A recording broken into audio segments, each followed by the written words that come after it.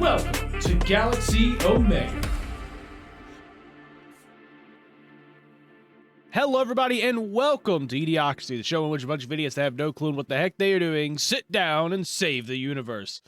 Once again, I am joined by the boys. Hello. And today we have a special episode for all of you because last time we left off, our great adventurers, our great crew. What should we call you guys? Should we just call you the crew? Just the crew for now. Just the crew. Like, So really our great crew has gone off into space on a search for a quest that they got from High Noble Molasses at the Galactic Security Union. I almost forgot that name. And as they were doing a little bit of digging around, they finally came across a ship that is kind of just floating off in space a couple sectors away from the planet of Phoebus. And now, as they have arrived, they've realized that a couple systems are currently down, one main thing being the engines. And while there are weird cases of this being a trap, overall, they have kind of assumed at this point that maybe there's something else going on preventing the crew of this ship here of moving forward.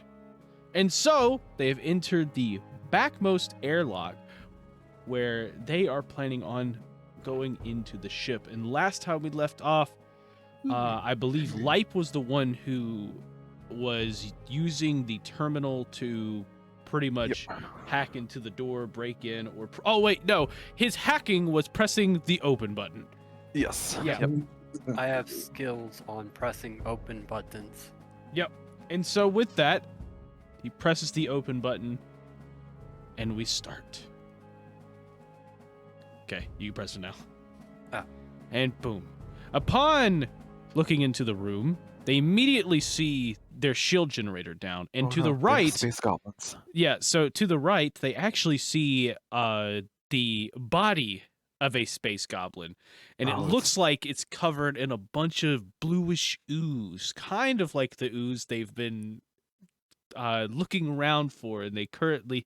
Do y'all have a vial of that ooze on you, or... I believe I don't think we have it with us here, but it's we back do on have the it ship. on our ship. Yeah. So So we had a sample somewhere. So yeah. that's So, what the but intelligence officer- they recognize it to be the same type of ooze that they've been pretty much searching for a while now. All right. So, I don't like this. real question: who is going to be your quote unquote leading person for moving around? Because all three of you I moving at the guess I time is can, gonna be a little but- weird. Yeah, recon makes sense. Okay. Okay. So this means that whenever anything happens, the recon will be in the front, and Dreg and Crickneck, y'all can decide who goes second and third. Alright. But marching order will always be recon. If y'all want to swap it, tell me before something happens. Okay. So All right. recon, you may move into the cabin. Try to use the arrow keys. It'd be nice. Like just click on it and use the arrow keys if you can. Arrow key. Yeah. You know, so you can just move like one tile at a time. Okay, so you move slightly in. To your right, just around the corner, you could see another dead goblin up against what looks to be another engine that's currently shut down. Does he also have blue ooze coming out of his? No, this one actually has a scimitar run right through his stomach that's also run partially into the system.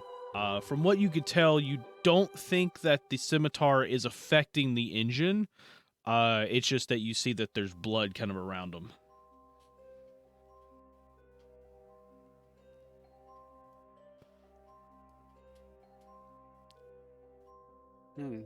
Yep. And then over to the left, you also see another downed engine. So everything in this area right now is currently shut down. There's just kind of emergency lights kind of flashing every now and then. I guess I'll get closer to the goblins. Okay. So you walk up, get a little closer, and you 100% recognize that ooze that you saw from before.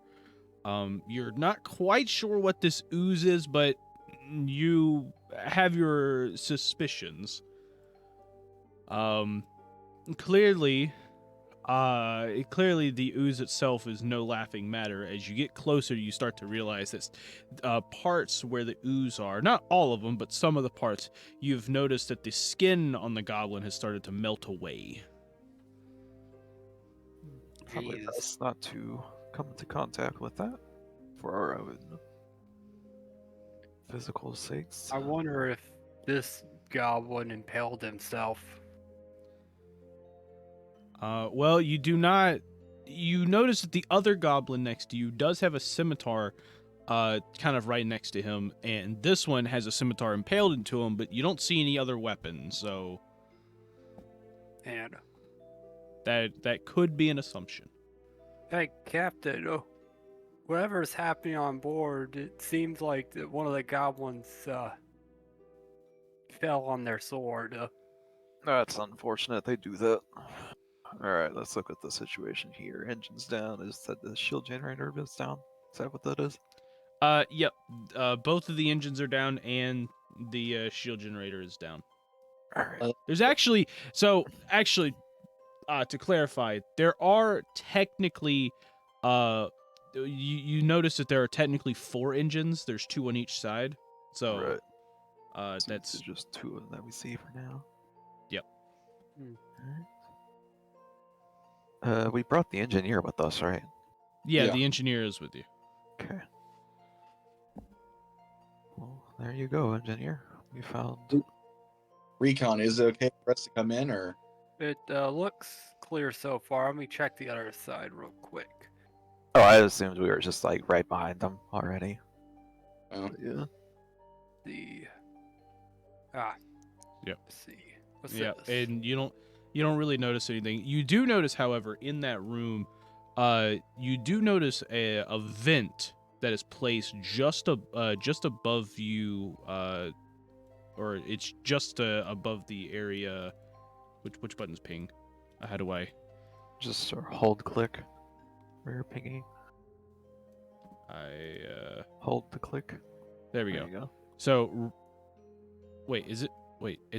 Where is it pinging? There we go. Okay. So, yeah, right here, you notice in the ceiling, there is a vent that leads straight up, and you see that there is a small trail of ooze in that room that leads right up through the vent. Oh yeah, that's right. Hey, The Captain, skin- it looks like ooze came through this vent over here, bro. To the Yeah, the couple of scans we've taken of it before, this one and then the previous ship, they're all in the vents. So just be aware, look out for vents, watch out for ooze. They're in the vents. yeah, it is safe to for the engineer to come in. Alright. Okay.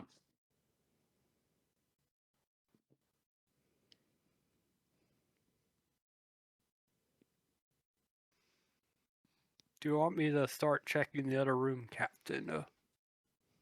Let's see what state these engines are in first. Well, we won't fix them yet. Let's make sure the rest of the crew's doing alright before we start trying to fix things. Make Yeah. sure we're all on the same side before we give them an edge.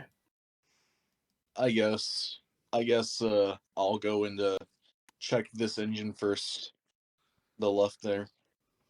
See what's kind of state it's in. Okay. Yeah, go on ahead and give me your roll check. Here's a second.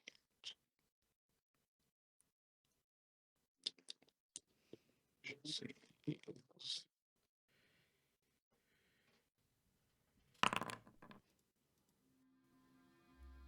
Oof.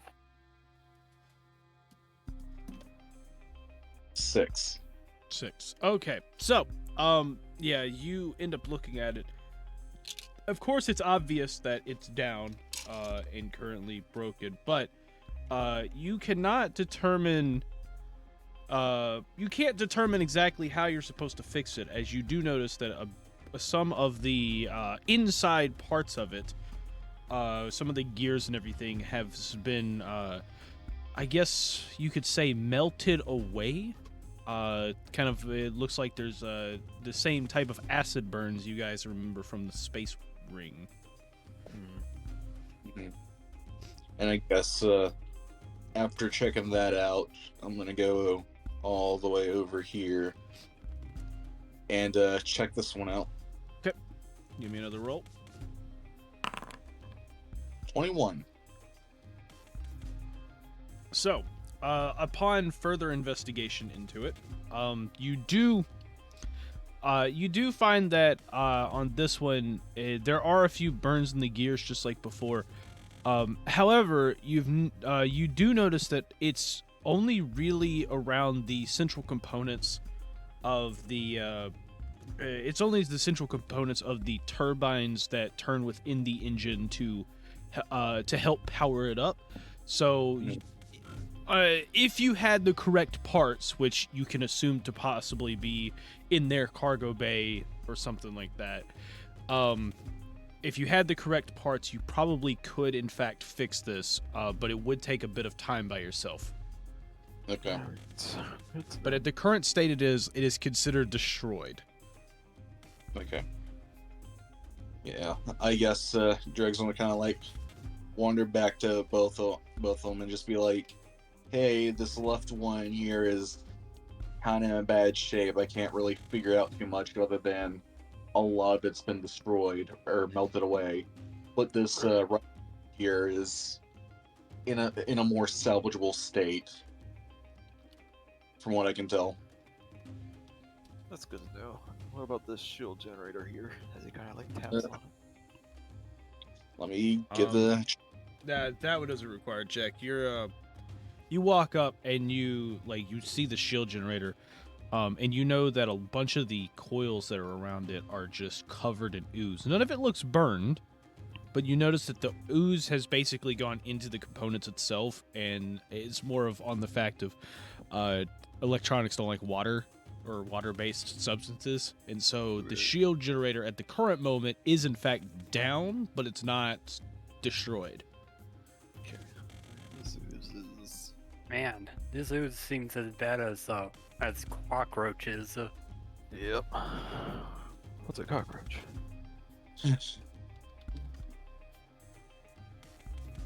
Alright, well, we better figure out where the rest of this crew is.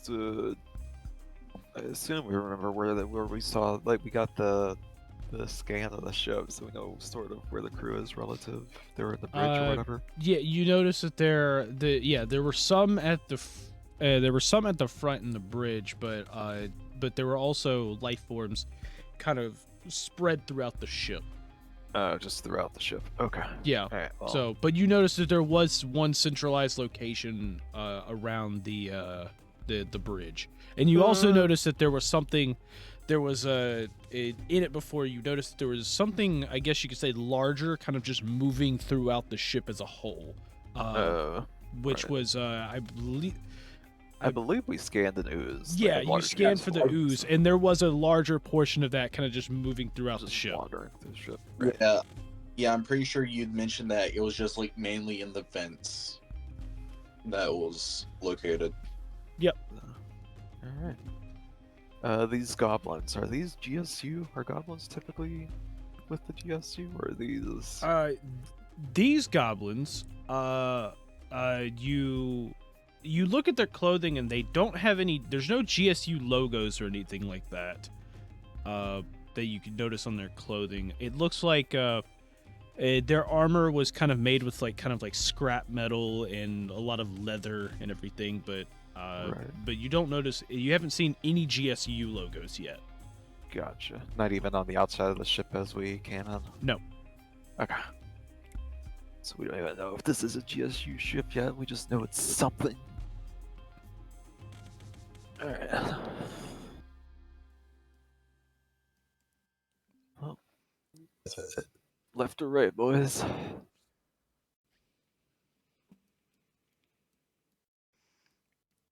Well, guess that decision's up to you and Recon, Captain. Alright.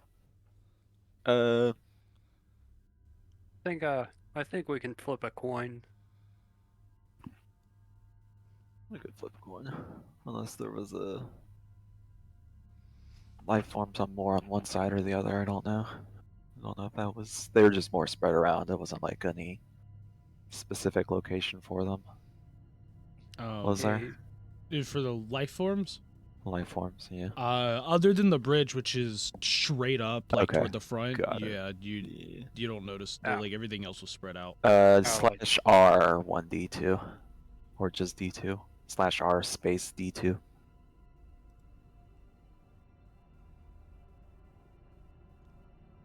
So do the command for that. Yeah, maybe we should try the right door at first. Alright. Do the right door? Yeah, let's do the right door. Those goblins. Okay. Alright. Okay. So, Yeah, weapons out. Ready for anything. okay. And so you open the right door. So you get a peek inside. Right now it looks like it's just a little corridor that kind of wraps around a little bit, and it leads into another dimly lit room. Yay. So, upon entering, I can give you more info. Okay. So, you don't, at the current moment, you don't see anything. You kind of walk in. In the middle of the room, you do see a huge, what looks to be kind of like, I guess you could see a generator kind of in the middle of the room. Not a reactor, but what it looks like is a generator to funnel it. And then on the far side over there, you see a goblin just stuck to the wall between two of these smaller generators, just covered in that ooze. And also, as you pass this little door right here, there's a small window that shows the inside, where you could see the reactor itself. Okay. So that is a door. You can walk in. You see the reactor through these like little glass windows in the holes. So that is a possibility. It's not just a window. Gotcha. Well, we'll leave it alone for now. We have no reason to access the generator at this Yeah. time. So, but you do notice it is on and looks fully functional. Alright. So, It's in now. Alright. and on the other side is just what you can assume to be the other door. It was one of those trick questions. Both answers were right. Got it. Alright, well, I'm gonna scoot past the dead goblin. I'm assuming he's dead. Is he dead? Oh yeah, no, he's dead. Okay, I'm gonna say. So Do any of us I have don't medical? know if I'm wrong, but aren't slimes attracted to heat sources? So why is the power source seemingly untouched? Maybe it just hasn't found a way in yet. Either that or it's keeping itself warm. Yeah. Alright, what are we looking at for? Yeah, no one here is trained in medicine. Uh-oh. We'll be missing out on that science officer real soon. okay. Alright, well, Okay. let's do... Well, let's hope their scientist or whoever medical We officer don't they even have any health Yep. potions with us, Okay. do we?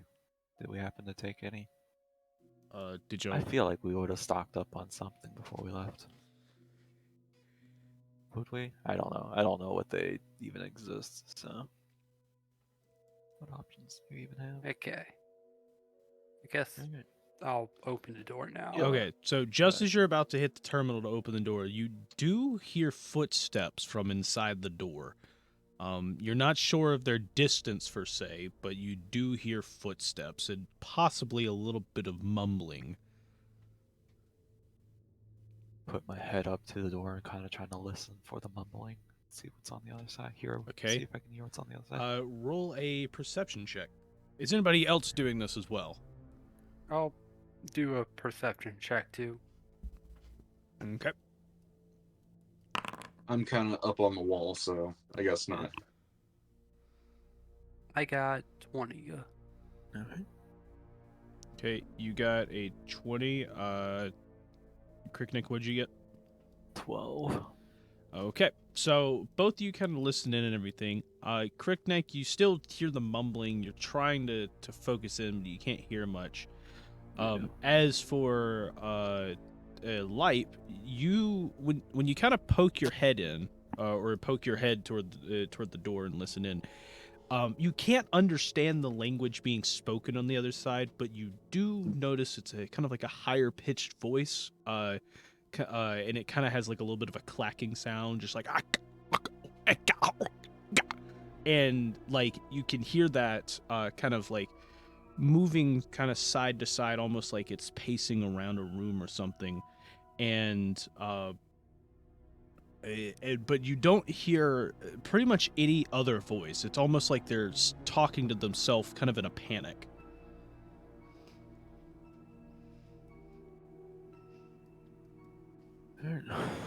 Alright, I can't hear anything. Can you hear anything, like? Do we at least know what kind of language it can be?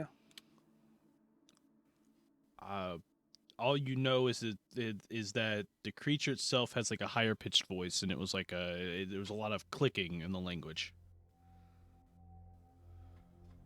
Alright.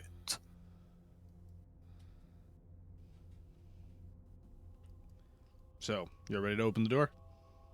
I'll go ahead and give the door an opening. Okay.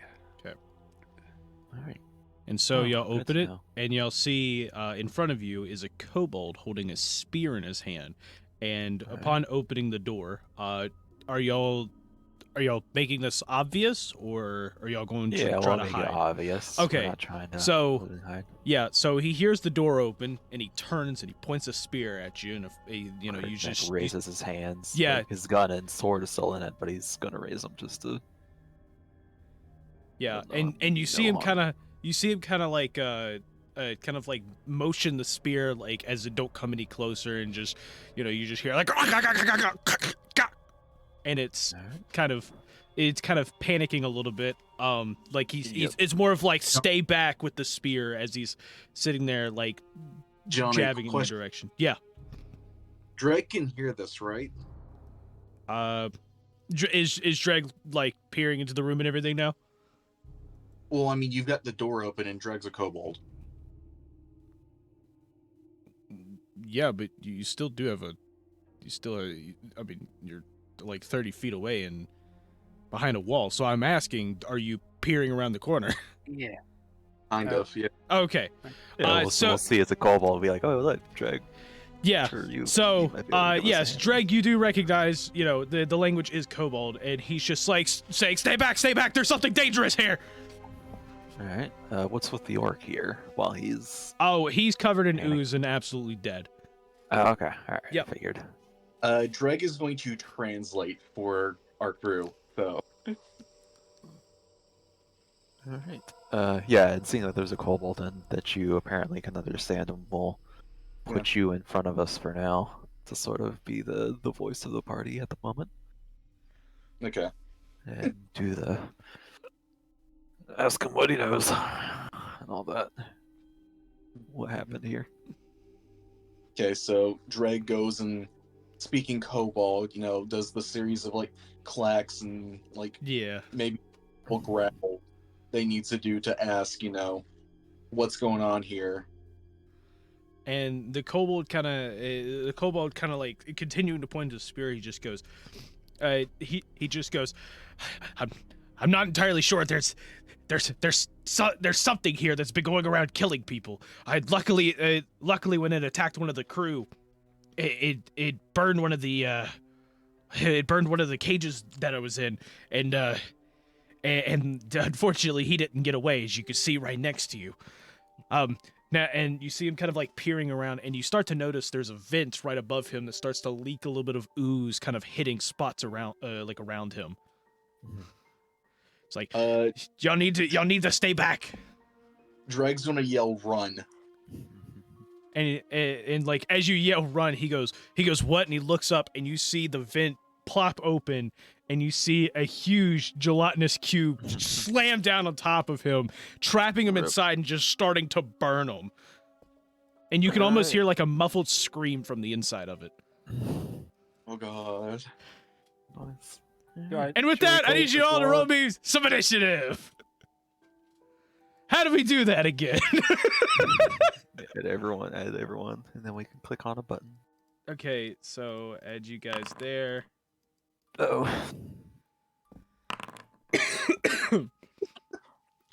I got Nat Wanda. Alright. Amazing rolls all around. Makes sense. The U's got the drop on us. So. I'm shaking in Yeah, my wait a boots. minute. I just paralyzed. And I'll even add this for the sake. Whenever I hear the phrase "shaking in my boots," all I can think of is Megamind. Oh, I'm shaking in my baby seal leather boots. Okay.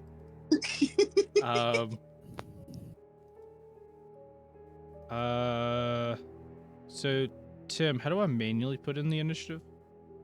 Right click on the token inside the encounter tracker. Yeah.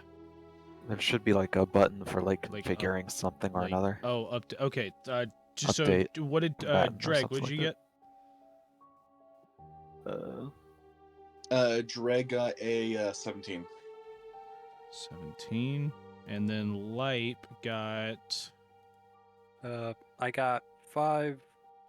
Yeah. Okay, 5. Cool.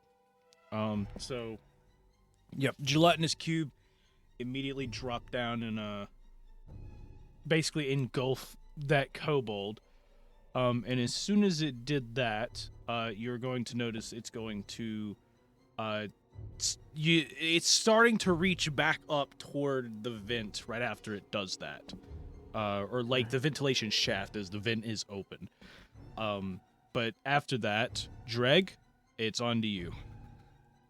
Okay.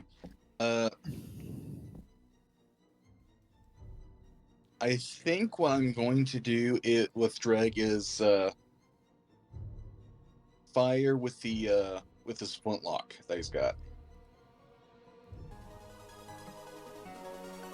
Okay, that was a little too intense for what I was looking for here, but you know, whatever. Okay, so you're gonna fire for the flintlock. Okay, roll for hit. Yeah. Just at the cube. Mm-hmm. Well, apparently I've got no ammunition assigned to flintlock, so I can't roll through this. Fun. You can just add it to your sheet somewhere from somewhere. Yeah, I'll just this. Wait, why do I have a +9 to hit through Path Builder, but I've got a +8 to hit through Foundry? It might just be something that's not being taken into account on one or the other. I don't know. Oh, Yeah, that's weird. I rolled an 18 or 17. Sorry. Okay, 17. That is a hit. Roll me some damage. Rolling. Oh yeah, you might need to check your stats on Foundry. That could be it. Sometimes when it imports it doesn't get everything right. 4 damage. What type of damage? It is a fire rune flintlock. So fire. Okay, so Right. fire, right? That's the fire rune flintlock. Does Well, fire damage. I mean, I guess we could. See, the problem is I still haven't made the I still haven't So it's made supposed the to just, the just a cl- regular yeah. flintlock. That's what you're saying. So, just be but I would piercing say that you're itself. trained in it, which means that you can change the difficulty from piercing to the fire if you really want. So, Oh. do you want to do piercing or fire? I'll do fire. Okay. Looking through.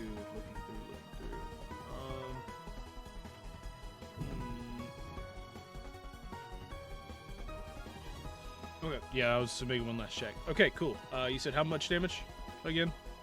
4. Cool. So yeah, you slap and you see the bullet kind of go in and just kind of turn to fire within it. And as soon as it does that, you notice that it stops reaching for the vent. It just plops back down in its square form. So you got his attention. Yeah, definitely got its attention.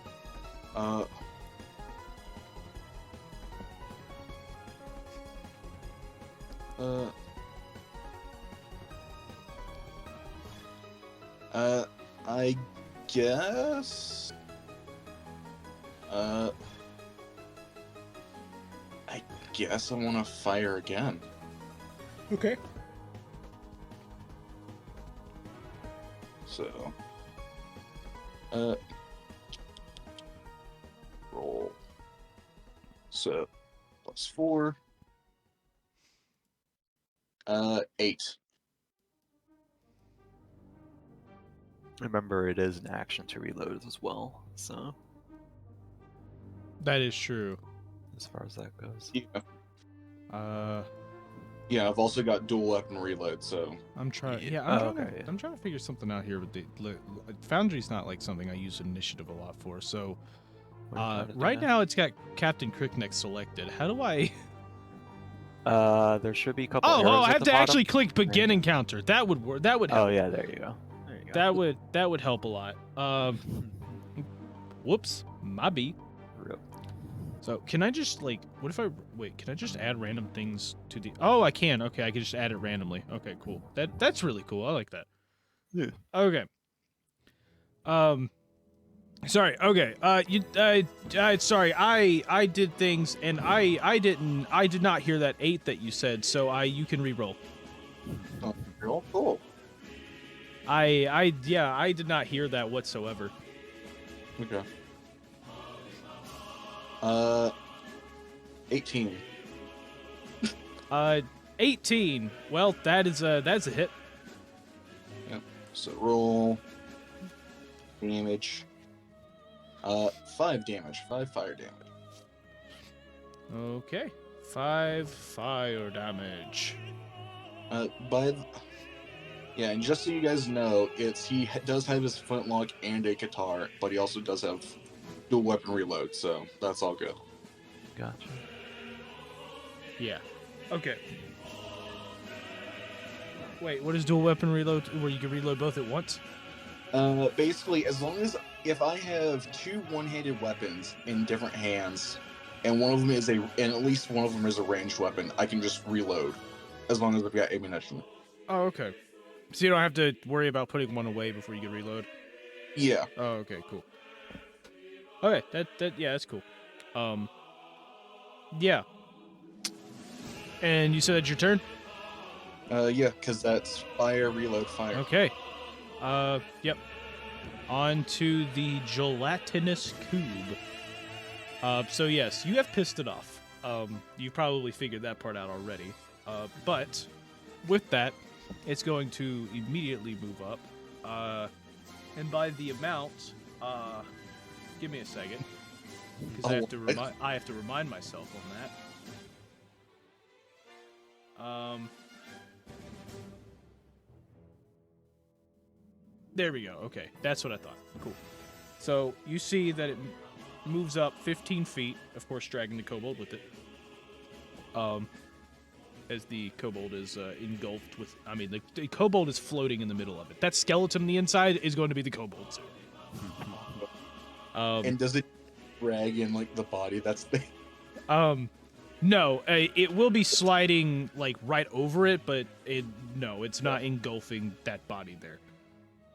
So yeah, it moves up 15 feet, and then I have to look at one more thing, to make sure.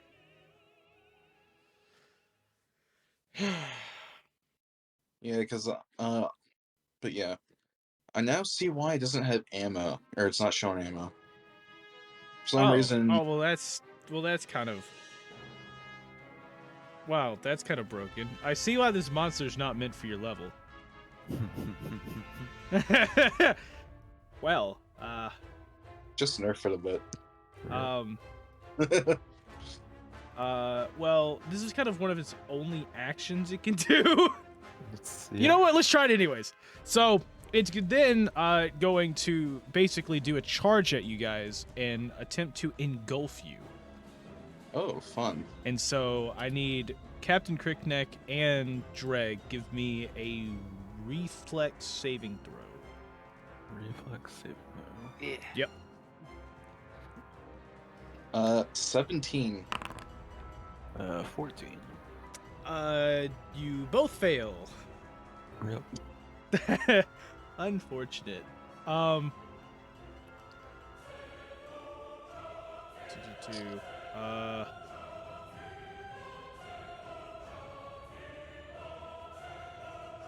having to read through it. Yep.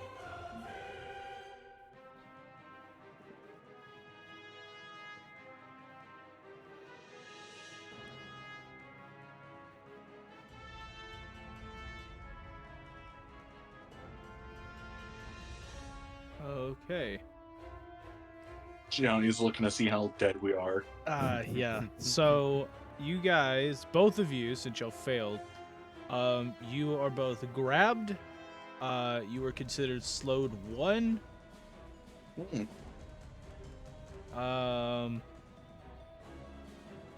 And you both have to. You are now holding your breath, or you can choose not to, and you can start suffocating. For now, I gotta go search on breath rules. Oh. Great. There's a lot more. I knew this monster was gonna be fun. Man, first like actual mission, and you know. You might die.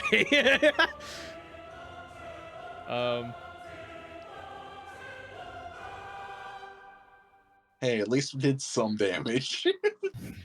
Okay, drowning and suffocation. You can hold your breath for a number of rounds equal to 5 plus your Constitution modifier.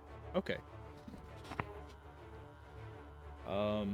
Reduce your remaining air by 1 round at the end of each of your turns, or by 2 if you attacked or cast any spells that turn.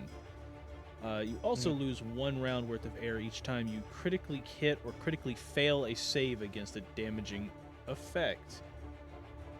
Cool. When you run out of air, you fall unconscious and start suffocating. You can't recover from being unconscious and must attempt a DC 20 Fortitude save at the end of each of your turns. On a failure, you take 1d10 damage, and on a crit. Okay, so at least y'all have some time. Maybe Light can pull this around. Oh, that's fun. Okay. Oh wait.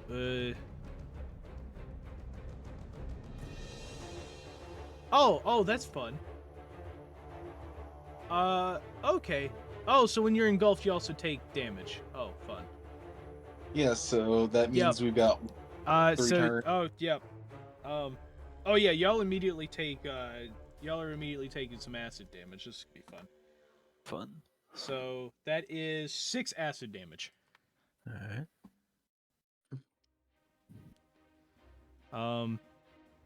Yeah, I and don't know that's what all that's 3 of its actions. It is done. So we move on. Captain Crickneck, it is on to you. Alright. I assume we're all currently engulfed in here, including the kobold here. You 3 are, yes. Okay. Lipe is the only one not. And just for convenience and because I don't really feel like dealing with it, Lipe, if you want to help, if you want to assist pulling anyone out on your turn, you could do it from any side of the cube. Okay. So you don't have to run all the way around to Crickneck, because this entire machine in the middle, this is This is practically a wall. Like, you can just see over it, but it is in fact a wall. So Alright, I would like to attempt to cut my way free out of this thing if that's possible. you can. I mean, you can try to escape. Yes. Let's see.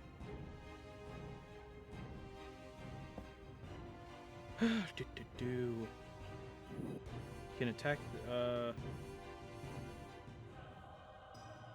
Yes. I assume your weapon is of light bulk or less. Yeah. Short sword. Actually, let me check. I. Yes, it is light. Cool. Okay, and the creature is considered flat-footed against the attack if you want to. So you can attack him while you're inside of it, but you can also attempt to escape. What's my? Like What's you could do. You could technically do one or the other. Right. Let me look up escape again because I don't remember how much that gives me, or what that uses. Escape is.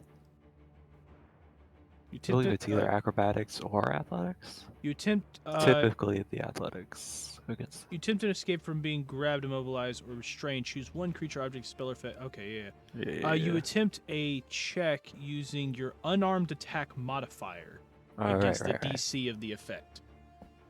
Oh, okay. You can use an unarmed modifier, but you can also use acrobatics or athletics instead. If you choose, I see that now. You can attempt acrobatics or athletics. So what's my unarmed? +7.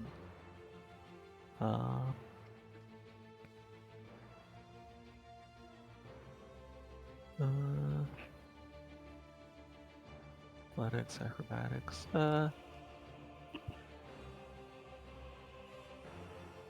Yeah, we'll attempt to escape first. So that's an unarmed attack.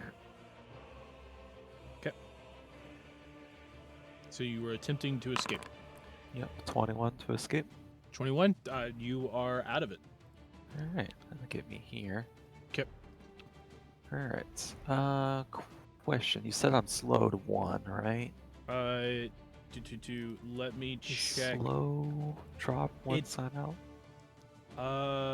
When you regain your actions at the start of your turn. Okay, so I've only regained 2 at the start, so I only have 1 action left. Yeah. So slowed 1. Slowed 1 means that you have pretty much 1 less action for the turn. So yeah. Yeah. So you only have 1 left. I only have 2. Let me check. I want to attempt to help. You want to help pull Dreg out, or? Yeah. Okay. If you do that, I will require that to be in athletics. All right. So. That'll be a -5 though, because it is. I guess the still attempts is like an escape sort of thing. I don't know. Trying to drag someone else out. Does that count as a? It does. Let's see. I'm not seeing anything. Okay. I'll just roll for it. See how. Yeah, it goes. I would say you could just be able to pull him out, or at least attempt to. I mean, you got yourself out, so. Yeah. 20, 30, 20. 30, 20? Nice. Right so yeah, you end up pulling him out as well. All right. That way he can start his turn with all his actions when it comes back around.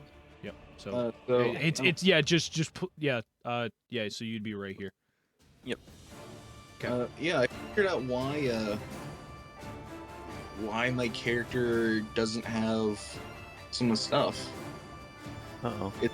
Strength and dexterity are apparently 1 below what they need to be. Go to your character sheet on Foundry. Foundry? Yep. The very first tab. Yeah. It looks like an ID card or whatever. At the very bottom should be ability scores. There should be an edit button there. Yeah. And you should be able to edit that and select the correct boosts for whatever you picked. Yeah, I figured that's what it was. That happens all the time whenever I import stuff, because it's order's not perfect. Okay. So you pulled him out. That is both of your actions. That is both my actions. That's my turn.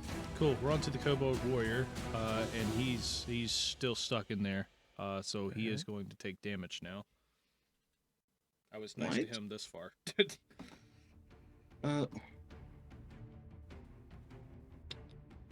I'm looking, and it's weird because it's like showing that the only things that are not there is that, but like it shows that everything I can boost is Wait boosted. a minute. Let me get a reach down. Is there something? Oh, that's fun. Okay, well, so yeah, you notice that the kobold is essentially just like on the inside. It's gotten to the point where he stopped squirming and he's just kind of floating there now.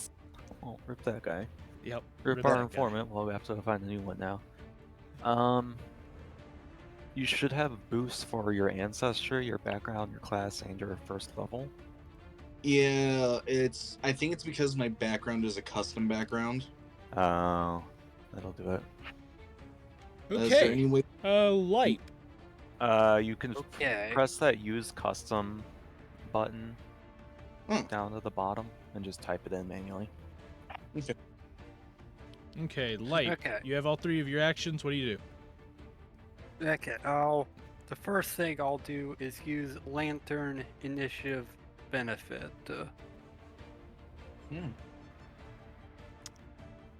Okay, please explain to me what that does, because I've never heard that before in my life. It's part of the here.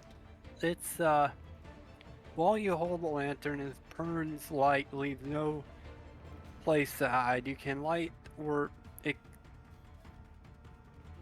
Wait, you have a extinguish lantern in your hand? lantern has free action once per each turn with nothing but a thought. Wait, you have which a has lantern in your the hand? Yeah, Concentrate. he's a thaumaturge. So a Yeah. thaumaturge always has a lantern in his hand? No. I can choose various things. I just have a lantern. Or wait, is this like an ability to summon a lantern? No, he I- has the lantern. He would have had it I'm pulled out when the carrying fight it right started. now. Oh. He would have been carrying that the whole time. Oh. says Well, haven't I was been wondering lit because I yet, kept so- saying that there were like dimly lit rooms and stuff like that. If he's had a lantern, he's been lighting up the rooms. I haven't lit it yet.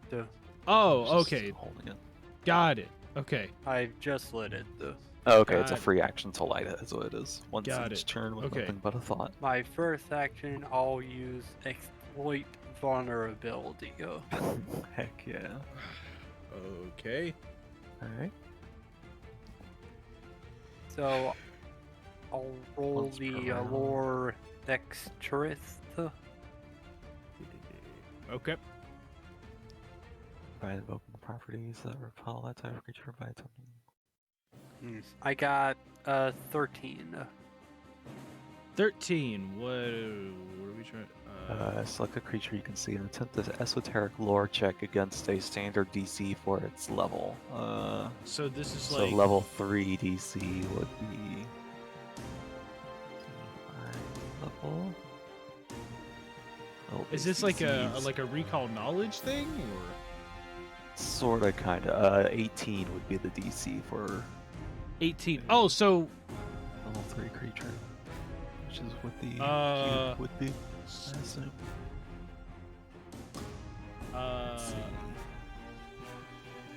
let's see. Oh, so this would be an applicable lore DC. It's specifically esoteric lore. It's something that it's part Well, of how the I mean- thaumaturge works. I mean this is telling me that because the gelatinous cube has an occultism DC and yeah. So the That one? thaumaturge has their own special lore type that they use when they're doing these type. It's not a recall knowledge type thing in that sense. It's like a recall knowledge side grade is how it works for a thaumaturge. Their whole gimmick is that they collect random shit. And then, like, when they run into certain creatures, they're like, oh, I've heard about you. I've got this random twig in my backpack that I pull out and I slap you with, and it does extra damage because you're apparently weak to it for some reason. Because I say so. So, stuff like that. So that's what he's trying to do, is he's trying to remember the creature's weakness. as far as his esoteric lore goes. Okay, well, let me figure this out. But yeah, so here. So the DC, because I'm looking at it right. I'm not looking at the stats. I'm just looking at the level for a level 3 creature, because that's what this cube normally is level 3. So the DC would be using this table here, which I'll send to you. DC would be 18. You said you rolled 13 for that? Yeah. Alright, on a failure, failing to recall salient weakness about the creature, you instead attempt to exploit a more personal vulnerability.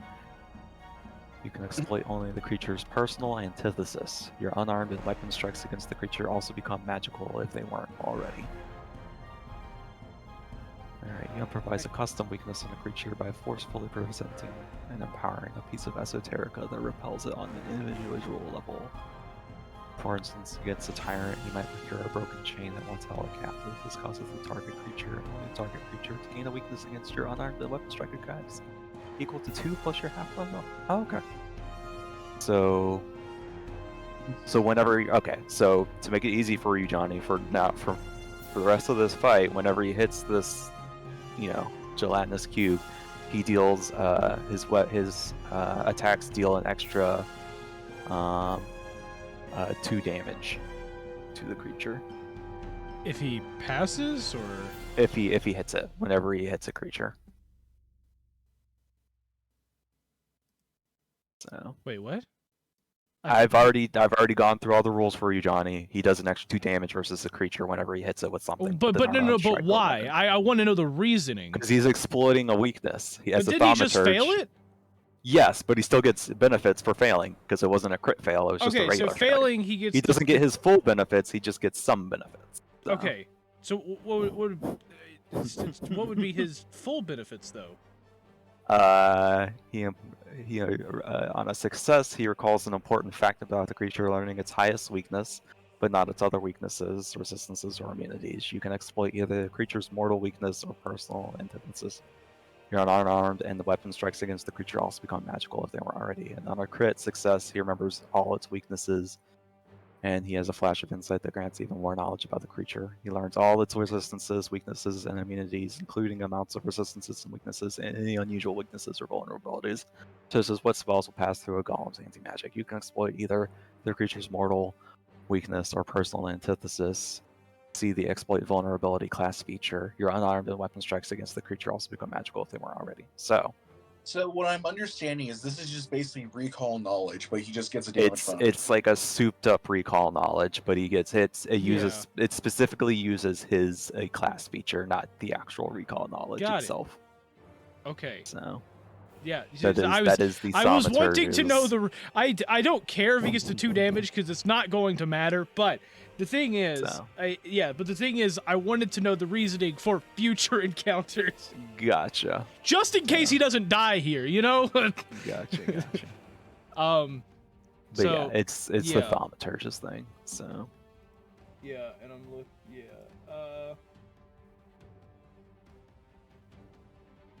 Okay. Yeah, because I'm looking at other things as well, and I'm seeing where a lot of this lines up. So right. Yeah. So I gotta have the piece. Like, look, we've got a bunch of pieces here, and I'm trying to put them together to make the puzzle. So then I know what the fucking picture looks like. Gotcha. So I was just trying to make it easy as well. Yeah. So. And I appreciate it. But yeah, in shorthand, he does an extra 2 damage to the creature whenever he hits it, and all his attacks against it count as magical if he's using unarmed or a weapon strike. Question: are you planning on punching it now? I'm planning on hitting it with my cane. Okay, hit it with your cane. Yeah. Cool.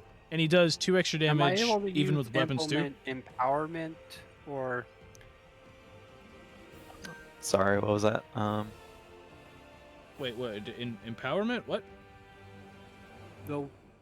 It's the one that's below dark vision.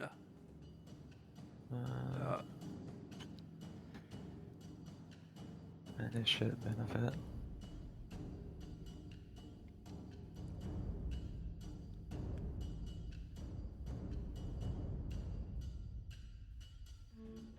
Alright.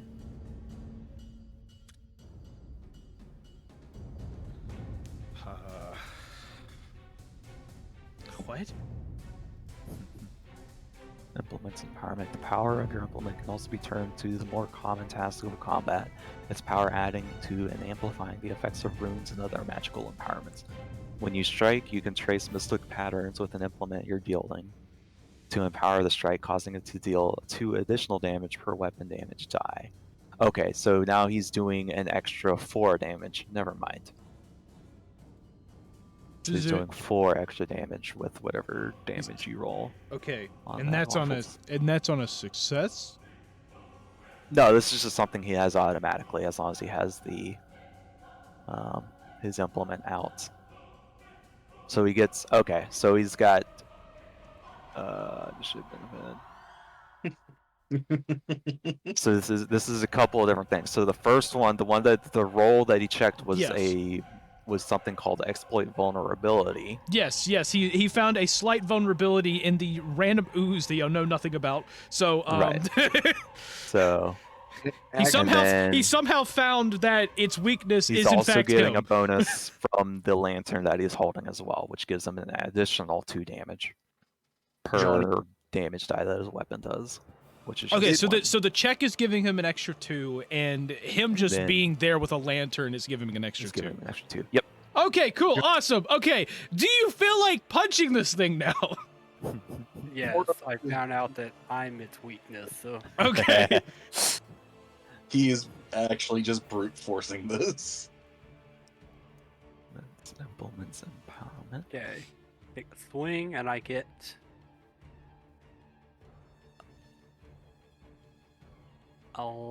11. No. 11 is a hit. All right. Okay. So that will be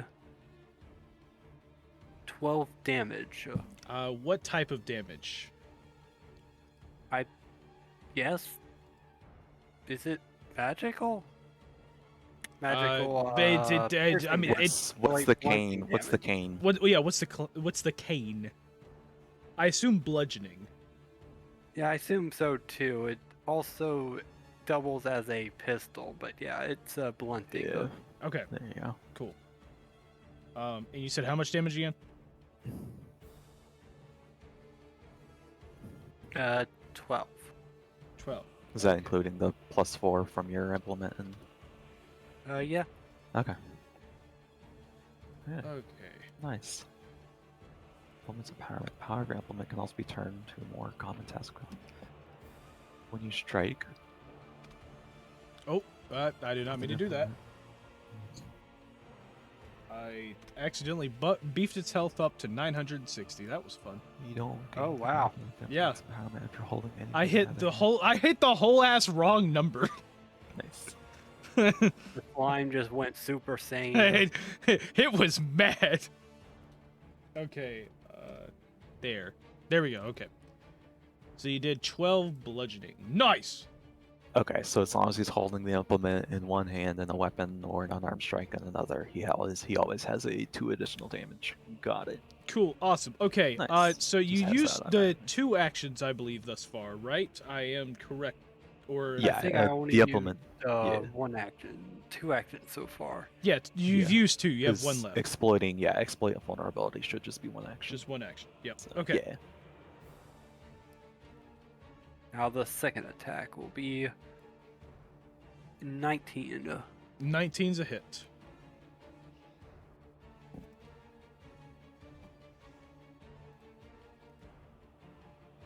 That will be 8 damage.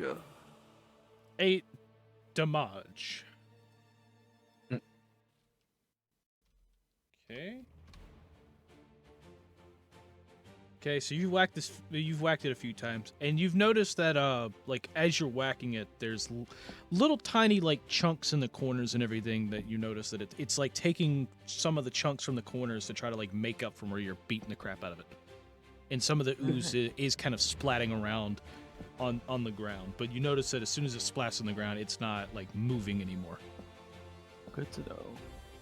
It's having some sort of an effect as far as we can tell. Yep.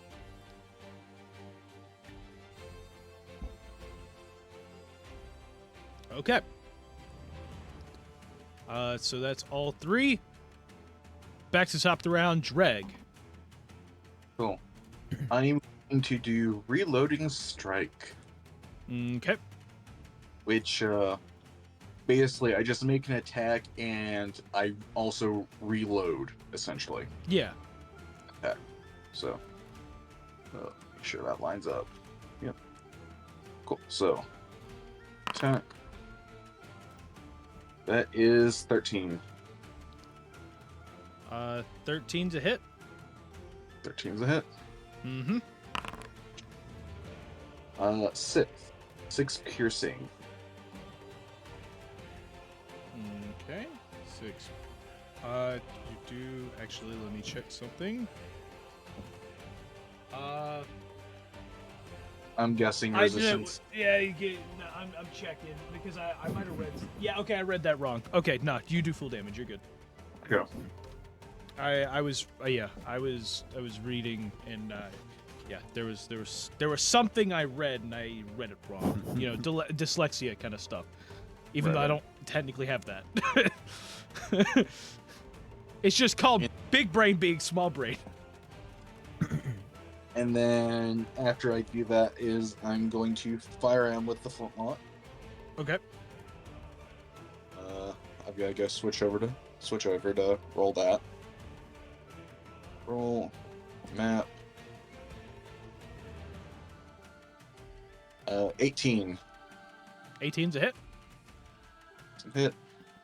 Damage is 3 fire. Okay. And then I do have my last turn, correct? Or am I still slowed 1? You're good now. You're good. Okay. Now. You started outside of it, so Yeah. you Just have all your actions. making sure.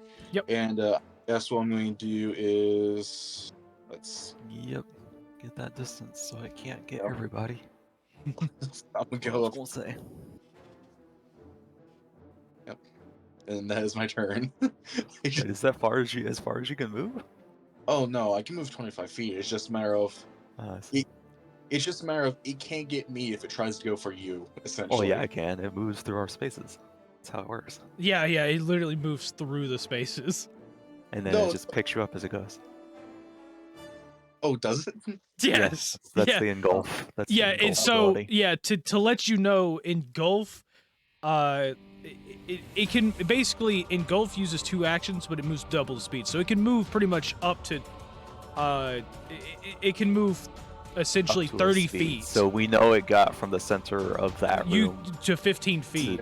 past where you're standing to where it is now on its turn. So Yeah. Regardless, I'm probably not gonna outrun it. It's true. What was it? there you go. Oh, okay, Get go out around the corner. Okay, Get that's out a line lot of better. sight, but I don't think sight is a problem for this thing. So Yeah. unfortunately, we'll have Yeah. to see. We'll have to see. Okay. So yeah. Now it is on to Gelatinous Cube, and Gelatinous Cube is not liking Lantern Boy over here. Oh no. He dealt quite some damage, I gotta say, to the Cube. Yeah.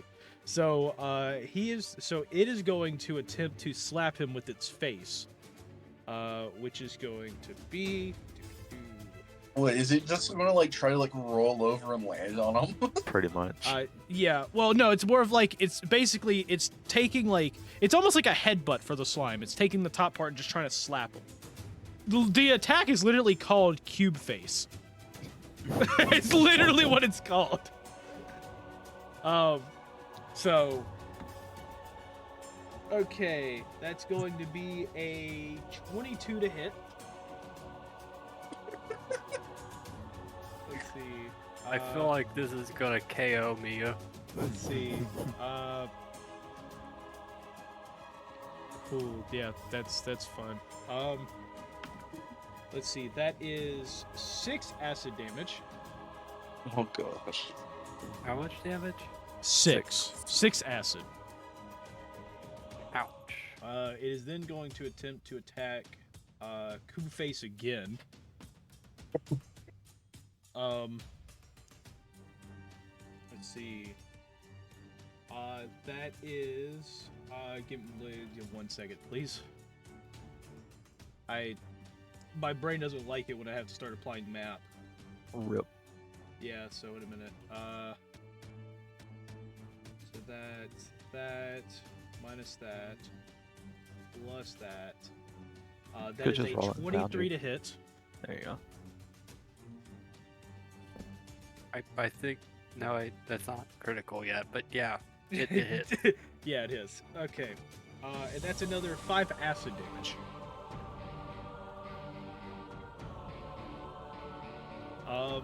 And because it has no other reason to, I guess it's gonna do that a 3rd time. I mean, Johnny. it literally has no other reason, so... Johnny, I just realized something. Yes. As a kobold, I've got a meme. I've got dark vision. Me too. Okay, and it's gonna attempt to attack a 3rd time. That is going to be a 15. Meets it, beats it. Oh gosh. Yep. Let's see. That is another 6 acid damage. Yep, he just KO'd me. Rip. Dang. Gave me the good old 1-2 before another cut. Oh no. We don't have any medicine here. Oh, that's not good. You can still stabilize though, right? Yeah, we could stay. Yeah. Well, that still requires a medicine roll though. That's the problem. Man, Oh, I okay. was so good at boxing. Go. Okay, but yeah, that's its turn. Wait, were you not wearing any armor? Not really. I Rip. have no armor. Oh, I Ugh. thought Thaumaturgus would have at least something. I guess not.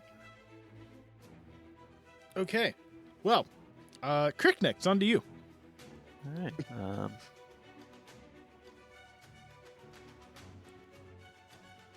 I guess I can Do some kind of quick get rid math of the here. kobold. Yeah, let me get rid of the kobold. I'm tired of seeing that skull.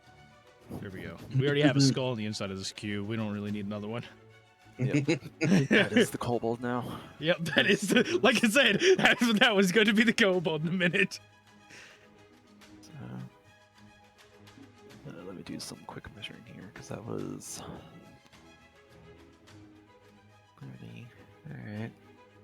Oh, you're trying to figure out its speed and everything? Trying to figure out what its speed could be based on what we've seen so far. So, 30.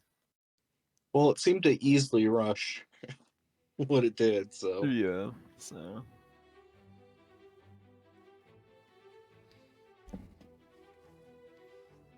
Just trying to figure out a safe distance. Alright, that's looking like a safe distance. So. Let's see.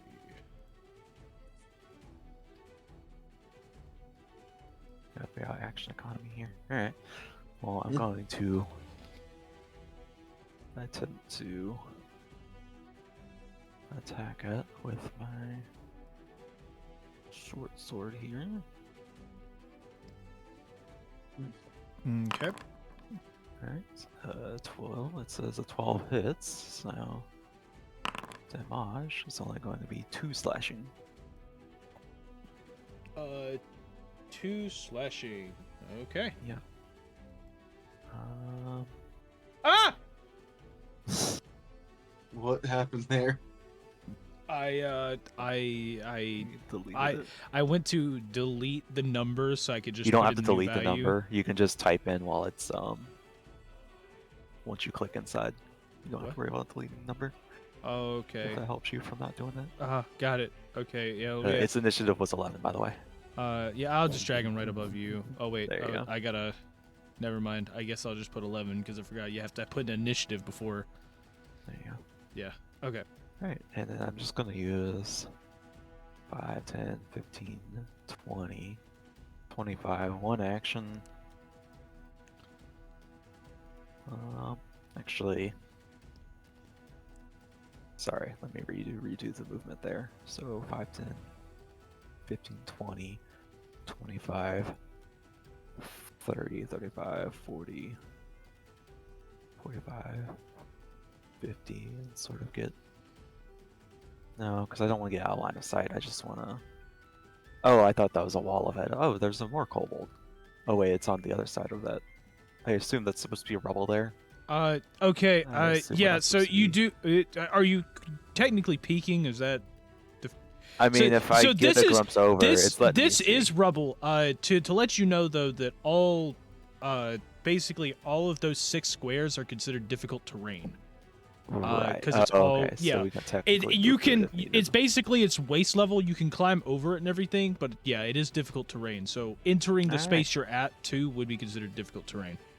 Oh, okay. So let me. Yeah. Let me. That changes things. 5, 10, 15, 25, 30, 35, 40, 45. Will get me there. Okay. Cool. So. Yep. All right. Okay.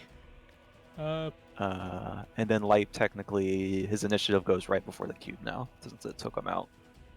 So it's not technically Light's turn yet. Yeah. So There you go. put that there. So Cool. now it's back to Dreg's turn. Now it's back to Dreg. While I'm still here, I guess I'm going to reload and then take a shot. Okay. Shot. That is a weird angle he's shooting at, though. 19. As long as you can see it, you Yeah, technically yeah, shoot it. It might just have like 1 cover or something like that. A +1 to its AC. for cover or Yeah, I'm not something worried like about that. I was That checking matters. his field of vision to make sure that he could in fact see it. Yeah. I've got. I can see that. Yeah, you can see a little bit. Technically, as long as you can see like one of the squares they're in, you technically have line of sight. So So that's how that works. I can see you there, and from line of sight, I can see. yeah. So I mean, you see he's it now. fine. He's So fine. He took the Yeah. shot. Okay. So you said you got a 19, right? 19. Yep. Well, that's clearly a hit. So roll damage. 4 fire damage. 4 fire damage. Okay. Yeah, you do that, and you just see another, like, as you shoot it, like, basically a chunk just kind of splats out toward the wall. And I mean, like, this is a larger chunk, so you're definitely hurting it. And I guess now I'm gonna go 1, 5, 10, 15. Huh? There you go. What's Trying to go diagonal or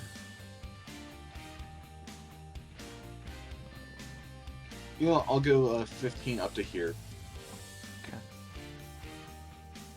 Okay.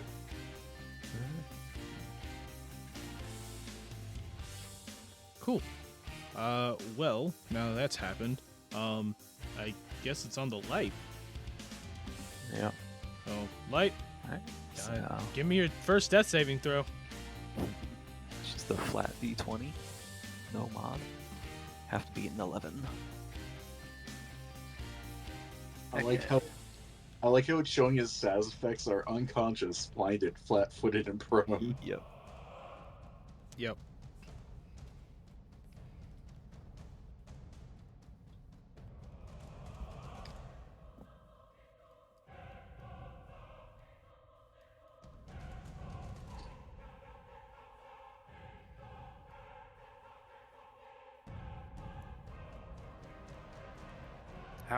How do I roll on Foundry? /R. Here, I'll type in a little something. Just remove the. Oh, There you go. Oh, I get it now. is that a nat 20? No, that's just Oh, me you just rolled typing out 20. 20. There you go. That's the command you would roll. There. Okay, you got it. Oh, good. 12 succeeds, so you are stable. Yep. He's no longer dying. Cool. So, wait, stabilizes immediately? Yes. So the way, because the way dying works is if you fail, then you just gain another dying. If you succeed, you lose Oh, yeah, one I dying. forgot, yeah. And then if you have no dying left, you're stable. But he is wounded 1, technically. He Okay. gains the wounded condition. So Yep. Cool. you have to track that until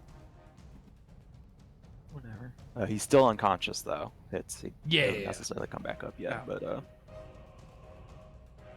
but you're no longer, you don't make dying checks again until you take more damage or something. So, which hopefully, we'll see. It is the creature's turn next, so we will see. Okay. So, creature, Mhm. I need you to go kill stuff. Have fun.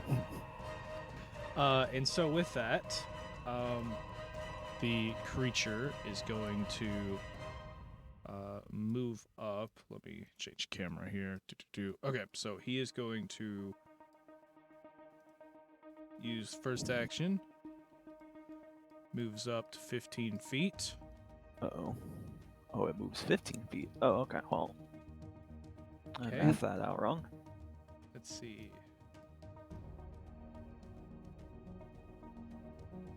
That would be Yeah, 45.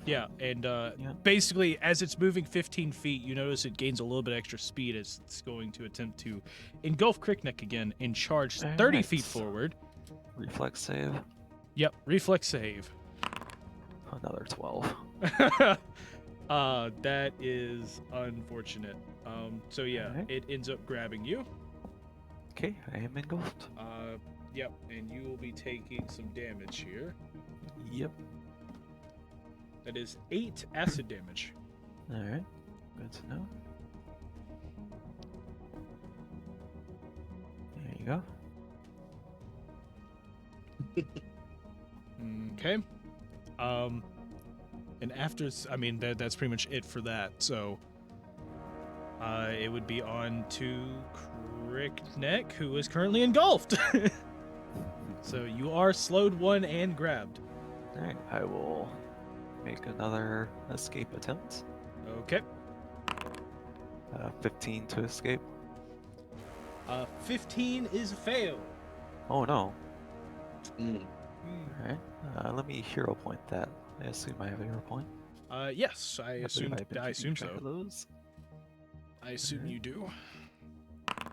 17 to save. That unfortunately is also a fail. That's also a fail. Oh, okay, good to know. Alright. Let me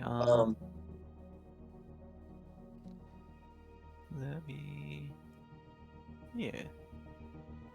2 actions, that's all I got. Yeah, no, that fails. Okay. That's my turn. Okay, Back to cool. You, Drag. So, wait, would drag what? It's my turn. Ghost Drag's turn. Oh, he's After saying me. drag. Oh, I thought he was telling me I need to drag something. I was like, what? No. Drag's Okay, turn. yeah. On the drag, yeah.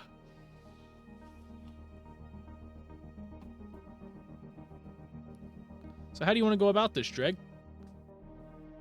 This thing looks like it's like really hurting, right? It does look like it looks like it's hurting. There's chunks kind of missing out of it, and it's, like, it's not exactly as cube as it used to be. It's more of like a gelatinous whatchamajig.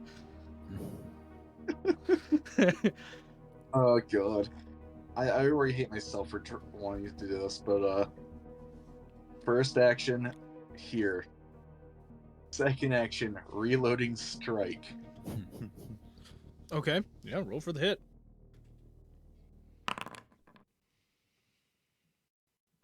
Nat 20. Oh, nice. Alright, nice. Cool.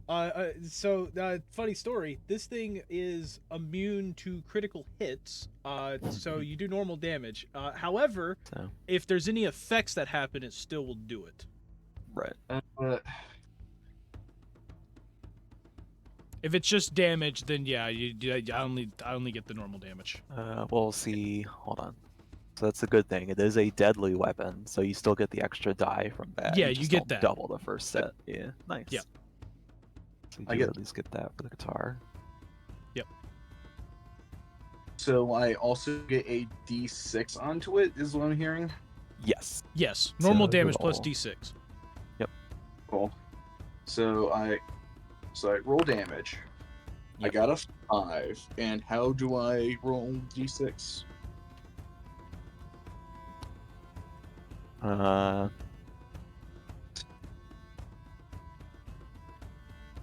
Without the apostrophe. How do I /R space D6. how do I open the chat? Is what I'm asking. Say what? First How do tab, go all the way to the bottom, that huge box. Oh yeah, Yeah. Oh, that. Oh, okay, that's Slash, okay, yeah, got- so it should be /R D6, and then it would roll whatever.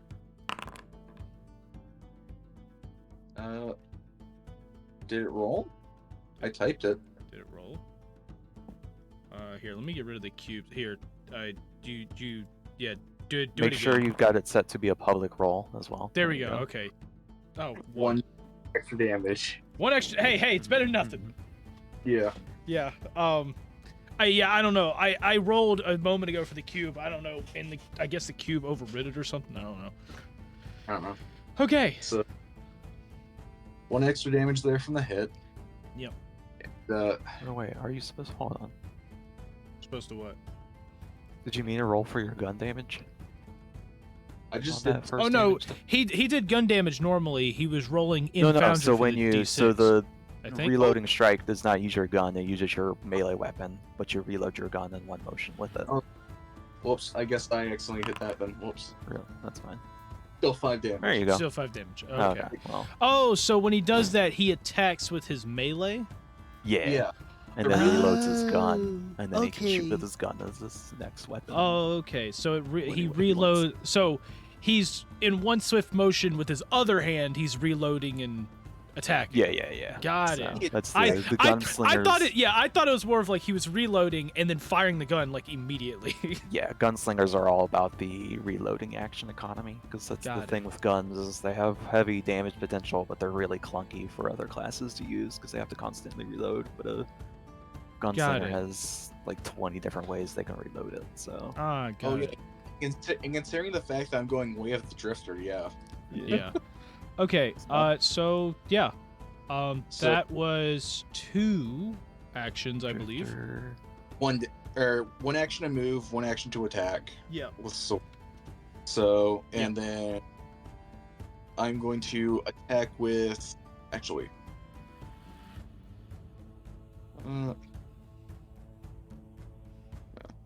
Yeah. I'm going to fire with fire and flintlock. Flintlock there. Okay.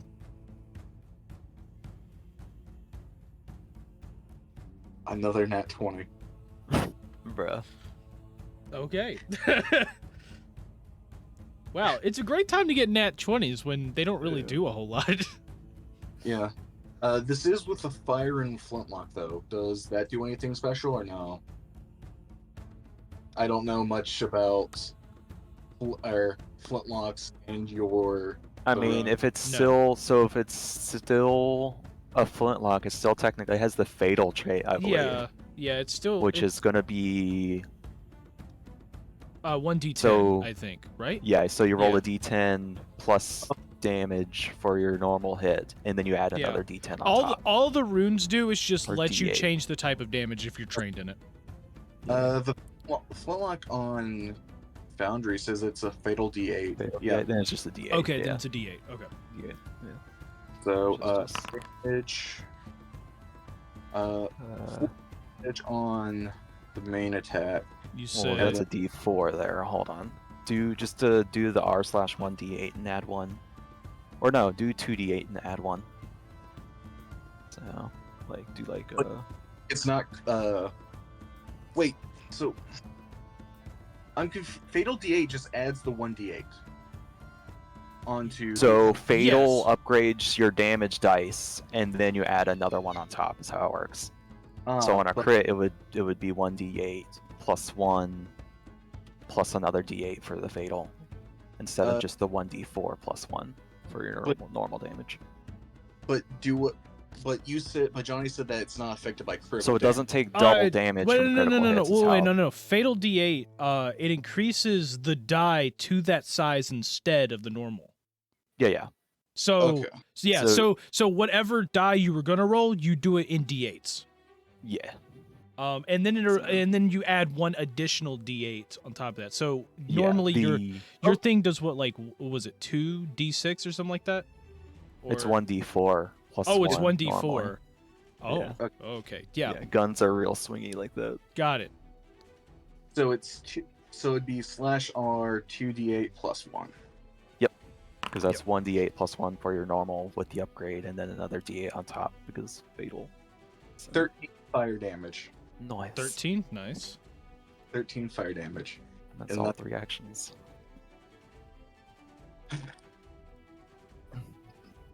Okay, yeah, that's a Alright. that's a good chunk out of it. Yeah. You blast it, and you see this huge hole there that's just very slowly trying to form back, but you notice that it's like slightly shrinking as it's doing that. trying to it's shrinking as it's trying to form to make up for the hole you just made. What's up, Paprika? So you almost made a hole big enough to pull Crickneck out. Like basically his fingers are just like poking out of that hole you just made. Nice. Does this mean that he's gonna have an easier time getting out of the gelatinous cube? We'll No, see. I'm just making it He's seem just- like you he's did just something. making it- Yeah. I'm just Oh, trying to so- make you feel better that you actually did something. Cool. So it's just screen text. Gotcha. Yeah. It's just special effects for our movie. Okay. It is now the cube's turn. It is now the Kube's turn. Kube is going to, well, he's already kind of got Crickneck, so he's going to attempt to face what was it? Cube face. He's going to cube face Dreg, who is sitting right next to him as a gunslinger. Well, the way of the drifter is all about basically just being right next to you, just firing in your face. Cool. So swing here. Let me check one thing just in case, because this might help you actually. Oh, seeing if it does anything because it's got someone inside of it? Or- Yeah, I'm checking to see. It doesn't look like it though. Huh. Nah, just inside. Okay. Well, that's fun. Yep. Okay. Let's see. That's 14 to hit. 14 misses. Cool. He's gonna try to do it again. That is a nat 1. So That's Take that. so yeah, that's a nat 1. So that's a critical fail there. Can you do anything on a critical fail? Probably not I- since you're level 1, but I don't know. I wanted to check. I don't think I do. Not at level 1. Usually, Yeah, I champions usually have something by like level 4, I think, and that's about it. Mm. Unless you're playing. In the Okay, regular cool. martial Well, he's gonna class, attack that one more can time. Typically do stuff. Let's see. That is.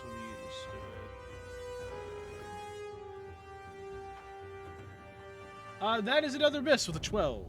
Heck yeah. oh. So yeah, he tried to attack you and he completely just outright missed. And with that, we go to Crickneck. Alright.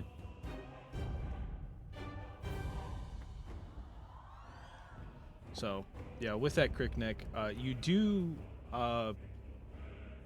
do realize that that it's a slightly easier to move around, but it's not necessarily just from that attack. It's more the fact that the cube itself is kind of hurting, Starting to lose its form or whatever, or something Yeah. like that. starting to lose its form a Alright. little bit.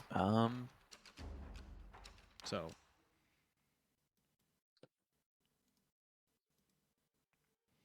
I would like to attempt to remove myself from this Okay. predicament once again. Yep. 16 16 is a fail. and 8. Alright. But you That is said my turn. you said 16 and what? And then 8 And for the second 8? attempt. That is a critical fail. Alright. I don't think that does anything, but okay. Let me check because I think I might have seen something for that. Skip. Oh yeah, if I critically fail and escape, I don't get free, and I can't attempt until my next turn. Yeah, it doesn't mean anything because it's the end of my turn anyway. So. Okay. Oh yeah. Into. Oh, okay, yeah, I see that. Cool.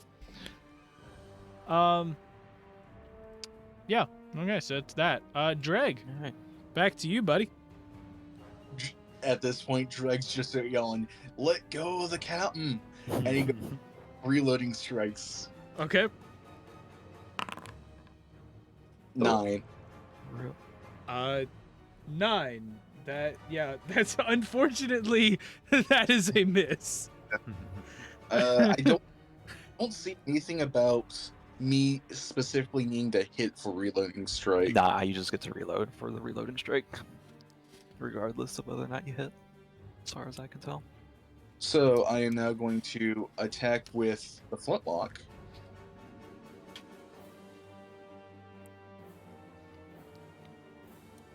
18. 18 is a hit. It's a hit. 4 damage. 4. Is this fire damage? Yep, fire damage. Okay.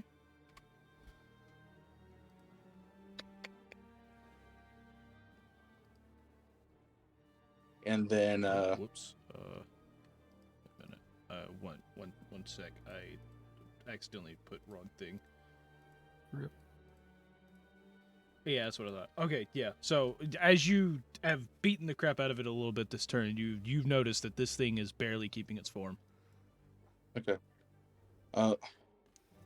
And because why not? I'm gonna hit it again.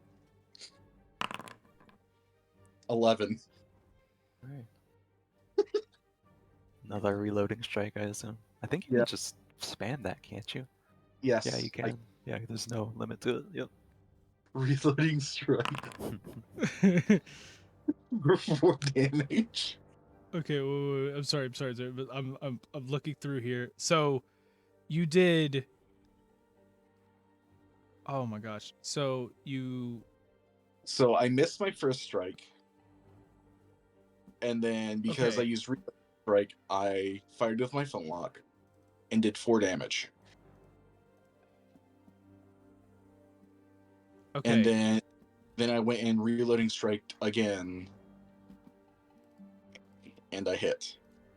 Got it. For another 4 damage. Sorry, I had this little. Wait a minute. Okay. I put the wrong order. I accidentally put the attack as the damage, or like the I see. hit chance as damage. I see. Okay, and so you did 4 and then another 4. Yeah, Cool. so Yes. 8 total. Just making sure. Yeah, I accidentally put the 9 he originally got as the damage. So, yeah, that's why I was confused. This is why I don't like looking at chat logs, and I just rather. I was looking at chat logs. I should stop doing that. This is There's the reason ones why I can let you that get I change get it, you so- guys to tell me. This is the reason. There's too many numbers on the screen. No. I mean, it's easy. It's the ones that have the damage buttons that tell you which ones were hits and which ones were damage. Tim, that doesn't work for me, man. I get distracted by all the flashy numbers. I'm sure there's a module that does what you're looking for. It's fine. What do you mean? Look, it's called This Is Why I Let You Guys Tell Me This Stuff. I am no longer looking at that anymore. Y'all are gonna tell me stuff from now on. Okay. So you beat the crap out of it a little bit more. Cool. And that's all, right? Yep. Yep. Okay. That's all, folks. Yes. So, as we move on to the cube, right before we get to that, you do notice in the, kind of like the bottom left corner of the room right here, you see a little turret kind of pop down out of the ceiling, and you see it look around, and it notices not only you guys, but also the cube. And it kind of just starts like scanning around, and then like as that happens, you see another one pop up right next to Dreg in this little corner right here, kind of, and then it just kind of turns and it looks straight at Dreg. Uh-oh.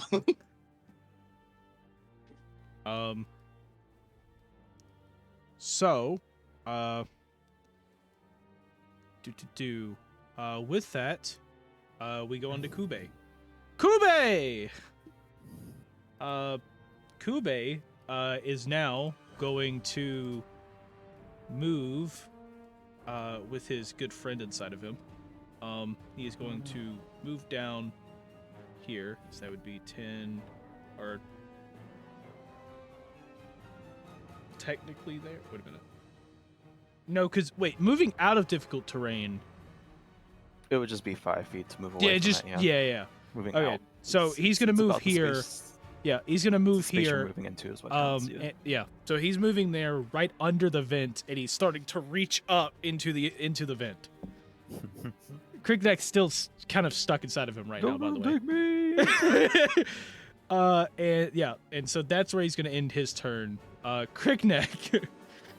Alright, well, the escaping's not working anymore, so I'm just gonna have to try to cut my way out this time.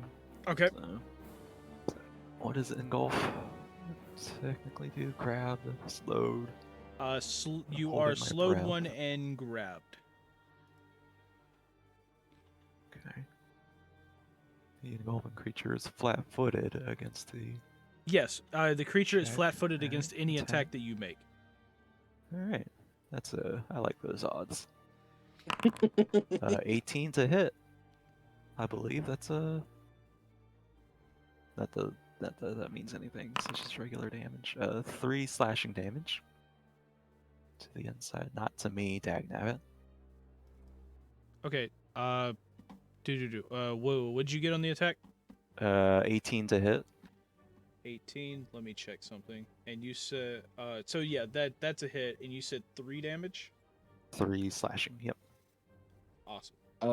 Question: how much Yep. breath does Crickneck have left? I'm not sure. I haven't been counting. He's only lost 2 turns, so it's Right. yeah.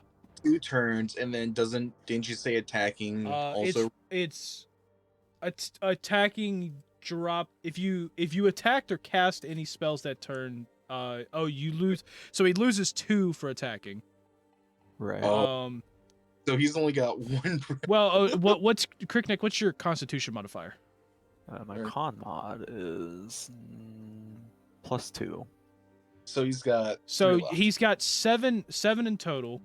And then that's 1, 2, 2 3, turns 4, so I have minus 3 2 left. for the attack. He's got 3. Yep. Okay.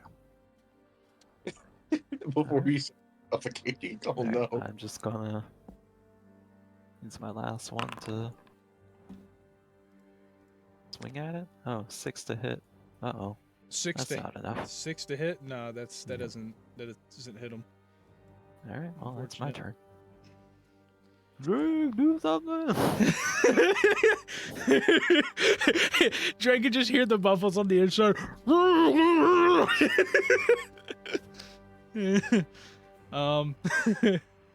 let him take me! Yeah. And so, Dreg, it is on to you. Yeah. Gosh, I'm gonna do it like this.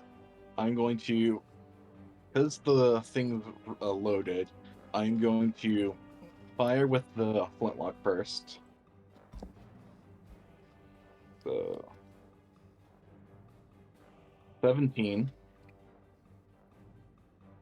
17's a hit. 17. 3 fire damage. And then I'm going to reloading strike. God. I'm going to reloading strike. The Okay. dirty 20. It's that is a critical hit. Unfortunately, though, it's on the guitar, so That still has a deadly d6 though. So yeah. Yep.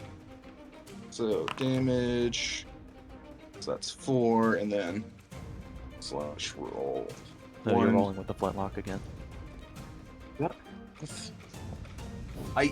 where I hit the guitar. There you go. 7 to hit. 7. 7 slashing or 7 slashing. That's guitar. And then add a d6 to that. Yeah. Oh god. I already forget how to type this. /R space d6. Oh, these. Yep. Yeah. 2 extra damage on that. another 2 damage? Yep. Okay. And then I guess what I'm going to do is drop the guitar and try and see if I can't pull Kriknik out. Yep. If you want to do a daring pull real quick. Alright. So give me an athletics. Athletics. Uh-oh. I'm going to hero point that. Okay. So. Dirty Nice. 20. Dirty 20. Okay. Yeah. So you end up pulling Crickneck out. Heck yeah. And that was your final action, right? Yep. Okay, well that's really good because it immediately pulls itself up into the vent and it starts to slither away in the vent, and you notice as it goes up it also kind of loosely grabs the vent and closes it behind it, leaving ooze kind of dripping from the vent itself as it just Nice. slithers away into it. I hate to be like a rule lawyer here, but doesn't Kriknik take acid damage? Oh crap! Maybe. Oh boy. yeah, I forgot to do that every turn. I hate to be a rule lawyer, but you know. Cricknick, how much health you got? I got 6. I'm probably knocked out at the very least. If we're gonna. Yeah, cause the minimum for each turn would be 2. It's still 2d6, right? Yeah, it's 2d6. I was gonna say something, but I so thought the you might have minimum's been 2. leaving So it yeah, on you purpose. just got. So you're There you go. knocked out. Yeah. Okay. So Like I hate to be a rule lawyer, but you know. I know like that's. I mean, you reminded me. Thank you. I appreciate it. I completely forgot about that. So, Gosh. So And we're just well, you're also forgetting about the paralysis too, but we're Yeah. gonna ignore that one for now. the Uh. the what? The paralysis. Whenever it hits you or engulfs you, you're supposed to roll a DC 20 fortitude check to see if you're paralyzed or not. The engulf doesn't have a paralysis thing on it. The hit, I thought the hit thing was only a critical. Paralysis. A creature engulfed by the cube or hit by its attack is paralyzed unless it succeeds on a DC 20 fortitude save. Where do you see the paralysis thing? Right under engulf. oh no. On archives, anyway. Oh. Yeah, no, I'm seeing that now in this. I didn't get to read that part because I went straight down to what the engulf does. Because I see like there's a little like tag next to the Right. melee attack, which is paralysis. So I Yeah, thought yeah, that Oh, you thought that because I engulf thought that doesn't meant have- that was a yeah. critical thing. No, it's just it's automatic. It's an automatic thing that Oh. happens. It's one of the effects it has. Yeah. Well, this is not a normal gelatinous cube, or y'all would have known what it was. So, there you go. so it So- it doesn't do paralysis. Plus, also Yeah. you'd all be dead if that was the case. Yes. Hey, not 20. Hey, I come back up with 1 for my dying save. Oh, nice.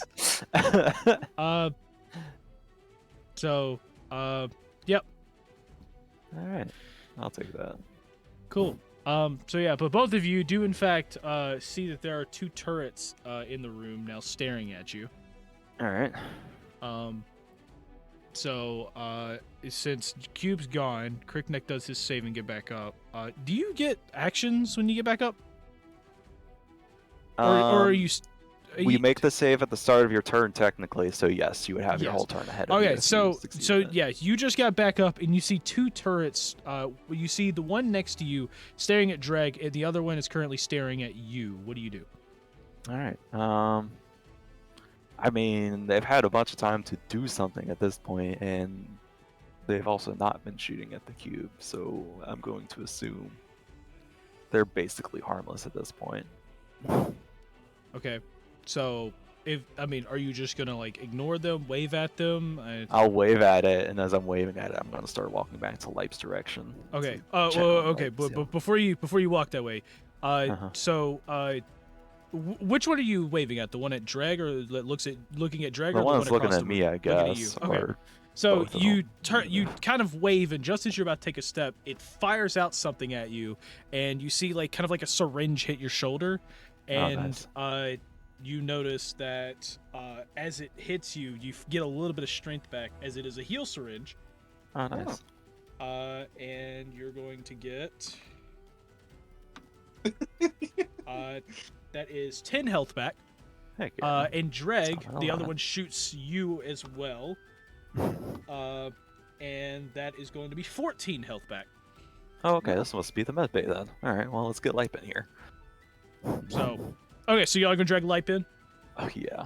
It's gonna go. Okay, so yeah, so Alright. you grab Lipe, who is unconscious essentially. I'm trying to. No, I wanted to deselect. There we go. Okay, so you drag Lipe back in the room. So once you drag him in there, anything else, or do you just kind of like sit up there and hope? Sitting there and hope. Otherwise, I'm gonna look around for some sort of med bay or something just to see what else we're looking at. You do notice that the turrets are kind of like looking at Lipe, but then they kind of like look back and forth between you and Lipe. I'll point at Lipe. Yeah, and so so then this other turret that shot you earlier is going to fire a syringe at him, and it is going to heal for 9. Heck yeah. Lipe, So he is back 9 up. health.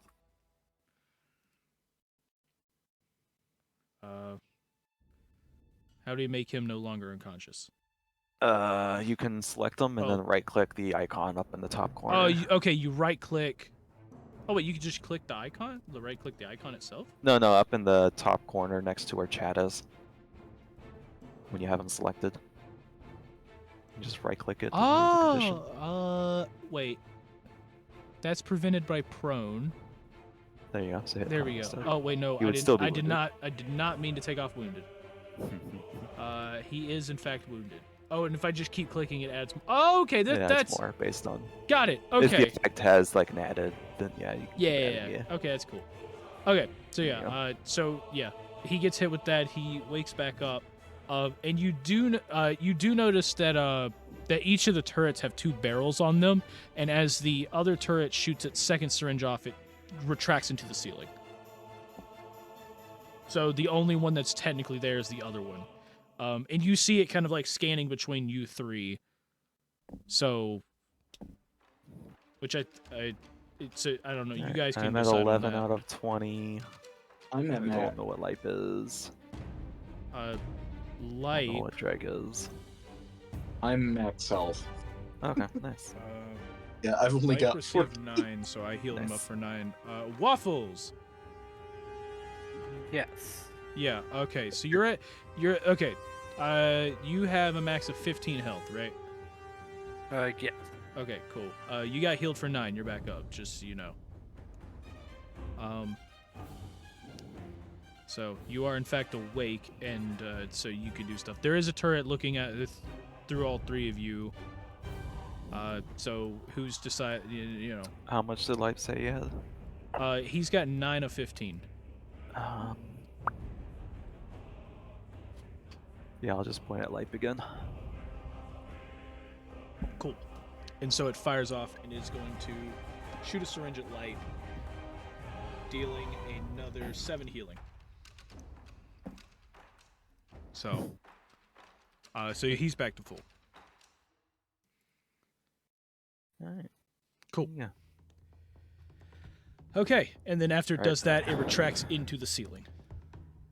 Keep an eye on the vents. So you do notice before y'all like walk away and everything, you also look in the other 2 corners and you notice that there are 2 spots where there's turrets, but those look more of like based on like it being in the ceiling, you can barely see like a 6-barreled shooter, almost like a Gatling gun in the ceiling. So you could probably assume that there are technically automated defense systems. They're just not running. It's right just now they're for some not reason. running. Those are not running, but the syringe ones are. So, Alright. okay. So now, Well, you finish your fight with the gelatinous Kube.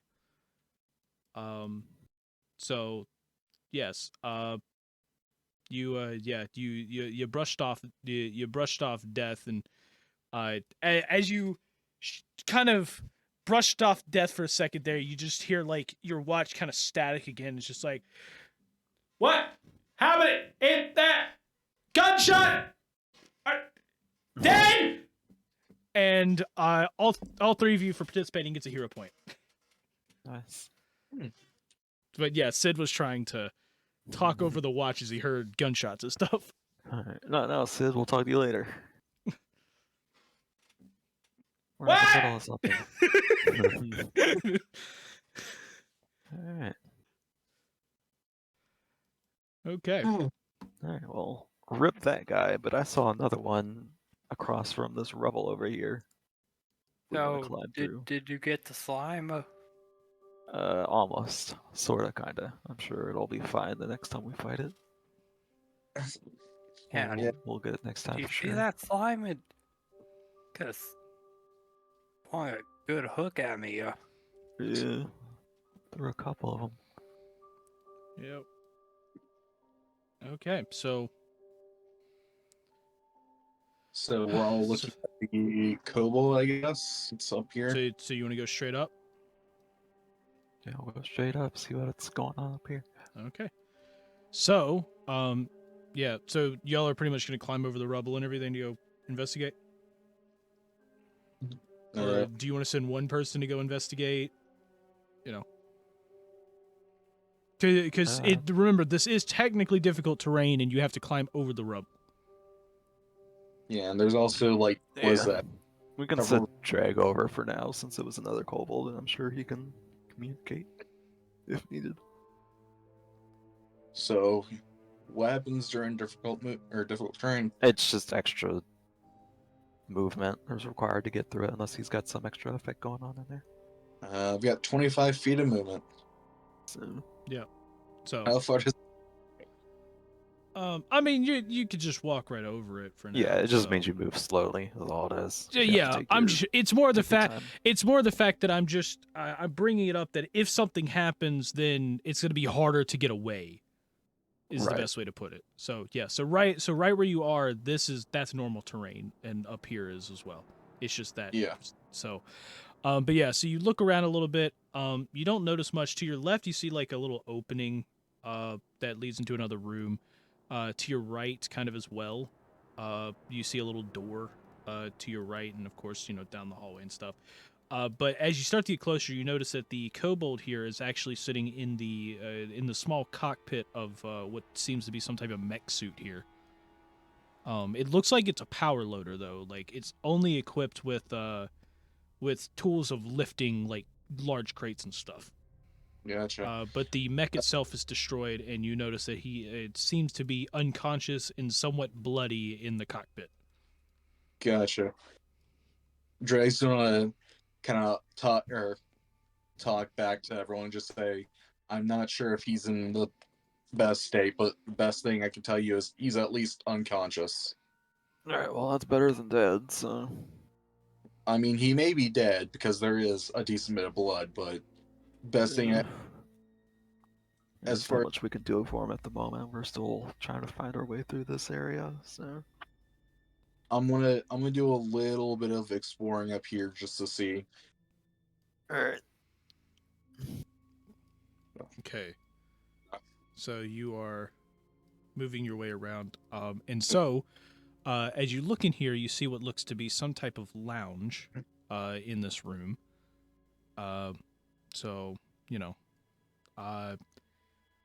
don't really see any dangers, but as you did get a peek inside, you did see a little robot sitting off to the side.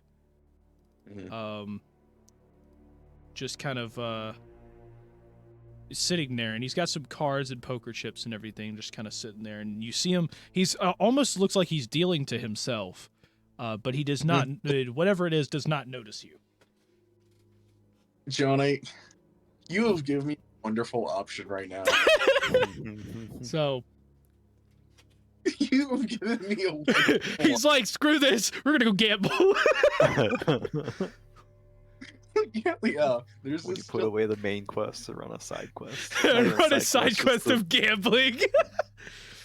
I'm gonna play Gwent. That's all we're doing here now. No. What is this Witcher main quest crap? Get out of here. Gwent is where it's at. I'm just gonna leave him alone. Okay. And So- while he is exploring up there, Crickneck's gonna climb his way through the rough. Yeah. rubble It's, and- okay. You're gonna climb up. Cool. Yeah. Yeah. So Dreg, are you peeking inside this room here? Yeah, I think Drake's gonna peek inside that room. Okay. So, yeah. Going ahead and I guess step in, or whatever. So as soon as you look inside, you see two kobolds there. They point their spears at you, and you hear one of them go, "Halt! Who are you? You don't look like a one of those others." And then the other one's like, "Wait a minute. That's one of them I saw on the through the camera." He goes, "You fought that cube, didn't you? You fought Yeah. fought that weird jelly substance that's trying to eat everybody? What is that?" Yeah, I don't know. We've seen bits and pieces of like what I guess it's around, and as far as we can tell, it's very, very acidic. But we don't know much about it. Yeah, it is kind of strange. We were lucky it happened to burn through the cell that we were trapped in when it attacked us or when it attacked one of the crew members in the cargo bay. But well, ever since then it's been kind of a hellhole. It got one of us on the way out, and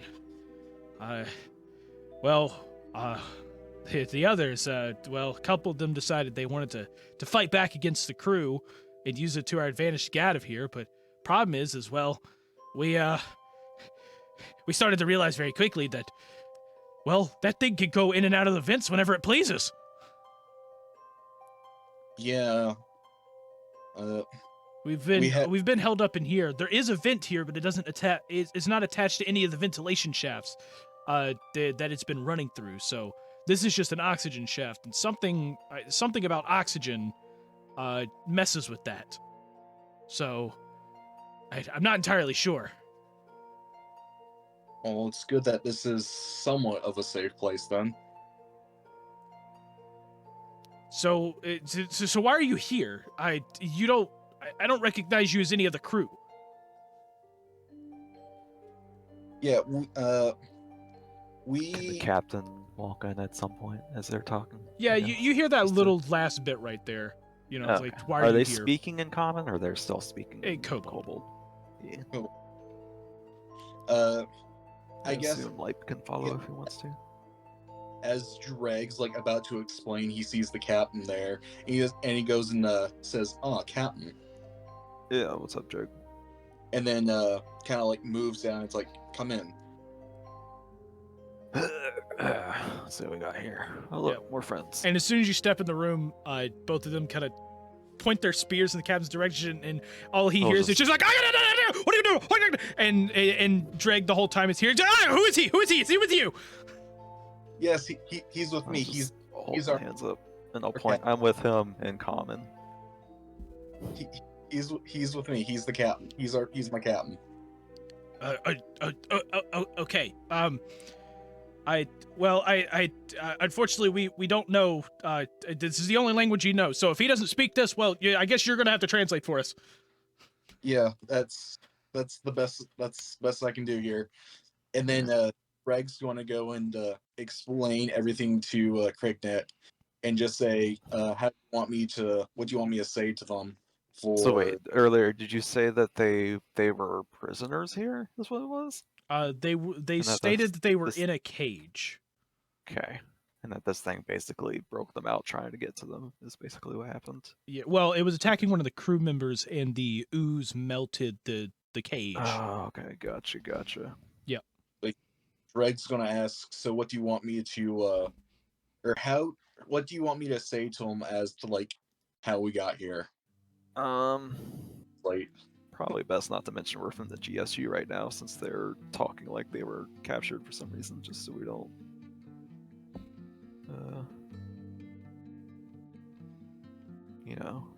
trip them up with that. Say we got what do you say? Say we were informed about a missing ship from Vebus, and we were just here to investigate based on this ooze that we've been following around, and we found its signature on this ship, and we're just trying to figure out what's going on. and Dreg goes and relays that to the Yeah, couple. being careful not to mention we're sent by like the GSU or anything in case that like ticks them off for some reason. So Okay. basically, just to explain that we've been searching for this. We've been dealing with this ooze and have been trying to figure out where it came from and what it's doing on this ship, because it's not the first instance that we've encountered it. So stuff like that. Okay. I'm going to assume that Dreg is just translating the whole time, so we can have a that conversation way we're back and not- forth. Yeah. So of course they turn just like they turn and just like are we so we're right to assume that you know about this ooze. Know a little bit, not like its origins or anything, but we're a lot more aware of what it does now than what we did like a day ago. So Yeah, unfortunately we don't really know anything other than the fact that it tends to like to eat people alive. right. So we're alive people all here. Where's Lipe? Yeah, Lipe, what are you doing? Uh, Are you just chilling right where the cube dropped from before and ate a kobold alive, or? definitely not. I'm staying far away from that. So, Okay, so are you with the rest of the group? yeah. Okay. Alright. So are you? Question: are you walking into the room, or are you just standing outside of it? I'm gonna walk into the room. Okay. The moment you Okay. step in, though, both the kobolds turn. It's like, it's one of them! It's one of them! And one of them actually throws a spear in his direction, and it like stabs into the wall next to him. Like this front one ends up throwing his spear at him, and it stabs like right in the wall next to him. Gonna step and- over and be like, "This one's with us." Dreg's just like panicking, just being like, he's with us. He's with the recon specialist. Yeah, and so after the first one kind of like does that, he backs up, gets next to his buddy, and his buddy's just kind of like holding the spear out. He's like, "No, he's one of them. He's one of them that brought us here." He's our ship's recon specialist. He's good. It's like, wait, so this is your ship? No, this isn't our ship. We boarded this ship to try to figure out what's going on with the ooze. That doesn't make any sense. He looks exactly like the ones that just brought us here. Man, that's like Like, what do you mean? Do you think all goblins work for us? For them? Well, that's all we've really seen on this ship. goblin ships. What do we know about goblin ships? Well, unfortunately, it's from what we've seen, most of the goblins that were on the ship have died, but we have only run into a few. Speaking of the crew on the ship, what do you guys said you were holed up in a cage somewhere? Yes, and in one of their cargo bays, we were. There was a lot of us in there. There's about 2 or 3 cages. Well, there's 2 cages in one, and then there was another cage in another. There's a few of us around the ship, And if they're anything like us and know about the cube, well, they probably are holed up in some rooms around. All right. Unfortunately, we haven't seen the only kobolds we've seen have either been eaten alive or was stabbed by one of them. As he points over to Okay. light So wait, again. is this the ship? The ship isn't yours, is what I'm understanding then. No. Okay, We you're were just- brought here against our will. Gotcha. Just making sure that's clear. What do you guys know about the GSU? GSU. We heard. I mean, we heard them talking a little bit. About doing a job for them. Uh-huh. But I mean, as for the GSU itself, we don't really know a whole lot. We're originally from Sortul, but we ended up fleeing to Vebus due to, well, the fact that they don't really care who you are. Some of them like to just pick fights with whoever in Right. Sortul. So we Gotcha. fled to Vebus, but then these people from Sortul just arrived along with some other weird, I don't know, shady people just came and started grabbing us one by one. Good to know. All right. Not good to know about your predicament, but good to have the knowledge. All right. Seems our Dreg. suspicions are confirmed that GSU isn't. Dreg just kind of here muttered, to- "Well, I guess I better be careful then." Yeah, looks like GSU is looking to cover up some stuff. Good to know. All right. Well, What made him strange? What? Like, what made him strange to you? the shady guys. The shady guys? Yeah. Yeah. I mean, they didn't seem like that they were part of like a faction per se, but I mean, when you have a couple armed thugs that, just show up out of the blue and kind of just start grabbing random creatures, especially kobolds, and start throwing them in cages. I mean, Did they look like goblins, like the crew here? no, it was there was a couple humans, there was an orc. It doesn't.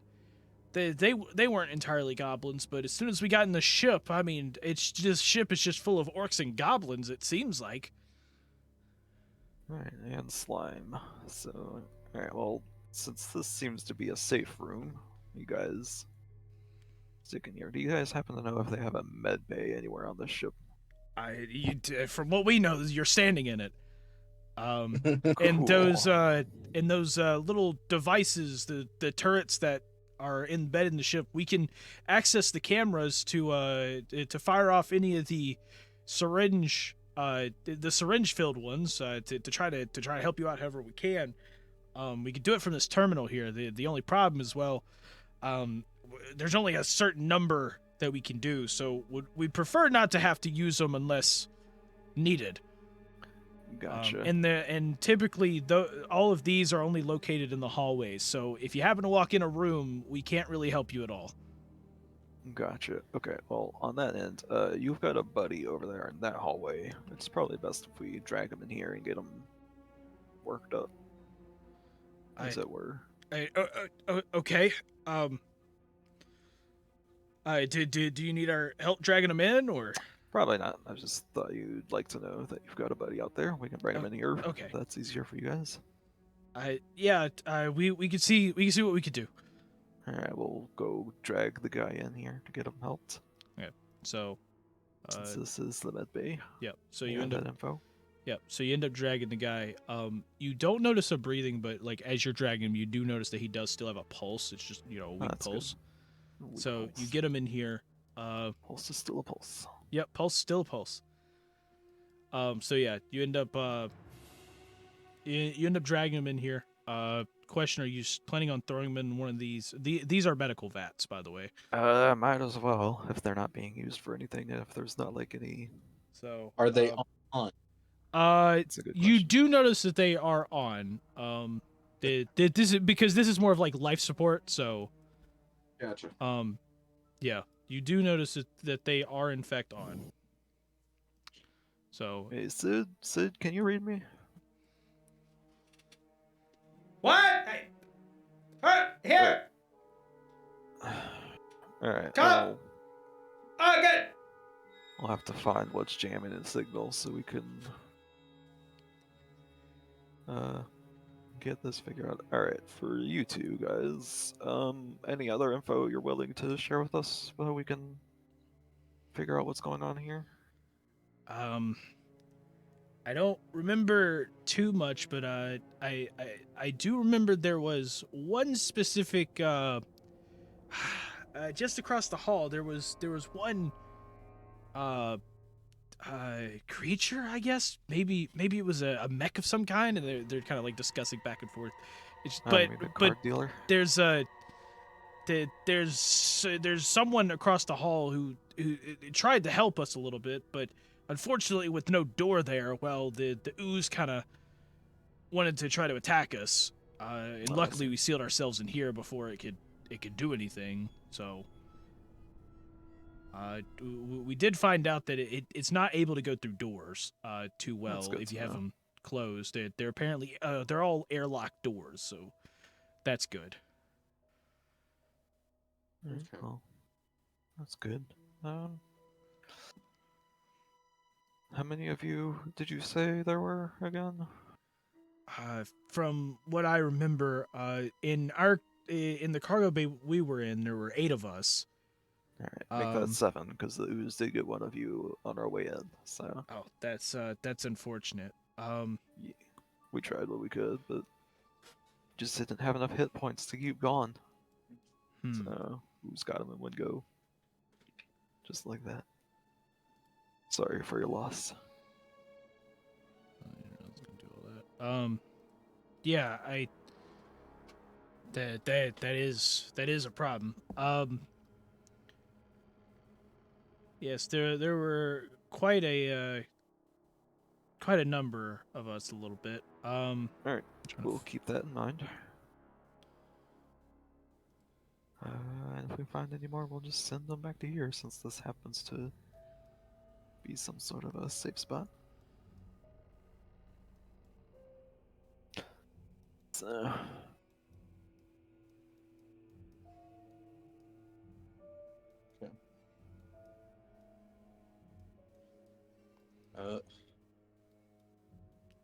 Okay. So, yeah. Where y'all plan on going now? Alright, wait, so where did he say the guy that was trying to help him was? The one originally? across the hall. Oh, okay.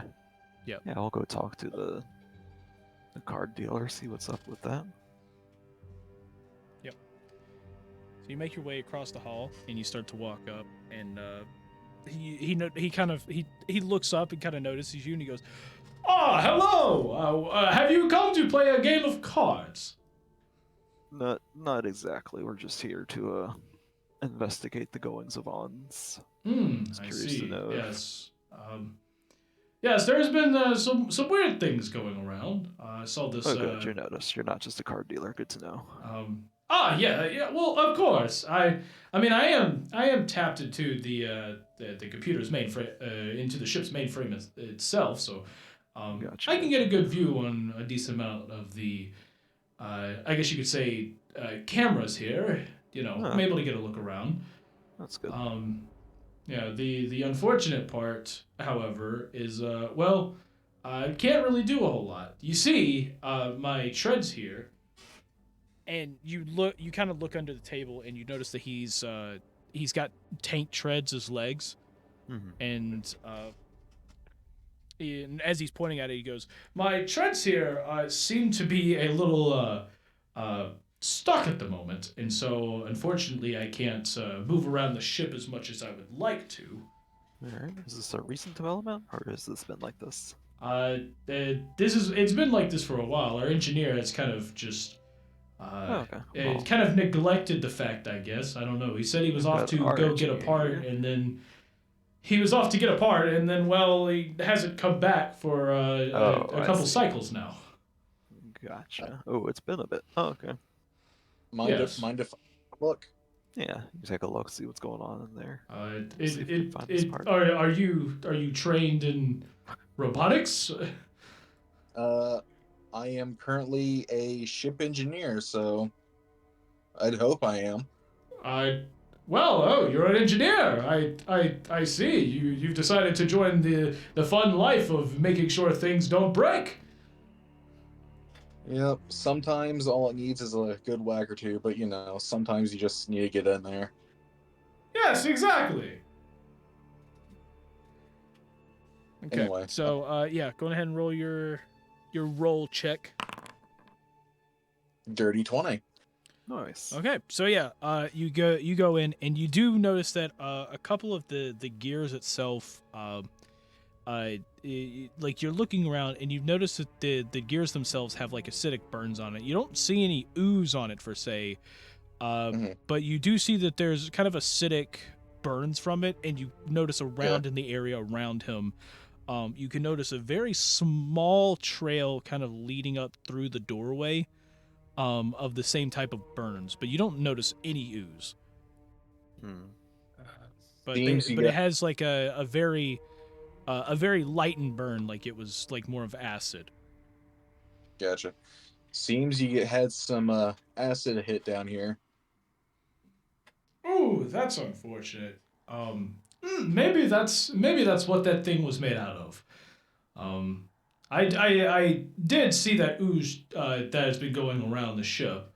It came in here once. There was a couple kobolds in here. I'm not sure if you have seen them around. Yeah, we just met them in the med bay over there. Yes, the med bay. Yes, that camera's been down for quite some time now. So I think the last time I remember there was a kobold in there throwing. That makes a lot of sense. There was a kobold throwing a spear into my camera. That's why my camera's been down. Mystery solved. There you go. Alright. Well, But is there anything I can help you with? yeah, but can you tell us about the crew that's normally on this ship? What your business normally is, if that's possible? We're here with the GSU, you see, and they're looking to... They were contracted to investigate you're here on GSU business. Well, that's convenient because we're here on GSU business. That's what I've heard. Oh, what a strange What a coincidence. strange coincidence. Yeah, there. Well, from what I can remember from our files, 7 cycles ago we left the great planet of Sword Tool to off to Delta Prime, so that we could go and find ourselves some work, I guess you could say. Considering, well, this crew has been banned off of Sword Tool for various. Best way to put it is not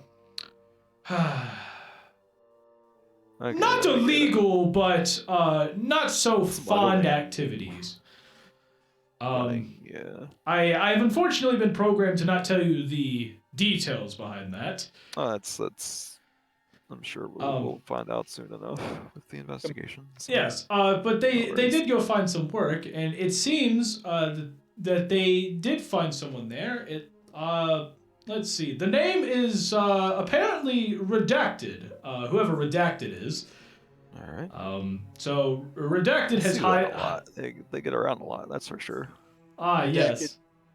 Stuff. Yes. So redacted has hired them to head off to Vebus to pick up some rare cargo of some sorts. I'm not entirely sure. One thing they did mention is that they want it back alive, whatever that means. But the drop-off point was actually supposed to be in a sector. It looks about to be 2, maybe 3 sectors outside of the range of the planet of Leon. Unfortunately, at our current state, it looks like we're only about halfway to our destination. Really?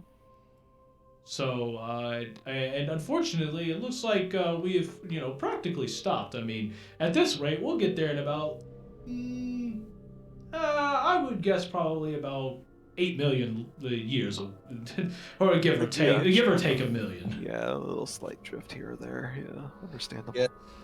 It does seem that there are acid burns as well on the engine, and on one engine, and another one is just missing pieces. Okay. Hmm. Well, that doesn't seem too great. Well, I guess I will. I guess I will assist in delivering this stuff, and we'll get paid in roughly 8 to 10 million years. Yeah.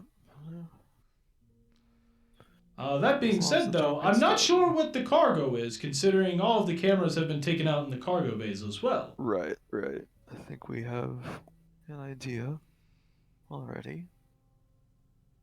Yeah. What the cargo could have been, which is fine. We'll get that sorted out as needed. All right.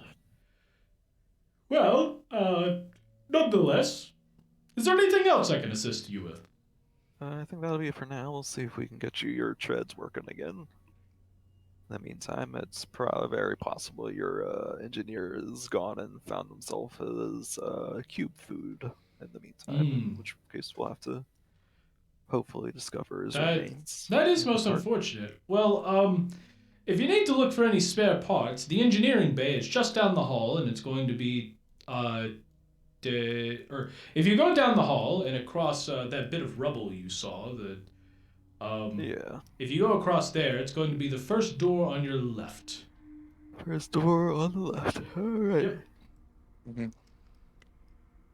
Uh, Uh, yeah. The door is currently closed, so I'm not sure what's on the inside. Just to make so just make sure. Yeah. And the cameras have also been destroyed in there. Oh, it's Oh. good to know. It's gotta keep your secrets close to the chest and all that. Yep. Are you able to tell if the door's locked or? Let me check. Um, it seems the door controls are disabled. You might be able to bypass them if you head off to the bridge, however. Or maybe you can knock and to see if anything's in there that could open the door for you. Because it has been disabled from the inside. All right. Well, then I guess there's a good chance that we're probably gonna be able to talk to whoever's in there. Yep. Well, it sounds like the bridge is our next spot. Speaking of the bridge, do you happen to have directions to the bridge from here? Yes. If you head straight out down the hallway, past the destroyed mech in the middle of it, take a left right there at the mech, and head straight up, and you will find yourselves a good old double door that leads straight to the bridge. All right. I'm assuming the doors for that is locked or disabled as well, so we'll have to. At the current moment, it actually does not seem that is locked or disabled. Oh. It is in fact closed at the moment. I know you can't. I know you can if the door somehow does not open. You can manually open it, as there is a lever at it. Okay. Is there?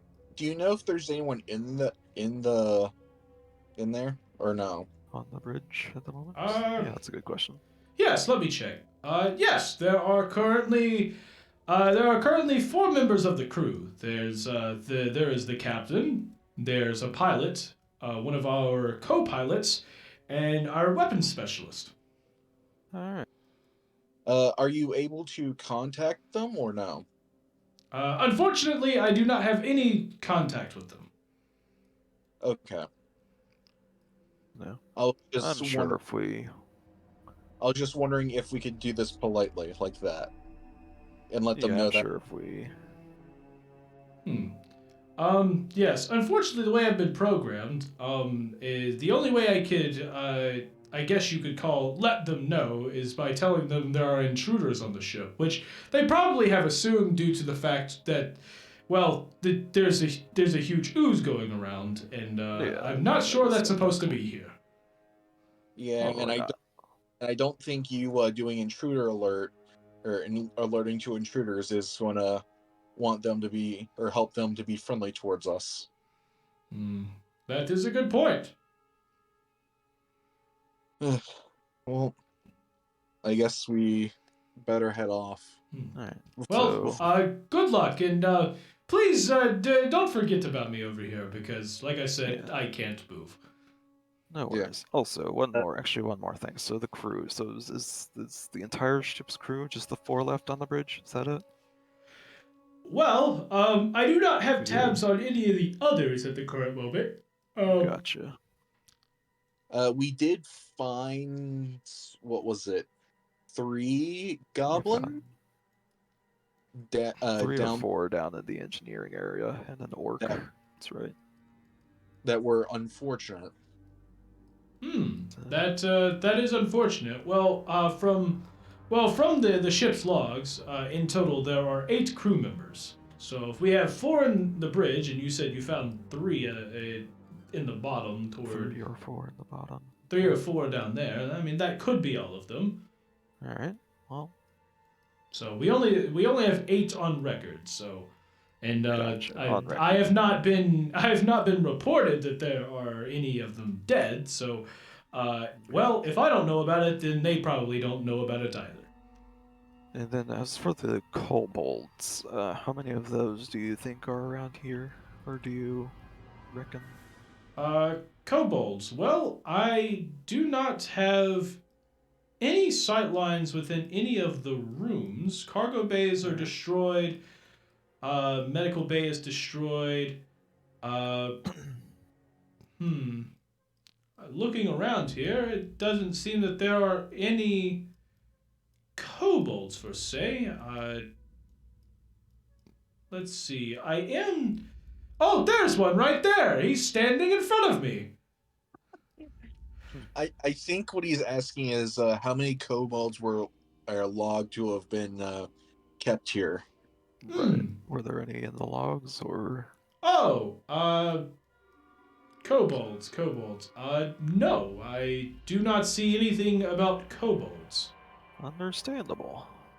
Have a nice day. You too. Yep. And I'll try to be quick with those spare parts for you. Yep. We'll. Oh, head to the thank bridge you. then. Okay. So, that's that. Right. So, So, Did we want to try and go to the bridge first, or? go to the bridge. Let's go back to the kobolds real quick. Let them know to close the door. Don't open it unless we do a secret knock. And I'll make up a secret knock, like knock, knock, knock, knock, knock, knock. That'll be a secret knock for now. That way, if someone else tries to come in and it's not us, they'll know. okay. So, you quickly let him know. Are all 3 of you planning on leaving? Yeah. Is there any way we can sit in the vats a little bit to heal up, or is that That would that would require some downtime. okay? So not really enough right now. We're kind of on a Yeah.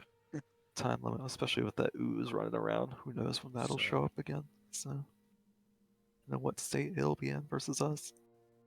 Mhm. Well, if they've been up in the bridge, that probably means and they've been up in the bridge for as long as they have. That probably means the ooze doesn't have access there as well. So that should be Yeah. Okay. good. So, yeah, y'all went and told them, and the door has been closed and pretty much locked. Yeah, as best as it can be, I guess. So the door's a little busted. So locking, per se, isn't the greatest option. Alright, So- well, unless anyone else has any other ideas, we'll head up to the bridge. Okay. So y'all head up to the bridge, I guess. Yeah. We'll Okay. head Waffles, up you there? weapons out in case the Yeah. ooze drops Okay, in on you heading up us. to the bridge with them? Sure. You've been kind of quiet, so. I mean, is there anything else you want to do, or are you just wanting to head to the bridge? Head to bridge. Okay, cool. Okay, so you walk up, and you get up to pretty much the bridge door. You see a door kind of on your right. There's one on your left, and then there's a big double door you can assume to be the bridge. Mostly because there is literally a sign above it that says bridge. So you get up to the door. How do you want to proceed? I'll put my weapons away for now. I Okay. will sort of like snap my coat into position, like get it all in like an orderly fashion Mm-hmm. as needed. And then I'll knock on the door. So you knock on the door, and then you start to hear some mumbling inside, and then you just hear a kind of like a deeper, like kind of like a rash voice from inside. It goes, "Who goes there?" This is Captain Crickneck speaking of the Magic Donut Corporation ship. Here on behalf of the GSU, we're here to do an investigation on behalf of His Royalness Molasses. I forget how you properly do the titles or whatever for the nobles. Noble Molasses. High There we go. Noble Molasses. High Noble Molasses here Yeah. on an investigation directly for His High Nobleness Molasses. We're just here to ask some questions, figure out what's going on here, see if we can get the ship up and running for a proper orderly fashion, get everything back in order. Okay. Question. Does Lipe and Dreg have their weapons holstered as well? Yeah, Yeah, Dreg's I got- would ask you guys to have them holstered for now. Okay. Just making sure.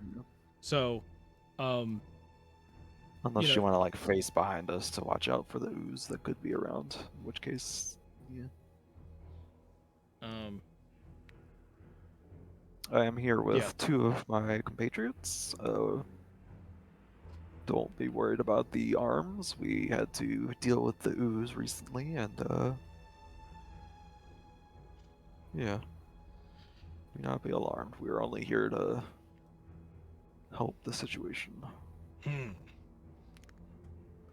Well, I could see on the camera that you're that you know you've got your weapons pretty much away.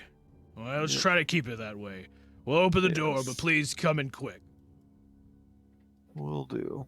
And then you see the door kind of open in front of you, Alright. We'll make And our so- way in. and he kind of and there's you see one big guy with a like a huge it's called a neck splitter. Oh yeah. So he's got a neck splitter in his hand. So you'll walk Nice. in, and then they shut and it seals the door behind you, essentially locking it. Alright. So, and he kind of looks and he goes, "Well, I'd say welcome to my ship, but unfortunately, well, it seems it's not my ship. If you would like to speak to the captain, he's right here behind me." And the captain kind of spins around in his chair and he goes, "Well, hello. Welcome to my ship. I hope, Greetings. I hope the welcoming was warm. Unfortunately, well, It's we a little have, cold, but that's alright. yes, unfortunately, we have a few mishaps going on our ship. Now, Understandable. Sometimes mishaps now, happen. I heard you were on the ship to investigate something for a high noble molasses. Yes, we are under direct employment under His Royalness High Noble Molasses to investigate some missing, not sure if cargo is the right word, but just missing ships in general. Just missing equipment, stuff like that. I Assets, see. missing assets. There you go. That's the phrase I'm looking for. Our word. And our investigations so far have led us to your ship here. So, he's told you about everything except for who we are. Yeah, I'd go with that. Considering your ship does not have GSU markings, it's pretty safe to assume you've been contracted on the side as well. Therefore, your services, as Yes. far as that goes. But yeah. That does. It is a little alarming that he didn't tell you of us. Nah, he seemed to be wanting to keep it on the down low as much as possible. Well, that is true. That does make a lot of sense. Makes it easier to erase any loose ends, if you catch my meaning there, in case stuff goes wrong. Which it seems like things have gone incredibly wrong around here. That is true. And he turns over he turns over like and looks toward like the front where the pilot is and goes, "Karlak, can you give us a little confirmation on their ship?" And the goblet up there kind of turns, and you see him kind of like mess on the terminal a bit, and he turns around and he goes, "Well, they are definitely from the Magic Donut Incorporated. Their ship is literally shaped like a donut." Yep. There was no lie in that statement. Well, I see. And do you in fact work with them, or is it more of an independent? It was sort of independent contract sort of deal. It was, we delivered some donuts and we're looking for further work, and he was like, "Hey, I've got this little matter if you could take care of it." Except it's turned out it was not just a little matter, and appears to be a very shall we say, under the radar in regards of the matters that are going on around here.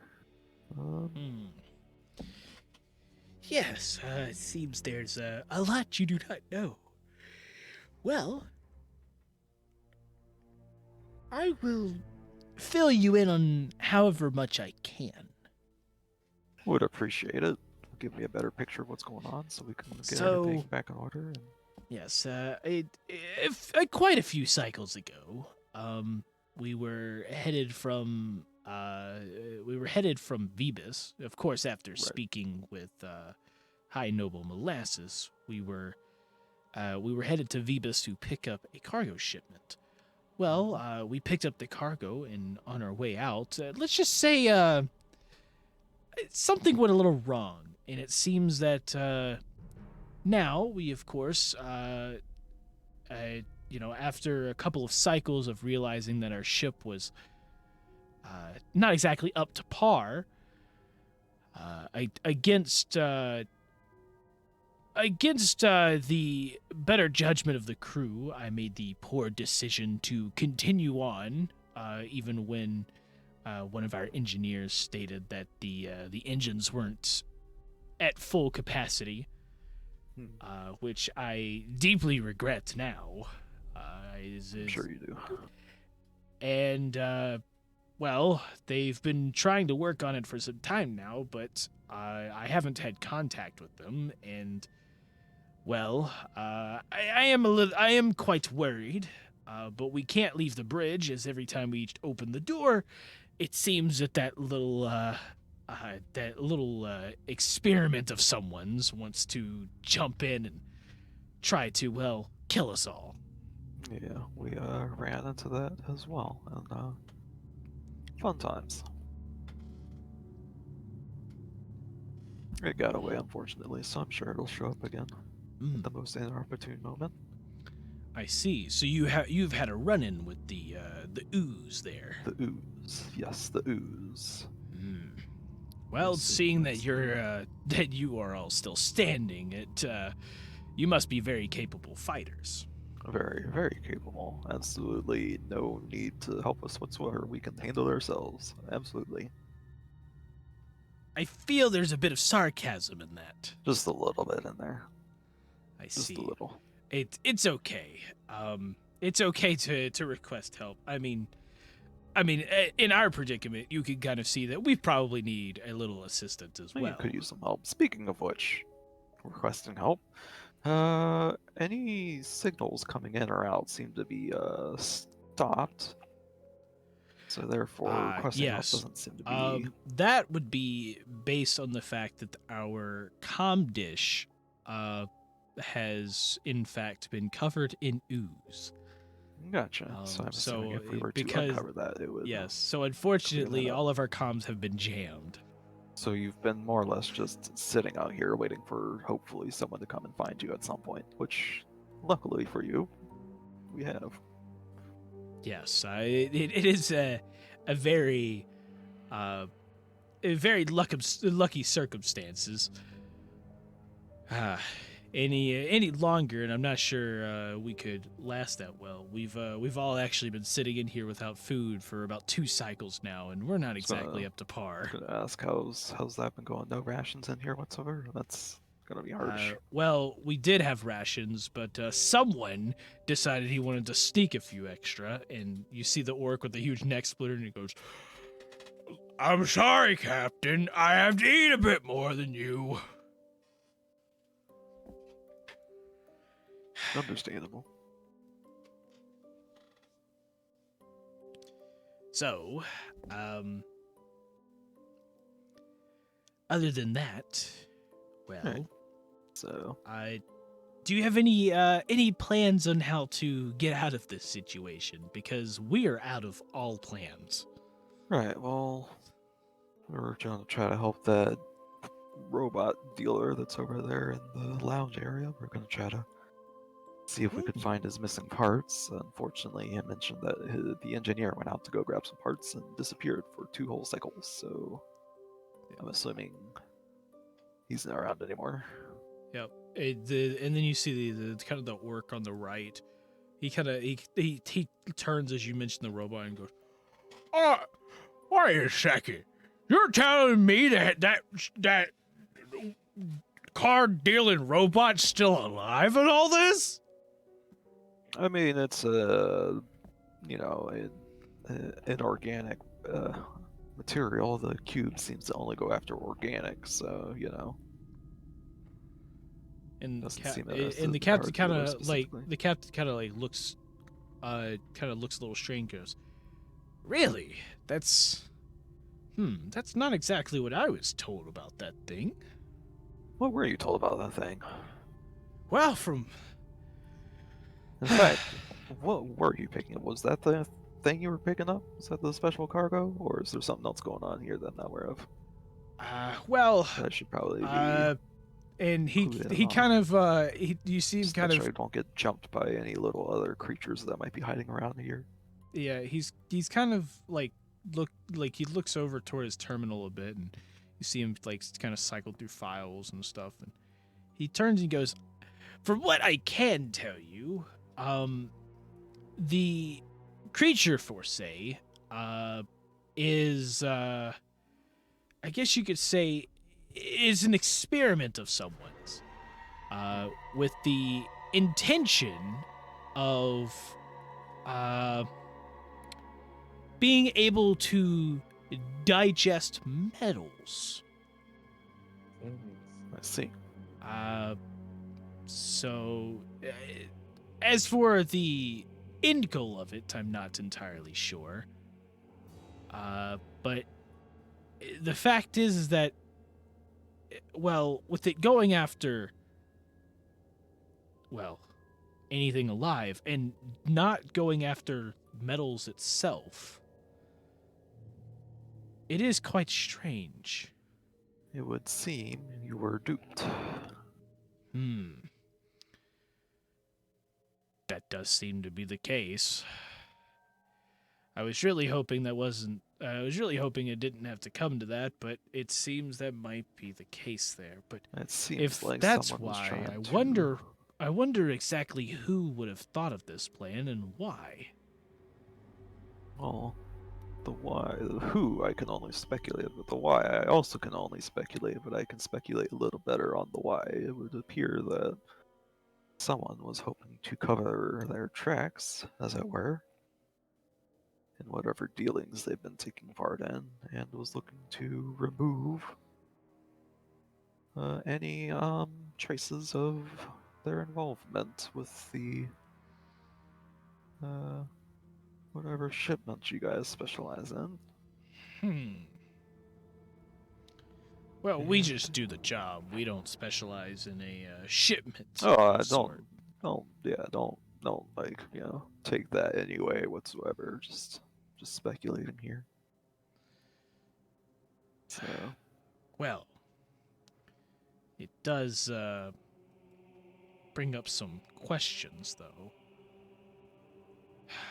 But nonetheless, I think we should focus on the task right in front of us, and that is, how are we supposed to get rid of that ooze?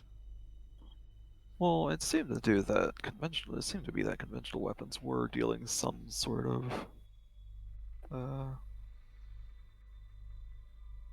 we're having some sort of an effect on it. The only problem is I don't know like what the regenerative properties of that thing is, considering it's living in all your vents and stuff like that. Yes, we have noticed that it likes to hang out in the vents a lot. But you're Pretty saying convenient. just normal weapons worked on it?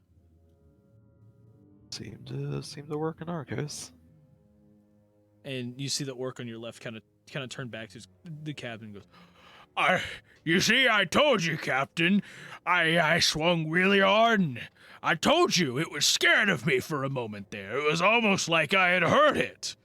And then it just ran away and jumped up in that vent again. That little slimy piece of shit. Oh, I want to kill it so badly. I'm sure you'll get the chance soon enough. Regardless, we need to get this ship in some kind of working order. So that being said, maybe get the comm array working, because I've got crew outside that could probably help, but I can't communicate with them. Well, there's no comm to communicate with, so probably get that going. Yes. Engines are down, and we'll need repairs, but parts are probably all Yeah, throughout the cargo, best I'm we sure. can do is if you could somehow get into our weapons bay.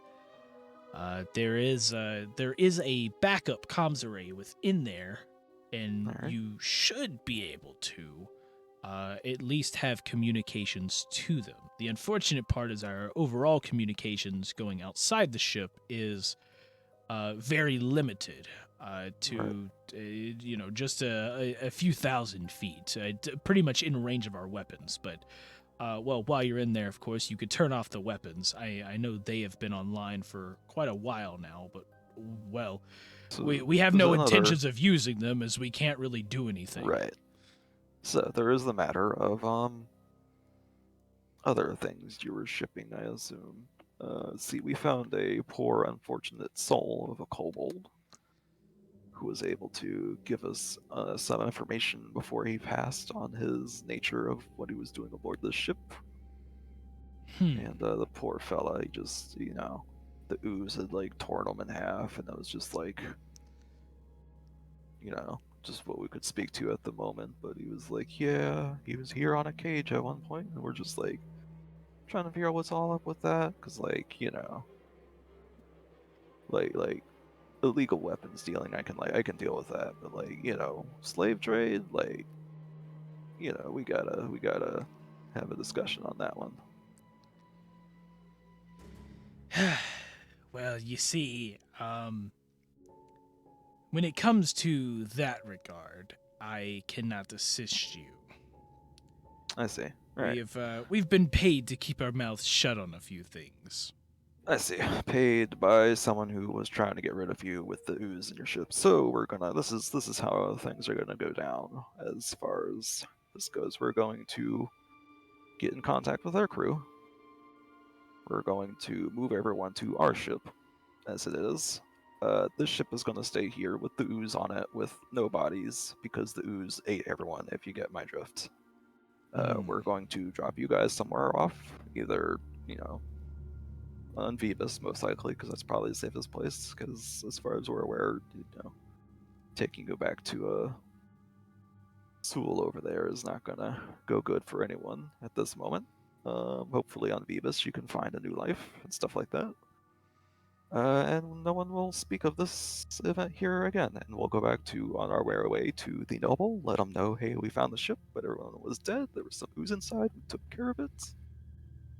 Or well, we didn't really take care of it, but we left it be because there wasn't anyone there anymore. No signs of anything, and we'll leave it at that. I see. So the plan is to just ditch my ship here. For now, unless you really want to fight the ooze and get it off and get yourself caught by whoever was trying to get rid of you. However, if you just go straight to Vivus and start a new life there, I'm sure you can get stuff back up and running in time and not have to worry about being chased by anyone for a little bit. It is a, I guess you could say, promising idea. Just something to keep your mind on. And, Yes, I do see your point. But Captain, I don't think you understand. I heard that thing before. We can kill it! That is true. If we can kill it and get it off the ship, we might be able to have an idea on how to move forward from there. I mean, it's up to you if that's what you want to do. But again, it seems like someone was trying to get rid of you and your ship, and therefore having traces of that might not be the best thing moving forward for you. Plus, it would make our job easier on having to explain how stuff went down. So, because I have a feeling that the reason we were sent here was to make sure that whatever that ooze was supposed to do got done.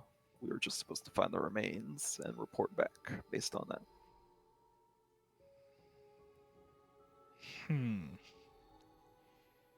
Well, I don't really want to stop you on your mission.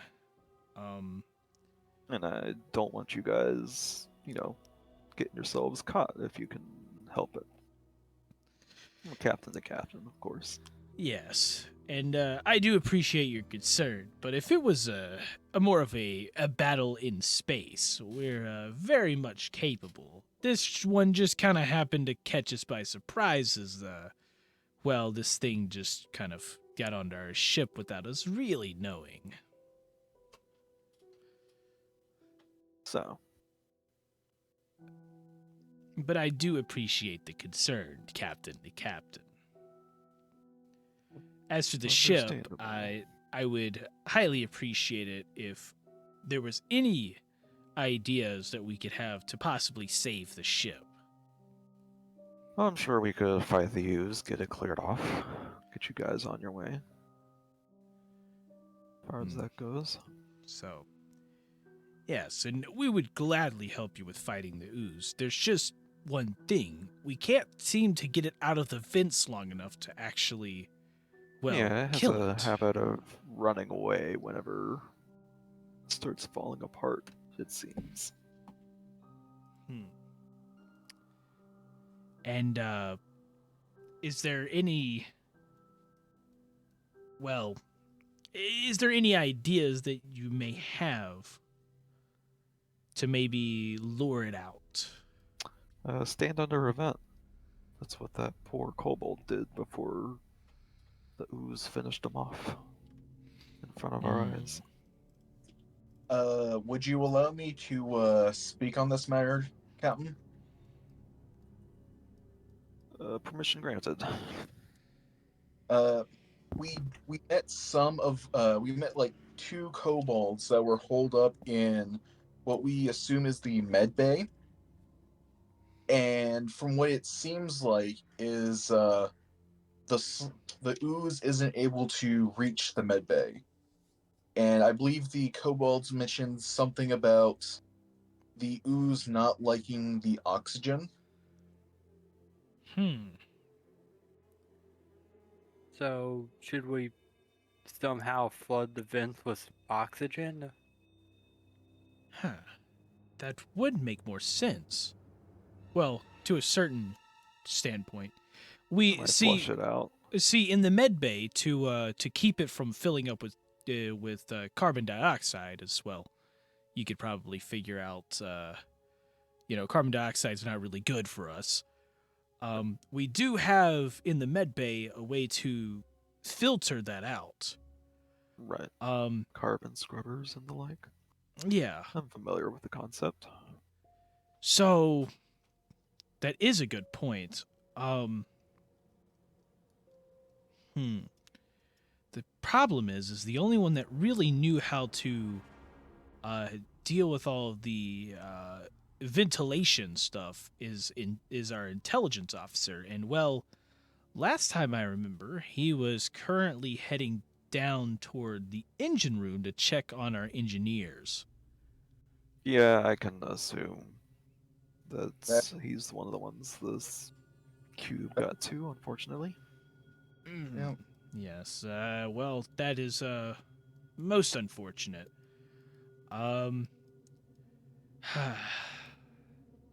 Carlock, can you check in the ventilation shaft to see which ones are currently running any carbon skimmers at the moment? Roger that, Captain. And he turns and he goes through, and he goes through it for a moment, and he goes, well, it seems that the medical bay currently has the carbon skimmers all turned on, so they're so pretty much all the CO2 is being flushed out of the is being flushed pretty much out of the medical bay itself. It's pretty much just pure oxygen in there right now. All right. So that's partially that probably could be the reason. So I can activate the others, but the unfortunate part is that a lot of our carbon skimmers placed around the ship is mostly in the hallways. So if we did that, it would only kind of force it out inside of one of the rooms. I mean, that makes it easy enough. You just lock a door, and you don't have to worry about it for a bit. Well, I guess that is an option. Or we could open all of the. We could open every door on the ship, and besides the airlocks, I would prefer to not get to that resort. We could just open all the other doors on the ship and then turn all the carbon skimmers on. Unfortunately, that would use a lot of power, so our lights would probably shut off, but it won't have anywhere to hide within the vents itself. All right. And once it's out of the vents, how do we prevent it from just going back in when the power is drained? Well, that's the thing. The lights would turn off to allow us to have enough power. We would be taking the power out of everything else. So our weapons, all the power that would normally go to weapons, the medical bay, and Stuff that isn't being currently utilized anyway. So basically all of our power would be going to generating pure oxygen, which would allow us to be able to breathe and, not die of suffocation, but... Doesn't pure oxygen kill us?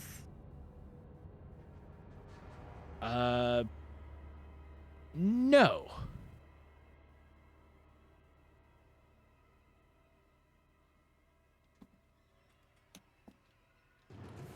Yeah, I'm not really an air expert.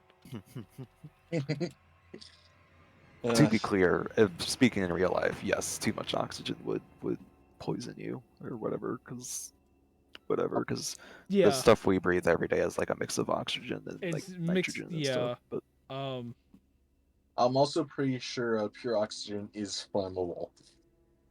yeah, it's extremely flammable as well. So yes. Flammable oxygens. Yep.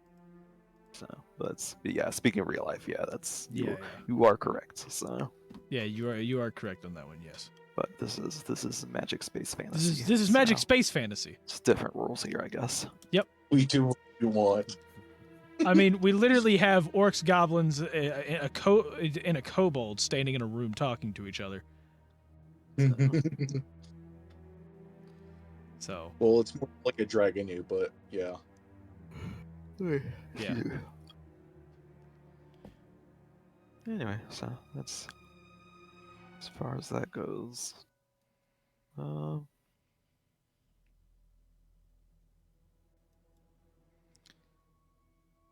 Okay. Alright. So I mean, we've got a light source here with our little goblin friend. Is let it be known that he has a light source that we can yeah, take with us. is that so- like a magical light source? Yep. Okay, awesome. I was about to say because if that was pure fire and oxygen's flammable, that couldn't have been good.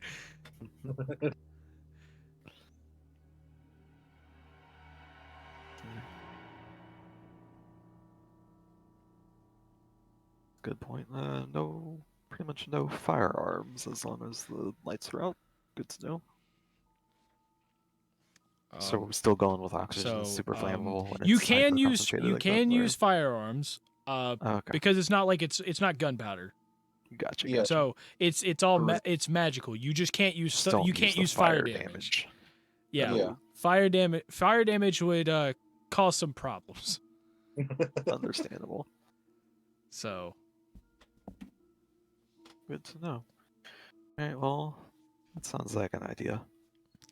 I assume you guys can do that from here. It'll flush it out.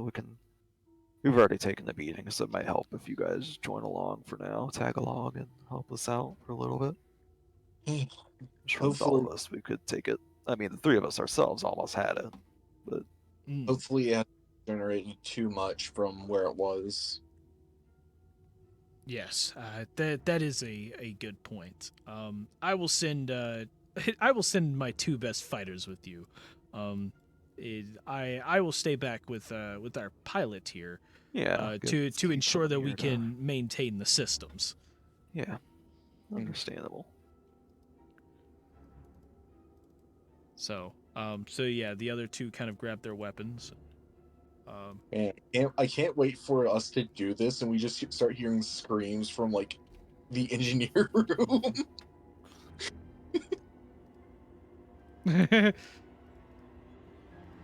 Yeah, that'd be something, man. Priority, I'd like to, flush this thing out, get rid of it, and then I can contact my crew, let them know what's going on. Actually, do we want to contact the crew first, let them know what's going on? Or do we want to fight this thing first? Well, if we go to try to contact, the thing might jump out at us anyway, so we might as well all fight it, I guess. Yeah, and then there's also a matter of what are we going to do? Like, wait for them to hop on the ship, or are we going to be like just fighting it anyways? Right. So might as well. I guess the other thing is regarding the nature of this thing versus oxygen. Is like the oxygen like destroy it, or is it just like averse to oxygen? Like it just runs away from the increase, or do we not know? Do we know enough about it? Just You know that- right now the amounts that you know. Okay, We making sure. as far as we know, it just does not like the pure oxygen. Does not like. Got it. All right, good to know. Let's we might as well hit it. We got a light source. We have not seen it in the pure oxygen room, so we don't Go know ahead and what it has on have it. your purifier do its thing. We'll go out and meet it in battle. Yep. And do battle with it. Okay. Well, it looks like I'm going to be joining you. So I think a quick introduction's needed. I am the weapons specialist of the ship. The name's Orok too, but most of my friends call me Or. Nice to meet you, Or Captain Cricknick. This Yep. here And- is Yeah, and the other orc kind of steps up as well and goes, my name is Blue Rot, but most people call me Blue. I am on the ship because I begged my way here. as you do. I mean, you gotta, whatever works to. Yeah, and the weapons Where you specialist going? just goes, We mostly keep him on the ship because he's very handy with a weapon, and well, on top of that, he's very good at winning me some cards. All right. That's I taps his head. I get your meaning there. All right. That's the case. Let's go out and get this As going, shall we? I guess as we're heading out, Dreg kind of like, I am Dreg. I'm a engineer. Oh yeah, introductions. My bad. Well, That was heroes. well, it's nice to meet you, Dreg. Dreg seems like a cool name. Dreg. Dreg the Almighty. Dreg the cannon Oh, I like that. Dreg the cannon shot. Yeah, Blue, write that down. Write that. And Blue pulls out a little pen and paper and just starts writing it down.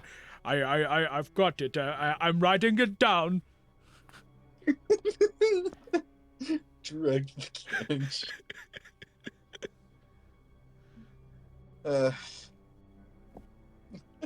Yes, and your goblin friend here. Yes, this here. Waffles wants to introduce himself. I'm Light the Lantern. Not confused with Light the Lantern. Wait, he was like the lantern? Yo, check this out. He's got a magical lantern. He lights it with his mind. Watch. Bam. Oh my gosh. Captain, can we add him to our crew? He's a very cool goblin there, and it seems like he's very capable. I mean, look, he can turn the light on without having power.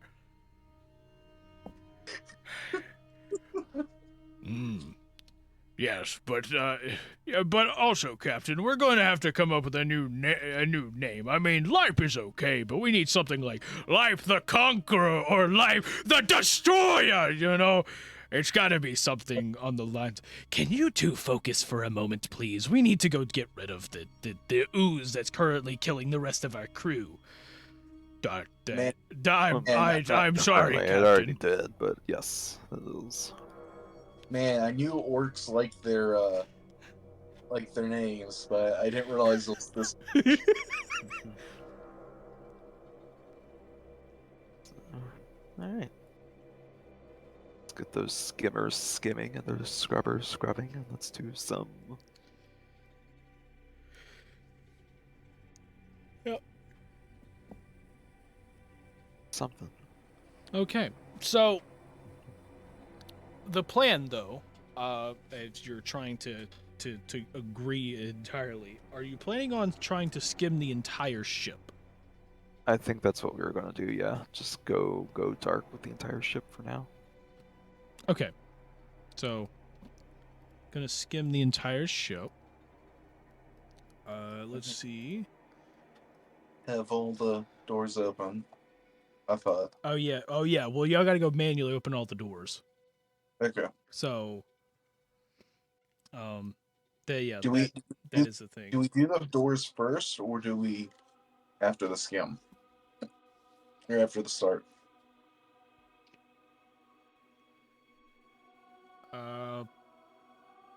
I mean, if you can technically start the skim now if you want, but it won't. The rooms won't update until you start opening the rooms. So Okay. the slime will basically be jumping in and out of a lot of the rooms per se. Okay. Before we yeah, so, we can sort of make a move to a particular room if needed, basically. So as long as we're able to book it out. Yep. Okay. But yeah, let's get the party started. I know which door I want to open up first. One. I want to open up this door first. Down here. Wait, what door? Ah, that door. Okay. Do it. So. Wait, which door did you want to open? This Oh, one that first. one for yeah, okay. Dang it. Yeah. Just so that, like, that's not like the last door we open, and like the person in there just gets eaten immediately. Oh, oh, I see. Okay. John, I bet you Johnny's got like a D20 or something like that, and like rolling to see which room it's starting off in. Wait, you think I'm doing that? Oh no. Oh no, I'm not. I'm not rolling for that. Things die. That's just how the game works, man. Things just die. Oh, I thought you were gonna roll to see like which room it was gonna start in, like coming down and. Oh no, I'm not. I'm not rolling for that. This entire all of what you do determines the consequences. Okay. That's 100%. There's no rolling. Okay.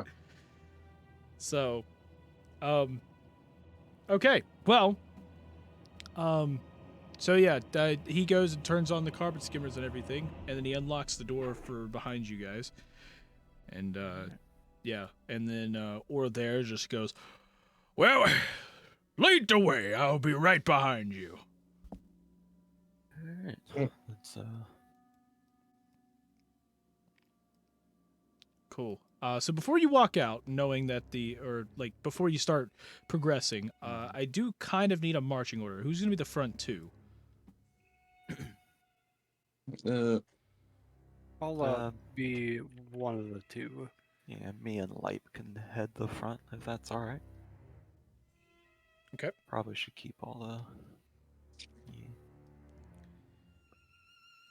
Keep it like that. Okay. So I'll keep walking my out. lantern light lit. Alright. Okay. So, yeah, y'all do your thing. Alright. So yeah, What's as this soon. door here? We'll just hit the doors as we move by them, basically. Okay. So, I assume Actually, what are Light these would walk doors? over. Are these important for anything? Those doors. Good question. Those aren't exactly locked. I mean, there's other rooms technically, you know. Right. But you didn't ask for it. But you can assume that. I don't know. I mean, you can assume that maybe they'll already kind of do that stuff Right. automatically. So, Gotcha.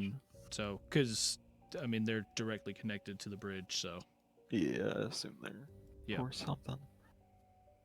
okay, so we're opening this door right That here. one first, just to see. So Light's gonna open it, right? Yeah. Okay. Light can open it. So Wants Light to. goes over and he opens it and he sees a little looks to be some type of service hallway that kind of turns. Gotcha. There's a turn up there. Alright. So Maybe investigate it just to check. Watch out for vents and stuff. I'll be right behind you.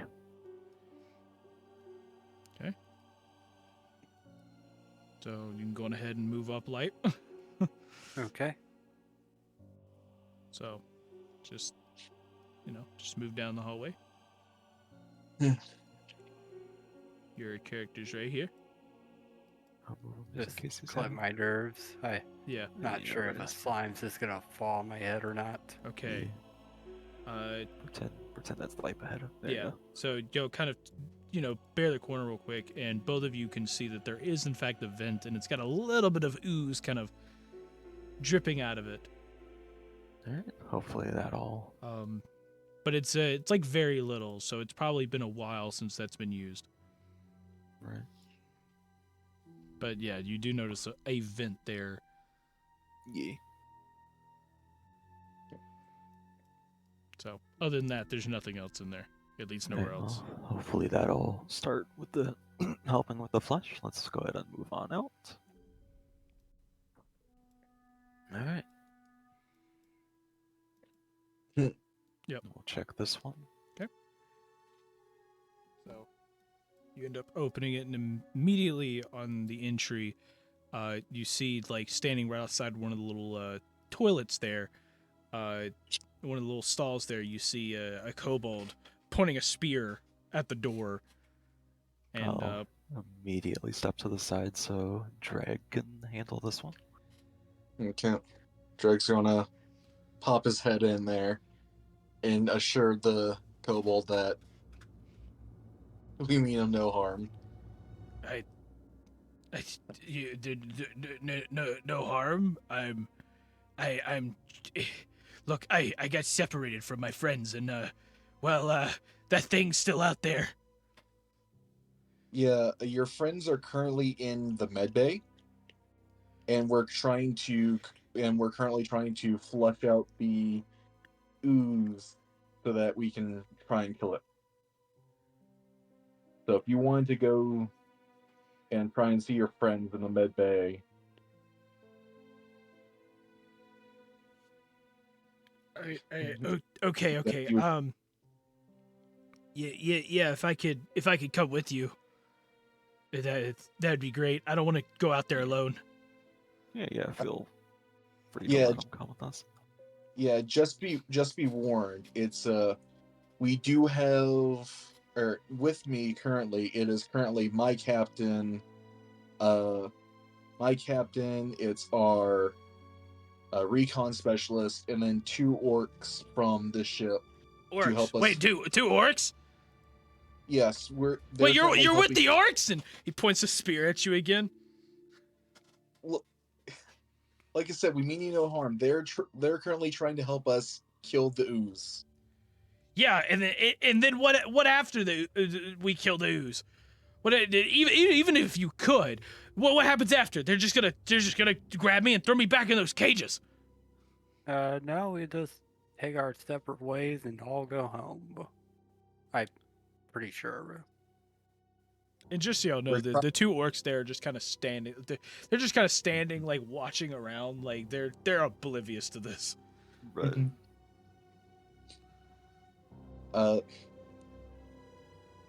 As far as I'm aware, our captains have kind of come to an agreement to let everyone go their separate ways. After this whole, And that includes me.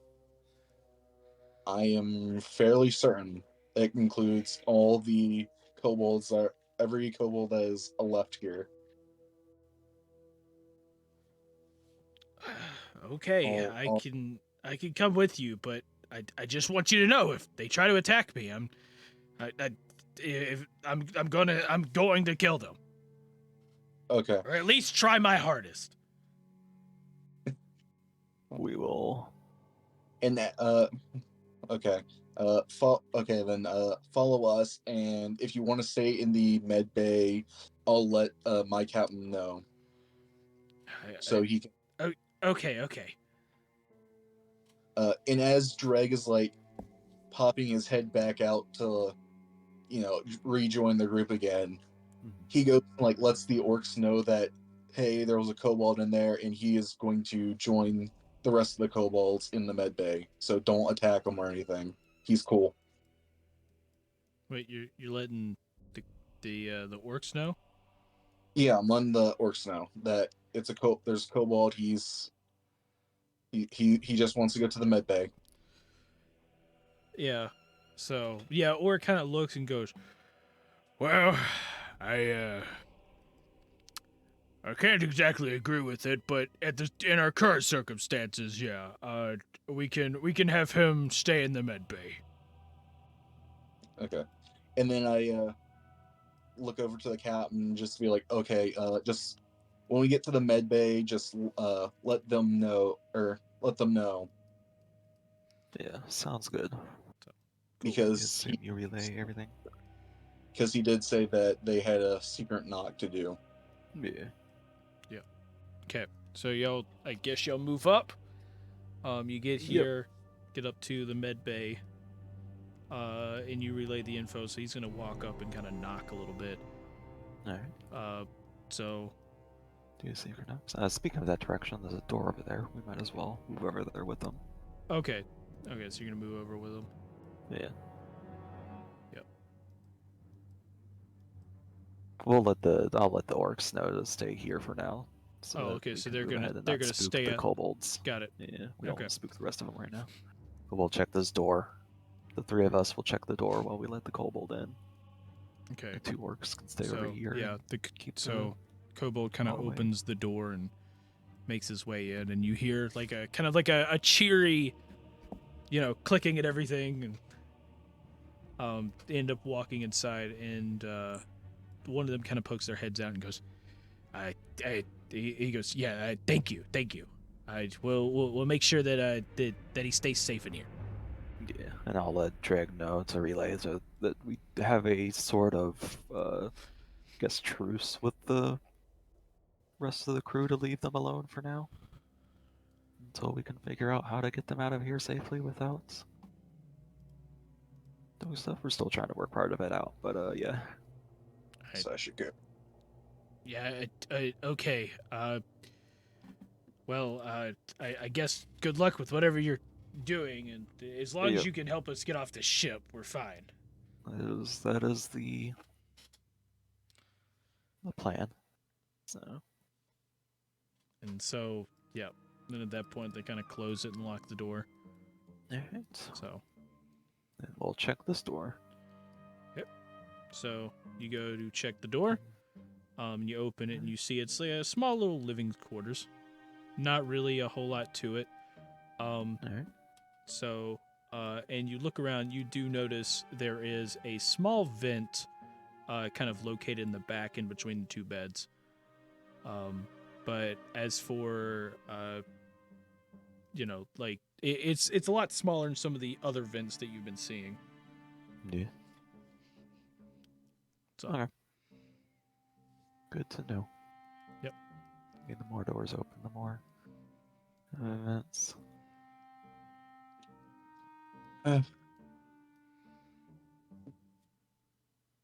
Yep. Okay. So your next place, where do you want to go? I guess. Meeting back up with the orcs.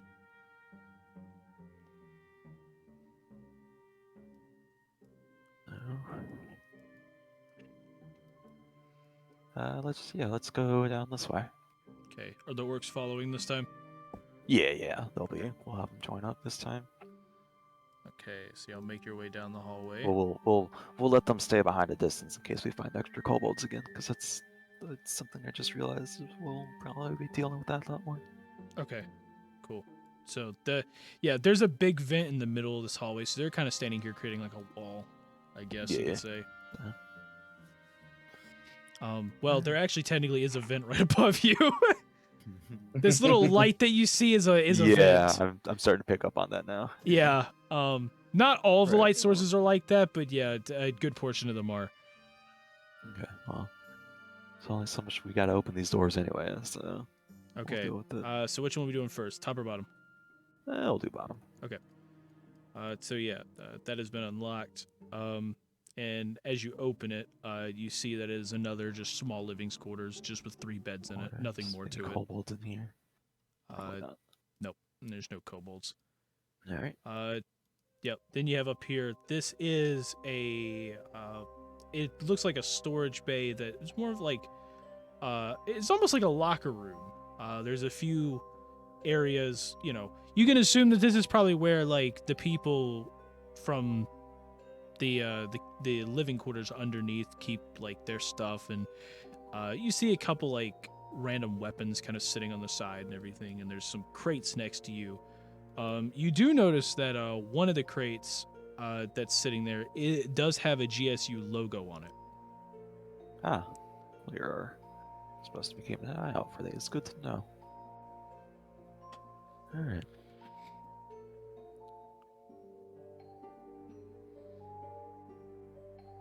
Well, we should probably check on what's that door ahead. Are the orcs still down there for now? Yeah, we'll check this door last, or right now, for now, since we're already here. Cool. And yeah, this is another living quarters. Okay. So. All right. Request the orcs to come down this way while we move in to inspect further. Okay. We'll check this door. Cool. And now you open that. And in there you see a small room, but it does look like to be a weapons specialist terminal, right. with a direct link to all of the guns that are on the outside of the ship.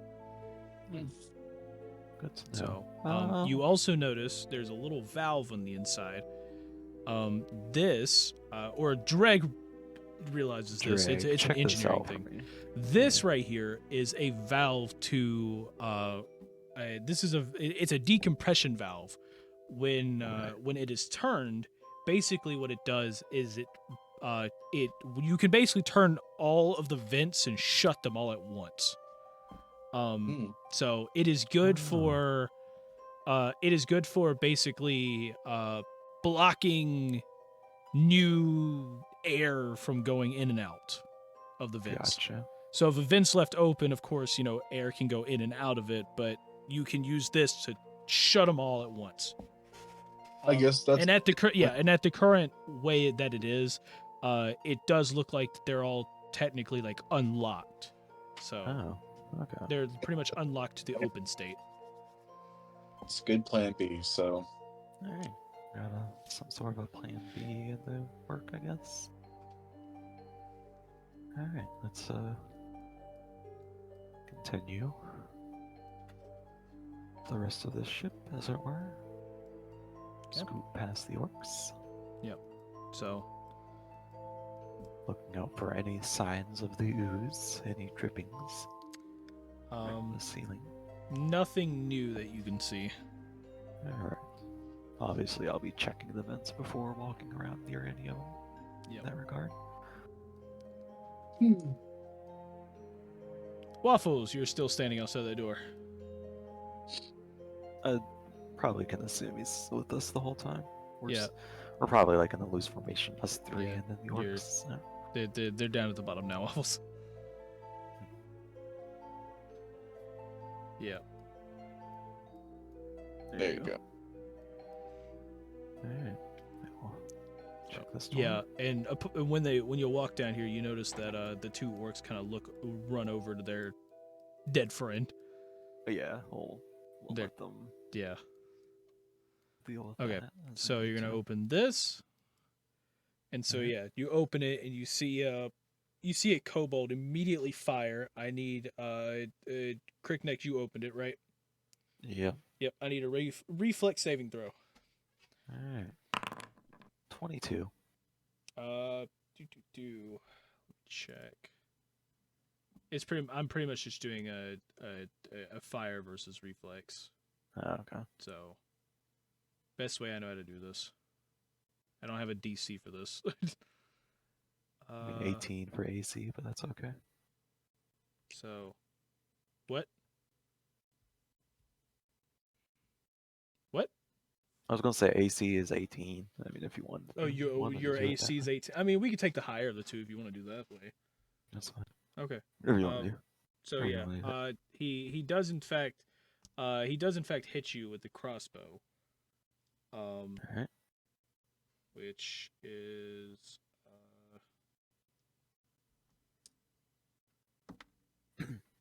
a 4 piercing damage.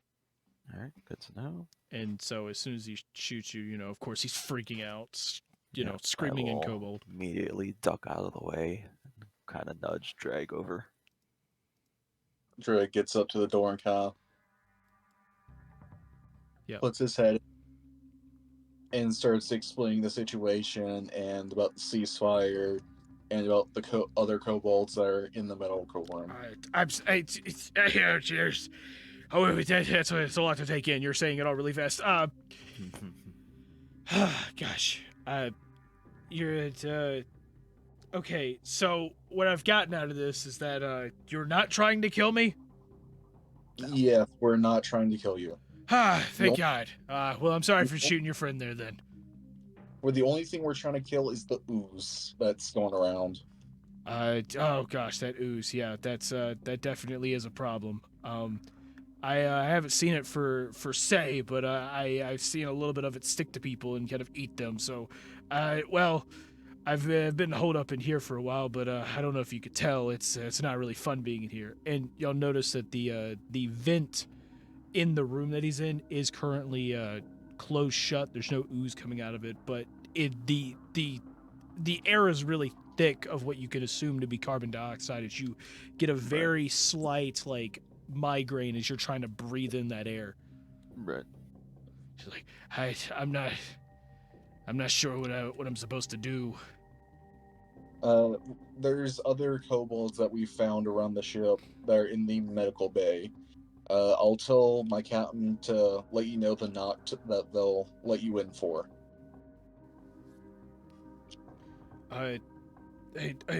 Okay, thank you. You know where the medical bay is, correct? I guess I could find it. We'll give him a general direction. Yeah. So he Yeah. doesn't get lost. He just kind of, we kind of get out of here, and then and then Dreg kind of explains that it's just to the left past the rubble that's right here. Okay, thank you. And then he starts moving along. Yeah. He gets the knock from the captain here. Yeah. All right, Drag. I appreciate you volunteering to open all doors from henceforth. Anyway, this looks like the engineering room. Yes, this is the engineering room. All right, what would be here for? Did Dreg look around the room to see if there's any parts to fix up the robot? Oh yeah. As you're looking around the room, you can see there's a bunch of robotic parts and stuff, and you actually find a brand new gear for the tread, that you could probably use to fix it. So Treasure get. Yep. Shit. Yeah. So we can go, and just kind of like as Dreg's like picking it up, Dreg's just kind of like, we can figure out what we need for the engines later. Yeah. Right. As you're in here, though, you do see a terminal there that does allow you to directly control the vents itself. Another one. Okay. So if this one allows you. It's not just an open close all vents. It's more of a like you can choose where to. Ones. Yeah. All right. Okay. So and you notice that. Can... You do notice that there is a door control in this as well, but it seems that control is currently offline. Gotcha. Yeah. All right. Well, we can start directing where we want this thing to show up. Mm-hmm. I assume that's the purpose of that option there. Yep. That's what that's for. So where do we want this to show up? Where would be the best place to duke it out? From what I can tell, the only places we have left are probably the cargo bays. It's just a matter of which one.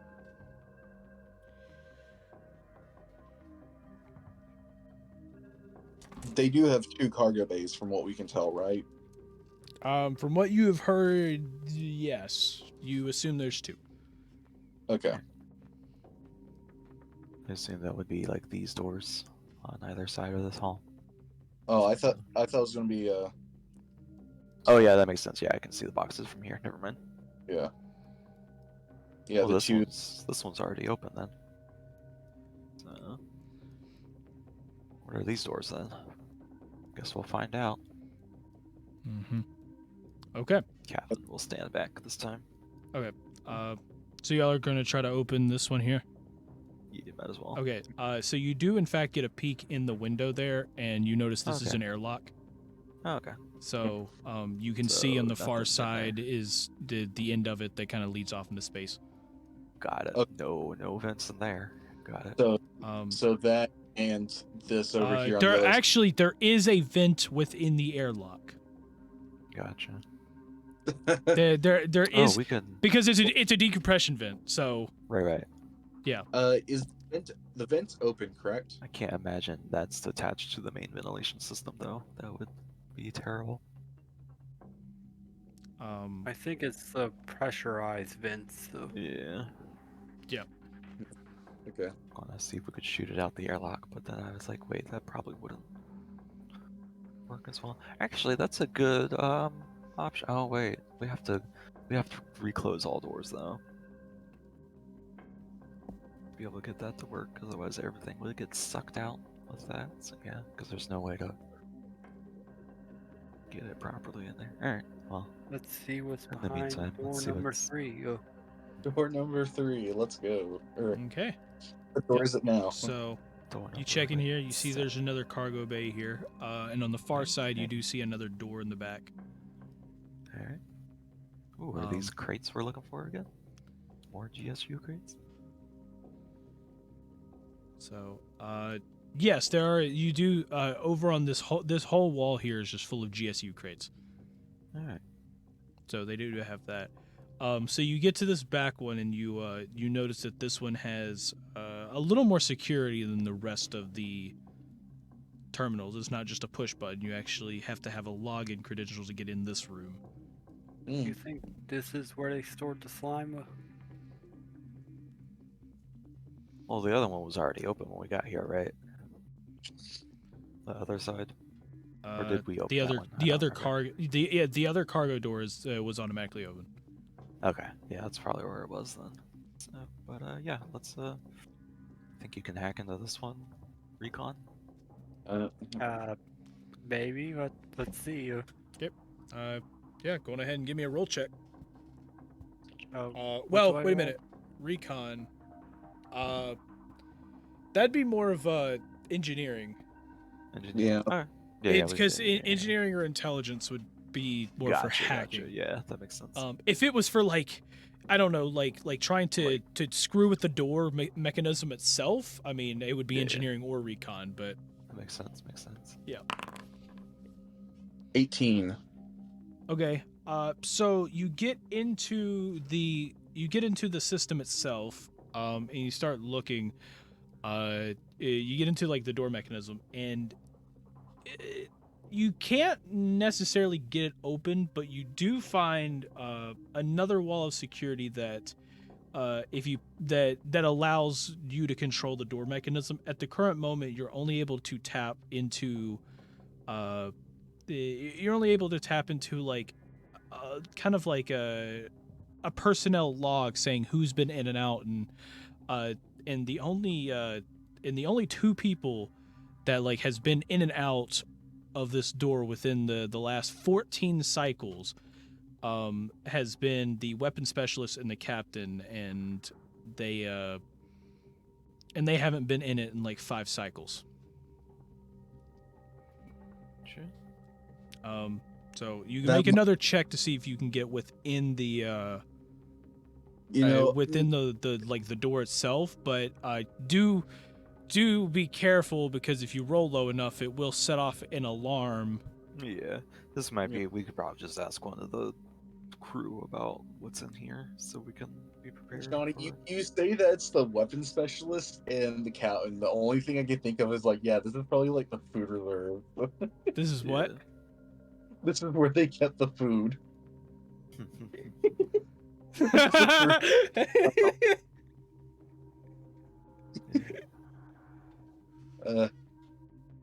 Yeah, I'm gonna back away from the door, I guess. Okay. Yeah, we'll talk to the orcs about getting that one open and figure out what's behind there first before we open it, just to make sure it's. We don't have to like, investigate every single little piece of their thing, just enough so we can flush out this sucker and take care of it. Yep. So Okay. yeah, we'll move on back out to the other side. Yep. You said this one was already open when we got here too, Yep. right? Alright, we'll run around. Oh, that's for you, Dreg. Okay. So, yeah, you get a peek in and everything, and you look in the very far back, and you can notice 2 kobolds like behind crates. One's got a spear, kind of like aimed out, and the other one is like aiming a crossbow right at the door. But they don't really notice you per se, but they do. They are like aiming straight at the door. Is the door open? Yes.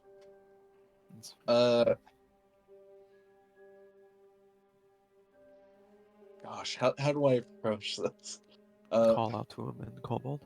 It should be fine. Just be like, hey, we're friends. We're just here to help. Yeah. Explain the situation. Drake's gonna start speaking and speaking to him and just start saying friendlies. And you hear one of the voices from the back, just like, so you're not gonna kill us? No.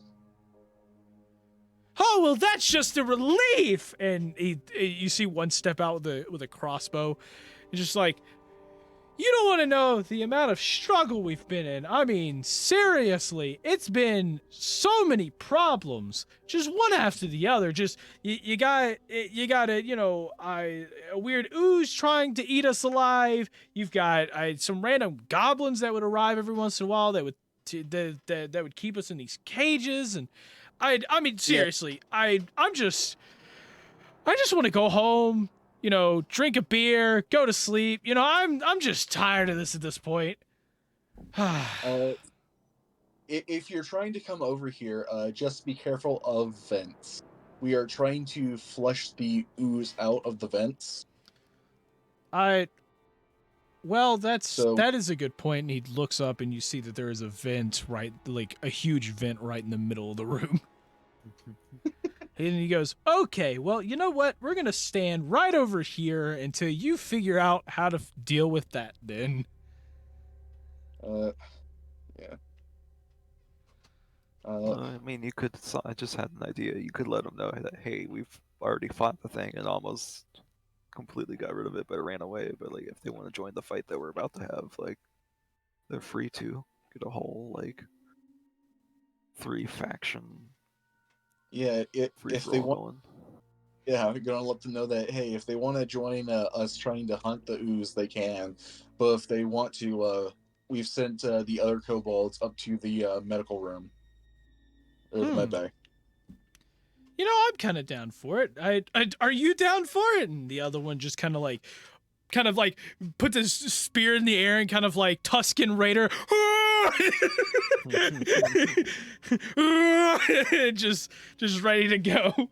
It's like, well, yeah, looks like we want to help with this thing because honestly, I really don't want you to fail this and then have us trapped here even longer. That's Yeah. If you are planning on coming over here, I would say be careful, but be fast. That is a good point. Okay, I'm No. yeah, and he's just Right. like, I'm gonna make a run for it. Okay, here we go.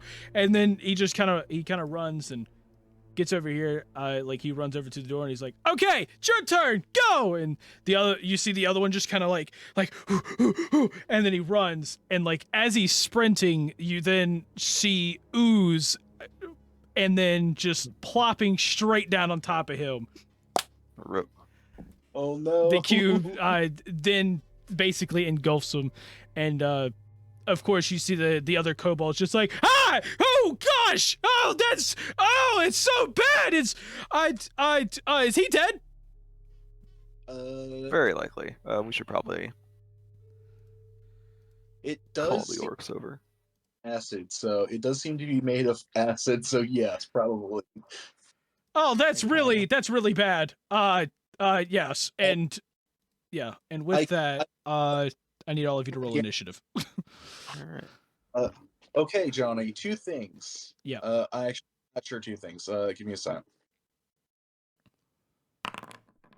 8. You know what? I'm still going to. I rolled an 8, but I'm still going to use Into the Fray to equip my weapons. Okay. Into the Fray is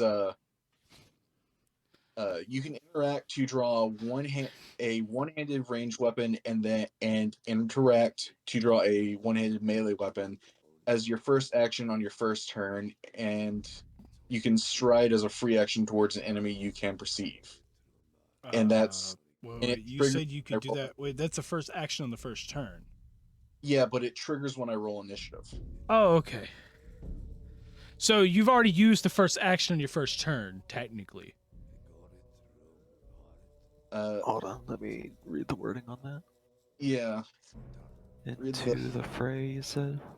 Into the Fray. It's free a action. Trigger your roll initiative. You know trouble can lurk around in your hands. You can interact to draw a one-handed ranged weapon and then interact to draw as your first action. Oh, okay, so this is before your first action. You draw your weapons, and then as your first action, you can stride as a free action. Okay. Oh, okay. At Okay. the start of his turn, he can stride for free. Yeah, basically. okay, yeah. It's a got it. Okay. so As long so as he sees an enemy. Yep. Okay. so it's basically So he's get 4 actions on his first turn, basically, because he gets a free straight action. Yeah, he gets a free strike. Yeah. Okay. All right, nice. Makes like sense. that. No. Okay. Cool. So yeah, Completely not wrong. Busted it all right there. it's actually Not not at that all. bad because stride's only like 5 feet, right? No, stride's your full movement. Oh, okay. Step is the 5 feet. No, Got that's it. a good one. It's a gunslinger But yeah, specialty. it's a gunslinger specialty. Yeah, so Yeah. it's not exactly broken. You could still probably get one shot. So okay, well, yeah, so that happens. So if I don't know why it's going straight to Crickneck. Oh, Yeah. Okay, so yeah. reminder that Captain's not doing well right now. Yeah, So- actually, Blue Rock is gonna go lower. Just because the orcs are gonna be put down at the bottom because they're Yeah. not really there. So we'll start it off with the cube. And the cube is going to what? Did you? I'm looking at the initiative, and it's not my initiative. Oh, I still see the initiative from the last stuff. Oh, it's still saying, yeah, it's still showing round 6 on the initiative because you forgot to clear it out. It's fine. Wait, what? You gotta clear it? Yeah, end combat. and then okay. restart it. Yeah, there you go. Okay. So what was your initiative for this? I got 8. Okay. Crickneck. No, it's still showing as round 6. Hold on. What? Oh, that cleared. Oh, because you never ended the encounter. It's fine. Leave it. So you can leave it as Do you is. have to delete it? Yeah, delete it. Because I End just combat. hit start encounter on the new one. Huh. Here, Let me fine. check I'll something. no active encounter now. All right. So it deleted the encounter. There you go. Oh my gosh! Now I have to go back and select everything again. Come on, Foundry, can don't be like just- this. You can just like drag click to select everything, and then right click on one of them, and then hit the swords, and this should add everyone that you have selected. That way you don't have to keep doing it individually. It's practically the same as doing it individually. Because I'm also trying not to select, like, the dead body. Yeah, you can just like deselect them, like click them out once if they get dragged in out Yeah. accidentally. I think it's everybody. Okay.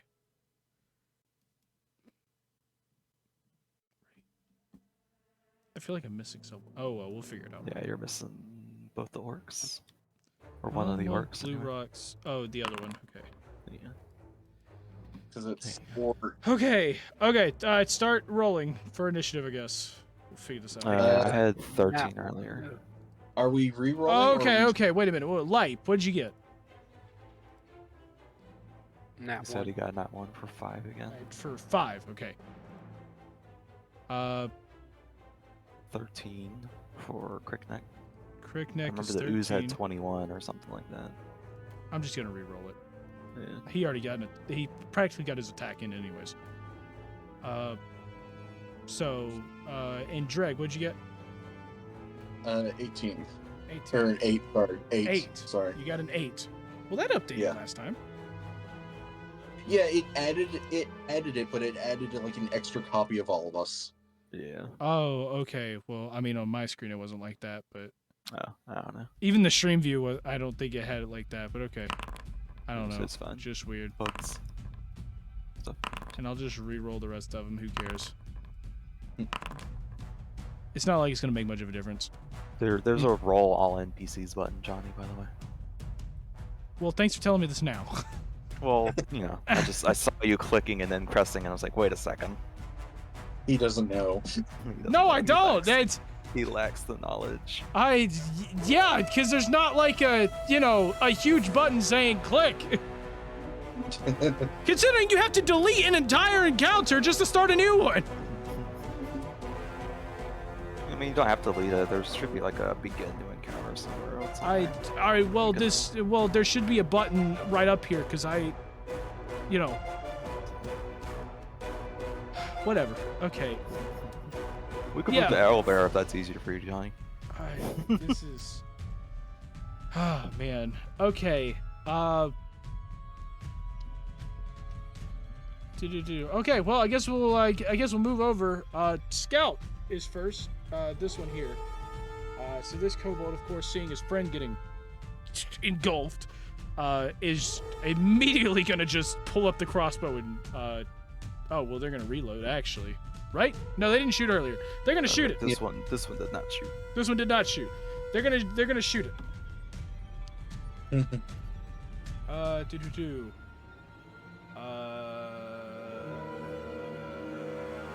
Missing. If you want to do it easy, There or we did go. you? Okay. Hey Johnny, something you can do to make it easy on yourself. What? T to target the cube. I'm not rolling in Foundry. Oh, okay. No, I'm rolling with actual. The only time I roll in Foundry is initiative because there's so much to do. Gotcha. All right, so yeah, I was just looking for the stuff. Okay. So that would be that's a hit on him.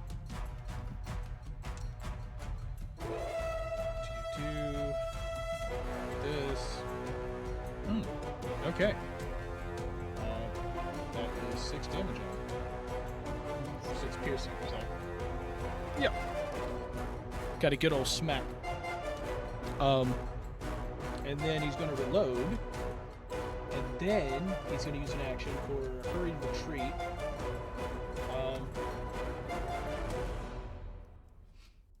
Yeah, he's going to do a hurry retreat out the door, which is his movement speed plus 5. But honestly, we're just going to put him like just behind you guys.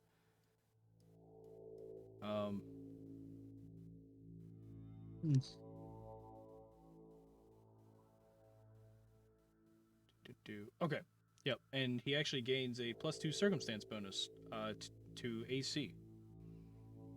Only for that movement. That's in case someone like has an opportunity attack on him. Is how that works. Oh, okay. So he doesn't have that for the. Not for the entire turn. Oh, No, it's okay. only for the movement. Got. Oh wait. Oh. So I can't even. Wait a minute. He can't even. He's just moving for the last one. He can't use it unless the requirement is that he has to be adjacent to at least. One Yeah, I enemy. wasn't sure about Okay. that, but yeah, that makes sense. Yep. Okay. Yeah, they're all about that skirmishing. Yeah. Style. Okay. So he just backed up to get behind you guys. And after that, we go to the kobold warrior who is going to try to escape before. Good luck, buddy. Yeah. Got to figure out where that is. What are you looking for?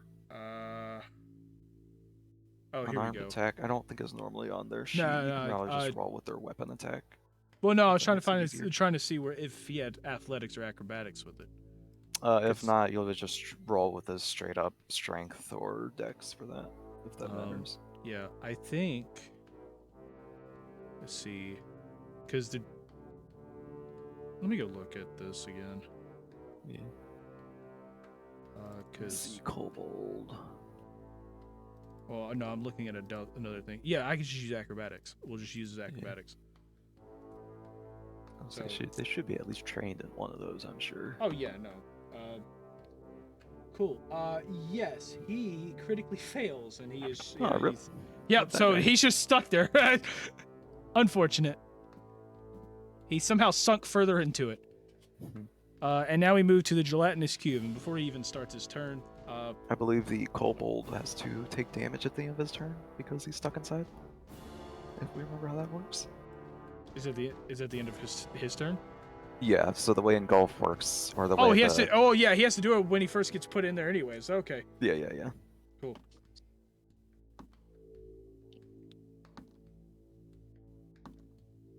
That's a good question. Did he even get a turn, or was he gone before? He did get a turn, but yeah, Okay. but then he does at not the end of his turn, successfully. yeah, no, so He he takes is another 2d6 at the end of his turn. Yeah. So yeah, it got him. I can't. Yeah, I was gonna say I can't imagine they have that much health. So yeah, I'll say that he's unconscious at the current moment. All right. I can't say that he's full out dead just yet. All right. Cool. Good to know. So, oh crap. Wait a minute, let's put him back in so I can unmark him as dead. I want to put him as unconscious. I just unconscious. The control here I is think not. once you mark it as dead, you have to go to the. There you go. Or no? Wait a minute. So we do that, and Yeah. then unconscious. There we go. There you go. All right, I'll do that to be nice. Heck yeah. You know, because Oh. I can't imagine this would be you know, it would be a terrible death if you just died immediately rather than unconscious. You know, I mean it's a terrible death anyways, but Right. yeah. Okay, but yeah, we'll give you guys a turn to see if you can do something. Hmm. And I mean, you could just leave him to die too. That's that's always a possibility. I mean, it depends on what this cube does on its turn. Yeah. Okay, so the cube got him. So it's right. It's right before the enemy that knocked him, right? Yes. Which means he doesn't move. Yep. Cool. So yeah, now it's onto the cube, who is going to squeeze his way past some crates and stuff. Does that count as Uh, difficult terrain for it? No, No. Okay. the cube moves pretty much freely, it seems. Gotcha. Going around. Yeah, it's not that. I mean, it doesn't actually take up all those spaces. It's just considered a large creature. It's Sure. but yeah. So yeah, so it moves up 15 feet there, and then it is going to attempt to engulf. Yep. And it is not going to be nice as it moves across.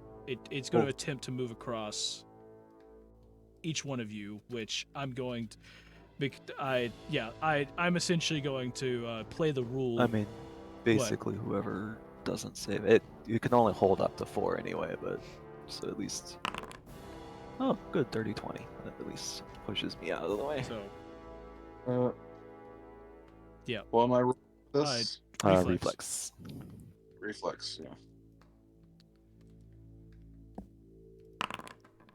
Nice. 30-20. That'll save. 30-20. So if you don't get sucked in by it, you just get pushed ahead, or pushed out of the way, or pushed ahead, whatever you choose. I believe is how it Yeah, works. you can go ahead of it or out of the way. Pushed aside or pushed in front. It can choose. If a creature succeeds, it can choose to either be pushed aside or pushed out front. Yeah. Okay. Okay. But That yeah, will be it pushed is aside moving as up, well. so yeah, you move up to the Yeah, 'cause side. it's moving up to try to get and everybody it's- as and much as it's- it can. Yep. It's going straight for that. Oh, not light. Oh. Oh, did light get grabbed? Yep. Oh, that's unfortunate. What about that kobold? That last kobold? Kobold's also grabbed. Oh boy. Yep. So. All the kobolds. Well, we tried. Well, we try.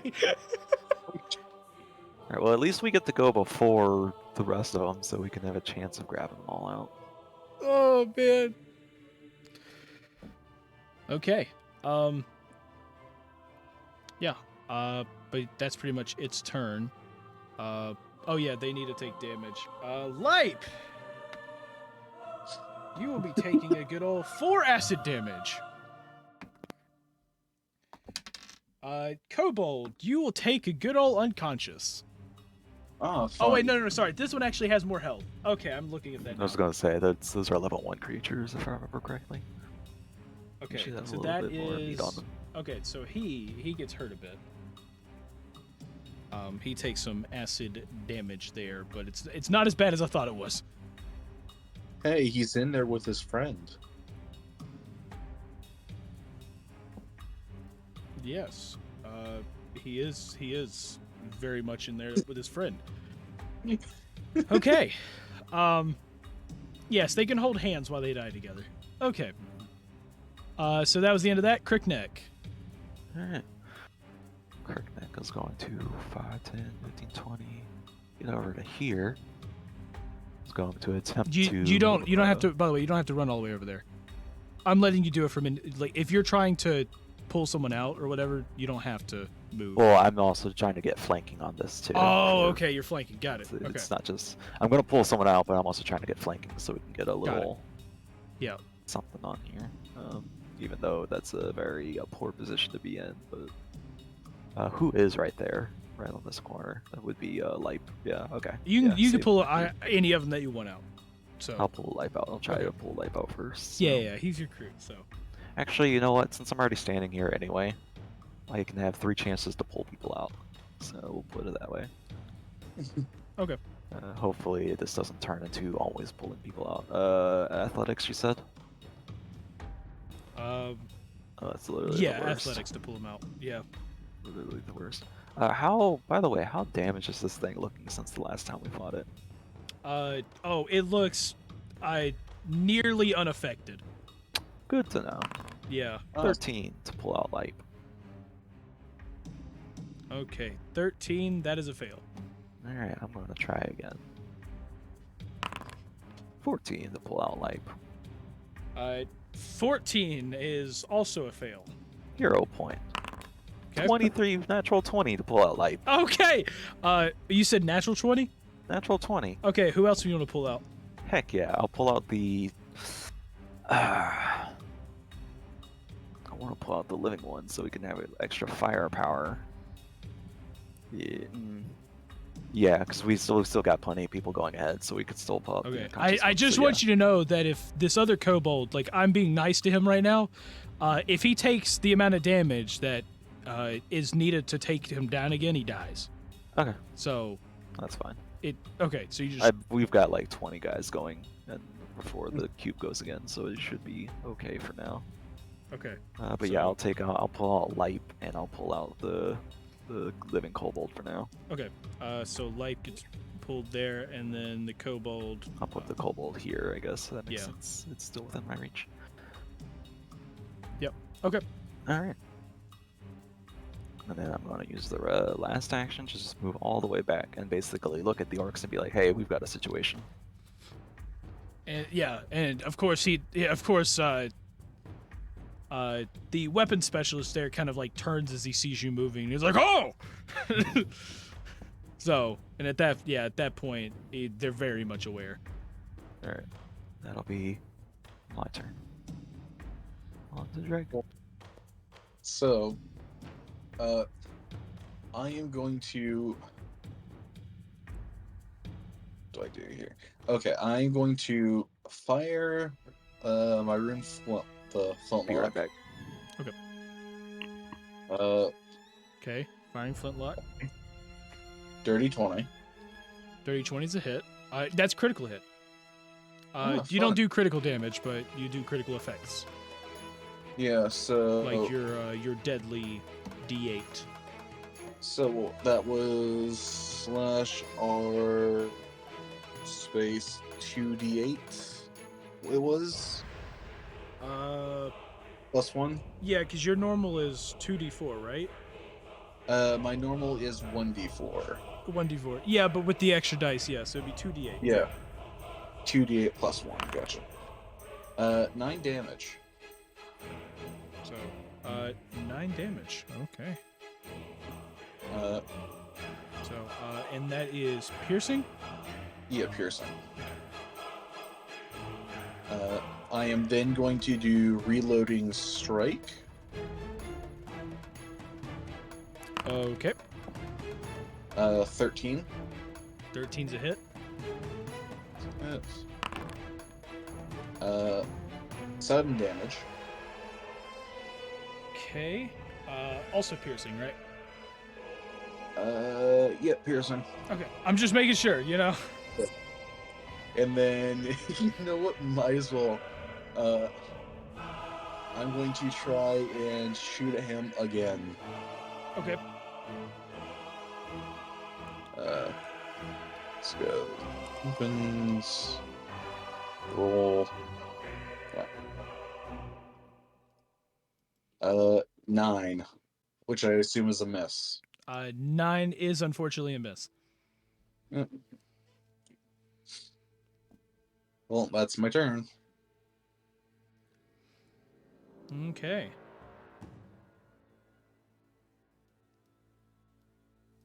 Okay, so you finished that. Gotta click the button. There we go. Okay, Lipe. On to you. Okay.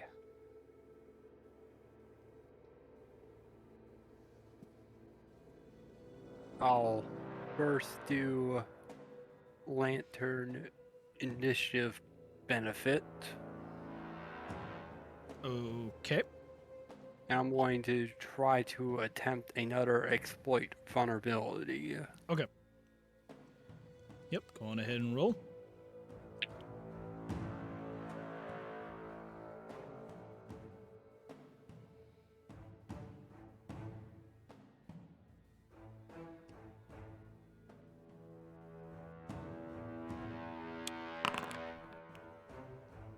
Looks like 23. Go. Yeah, that is a success. You have, in fact, found out that this thing is weak to goblins. Alright, I'm back. Goodness. I'm sorry. I had a lot of. You've literally, so based on this, you have actually found out that for some weird reason, this ooze cannot digest a goblin 100%. Huh. And therefore it is actually weak to goblin skin. There we go. Amazing. Time to punch it. That would explain You're gonna all unarmed the, attack? Yeah. that would explain why all the goblins are still sitting around and none of the kobolds are. Yep. Okay, go ahead and punch it. I just imagine like just being like, I am your kryptonite as he punches. Okay, so what'd you get on the attack? Yeah.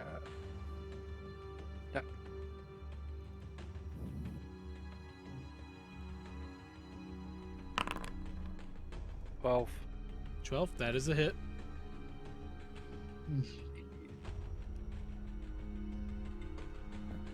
And then he's got +4 on his damage roll. So I do 3 plus 4. So would that be just 7, or is there like a dice for unarmed strike I roll? There should be a die, right? I believe it's normally like 1d4 plus your strength plus the 4 weakness. Whoops, I didn't mean That's to your- actually click that. It's 1d4. So for him, it's 1d4 plus 3, Yeah. and then plus his whatever, plus Yeah. his Exploit, that would be weakness, like and it, implements. yeah, 11 damage.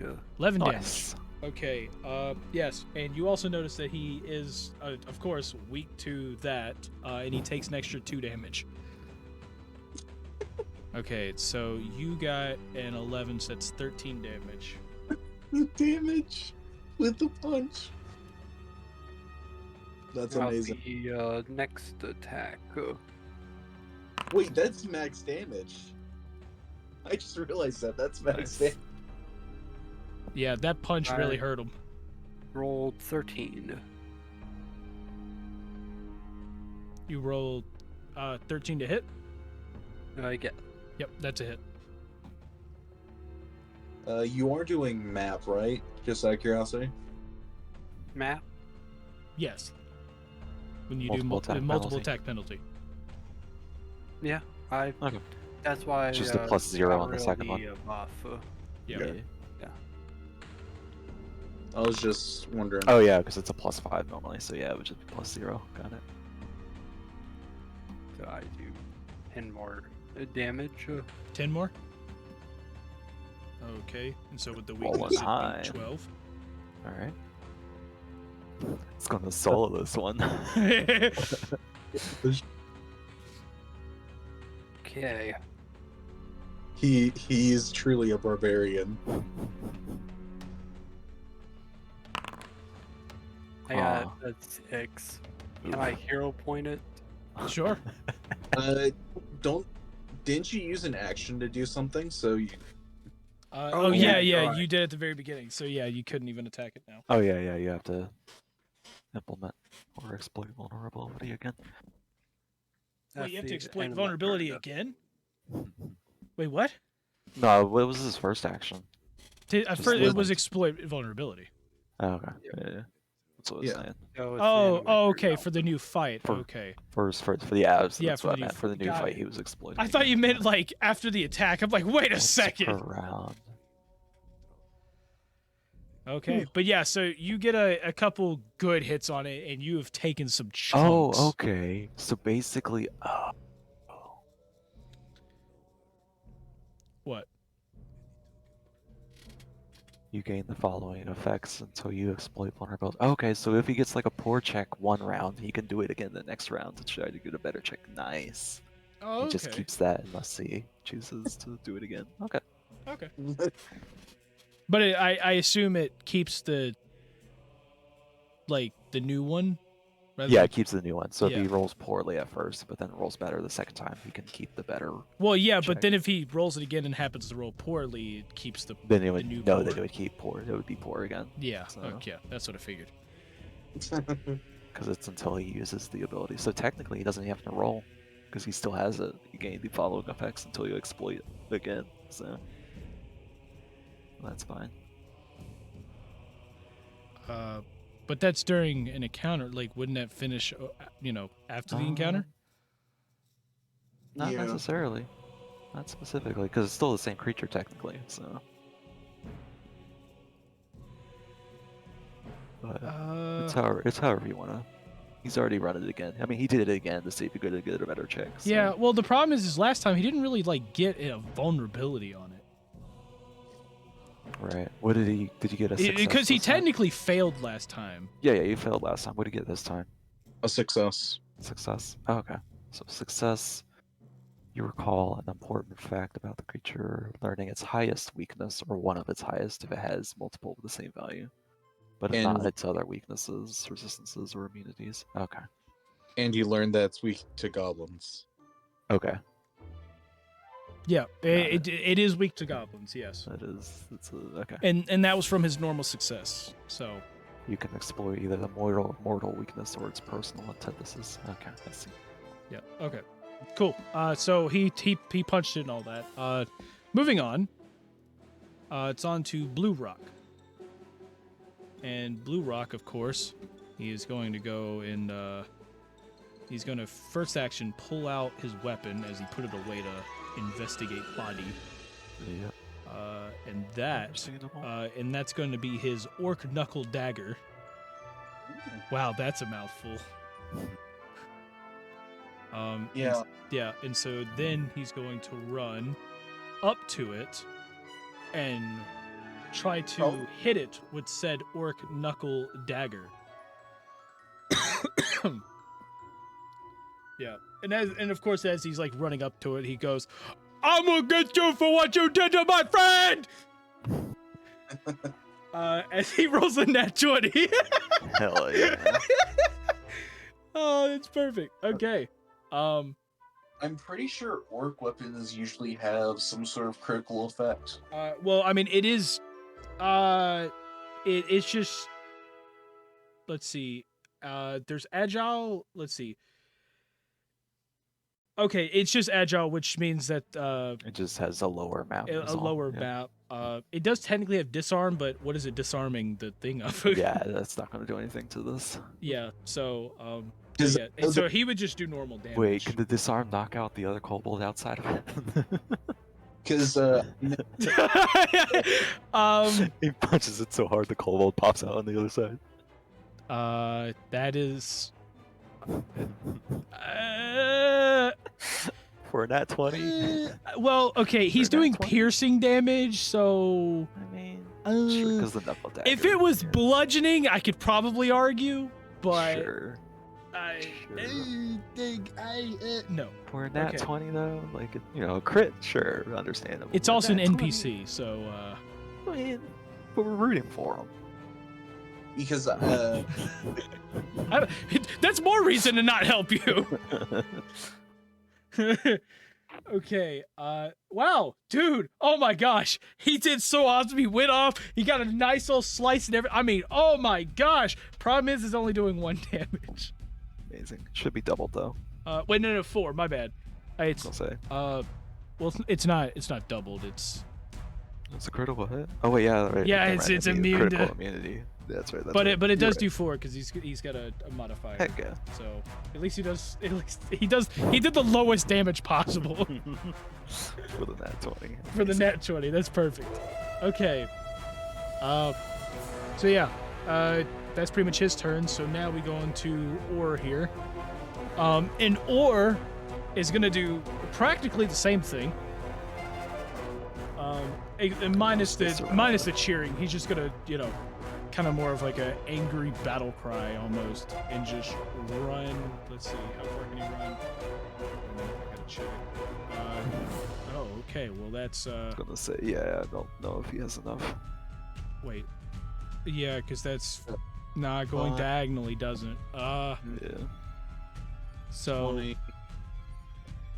yeah, he's kind of in a rage. You know what? I have a good idea here. He's in a rage. He's gonna run 20 feet here, and he's gonna grab Lipe and try to pull him out of the way. Yeah, you can do that. It's a maneuver. Lipe, would you like to accept this, or do you want to fight against this pull? Fight against whose pull? The orc's trying to The move you out orc's of trying the to way. pull you back, essentially, out of the way, so he So can he jump can in front of get the to cube. Sure, you can pull me out of the way. Okay. Yeah, so he's gonna pull you right here.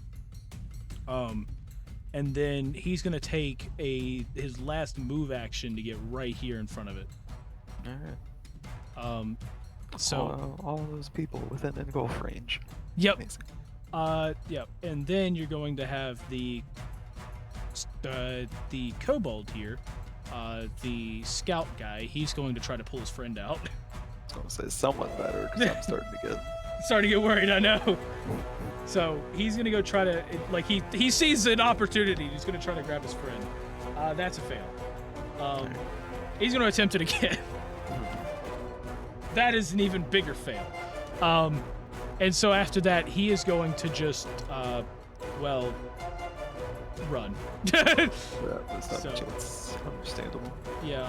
So yeah, at that point, he's just gonna very angrily just knowing he can't do Now much. he can use his. He can use his hurry maneuver. retreat, yeah. And seeing that he doesn't really have much of a better option, let's see.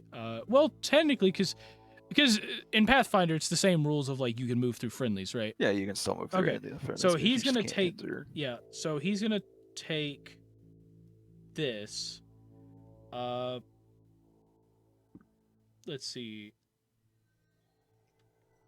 Stride up to okay, and so he's gonna go 25 plus his 5, Yep, for 30. Yep. 30. And yeah, and so he runs away, and then you see him kind of turn and start to prepare his crossbow, because I think he still has to reload. Yep. So yeah, you see him kind of reaching for the next bolt that he's gonna have to Next use. bolt. Yeah. So yeah, and now we move on to the kobold warrior, who is unconscious. You know what? I just want to roll to see if maybe I want to be nice. Nope, no I don't. Okay, so Rip that guy. yeah, rip that guy. Okay, well, let's see how much damage he takes. Oh, it's not looking good. Oh my gosh, he's bare bones. Amazing. Dude, I will say he has 1 health inside. All right. Got So one you more whole have- turn. You have 1 last chance. And now it's on to the cube, who is who okay, who wants to guess it? I'm gonna go straight forward. he's gonna It has 2 strides, so it can get everybody in that vicinity. so what? Because it strides twice, and during the stride, it engulfs anything that it moves through. So Wait, it doesn't it Right? strides twice? yeah, but it engulfs. No, during the it stride, is strides the up idea. to double its speed. Oh, I see. Yeah, Never yeah, mind. yeah. That's a weird way to put that. Yeah, it should have just said moves up to double, but whatever. Yeah, and also it's 2 actions to do that anyways. Yeah. So, but yeah, he's just gonna move. He's gonna move forward. with that. So, but he's only gonna. How far? I could. That is a possibility. It is a possibility. That is a possibility. But you know what? Let's see. Well, let me think about what's happened so far. So, that has happened. Oh, okay. You know what? It wants light. It wants light big time. So, it's gonna. Oh no. Oh, here's what it's gonna do. Okay, it's gonna use 2 actions. Try to knock into them. So I'm gonna have to roll for both of them. Okay. Okay, let's see. Blue fails. Or fails. They're both stuck. EMP useless. Dude. Okay, so blue's gonna take. Wow, that's not good. Yeah, blue's not looking too great. And Alright. let's see about or.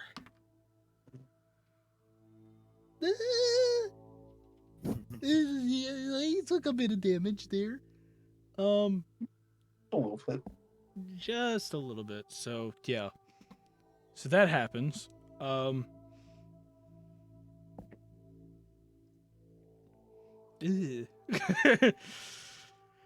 Well, okay, so they've been grabbed. And after they do that, it's going to spend the final action to do an attack on Light.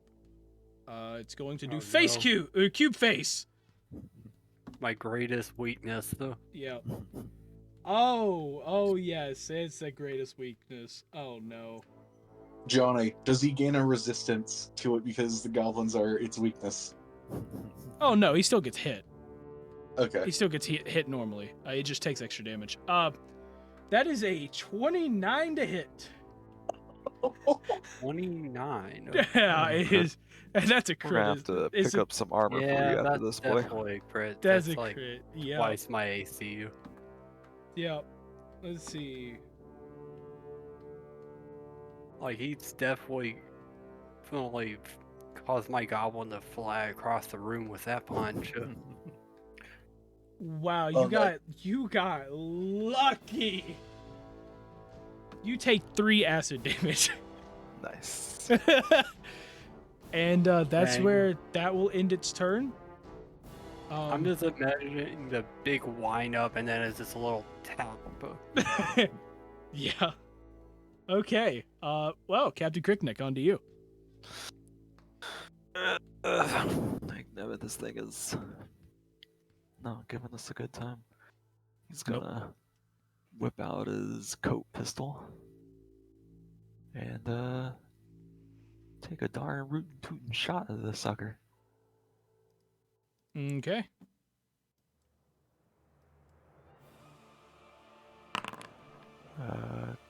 Critical, so that'll be a fatal D8.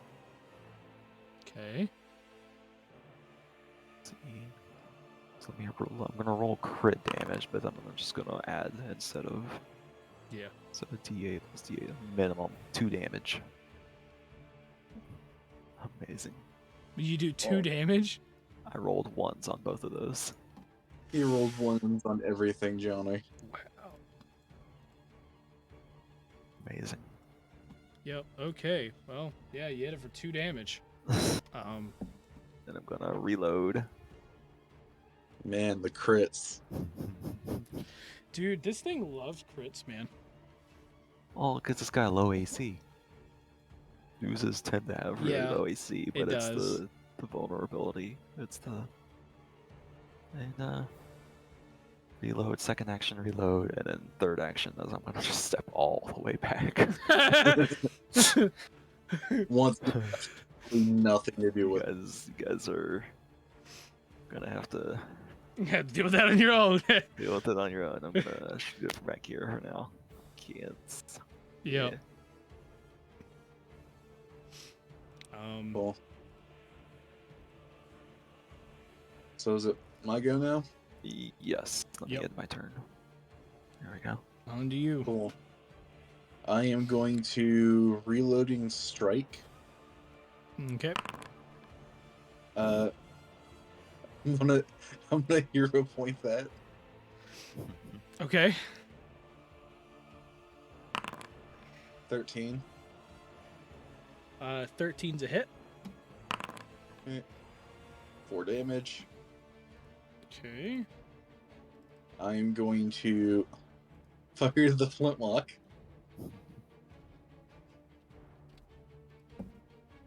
23. 23 to hit. 23 to hit with the flintlock. Okay. Yep, that's a critical.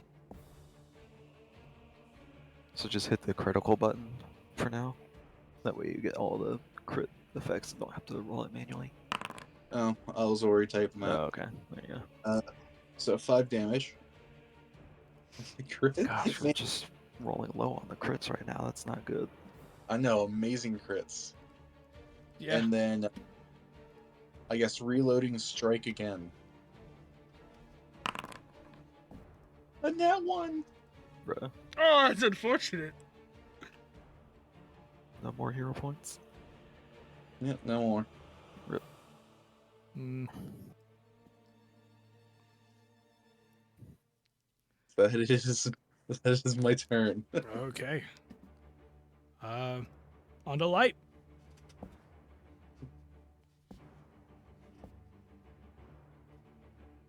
Okay.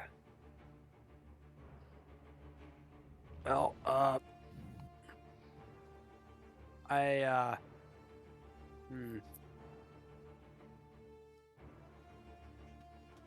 attempt to try to pull Blue out.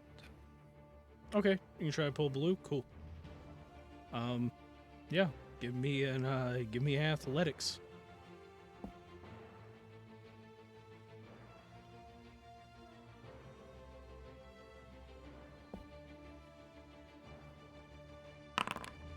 Uh, 11.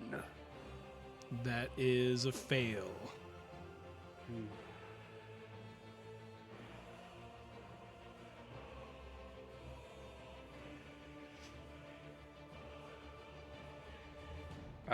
I'll hero point it too. Okay.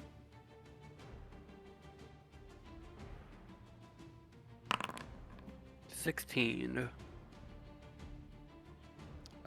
16 is also a fail. Dang.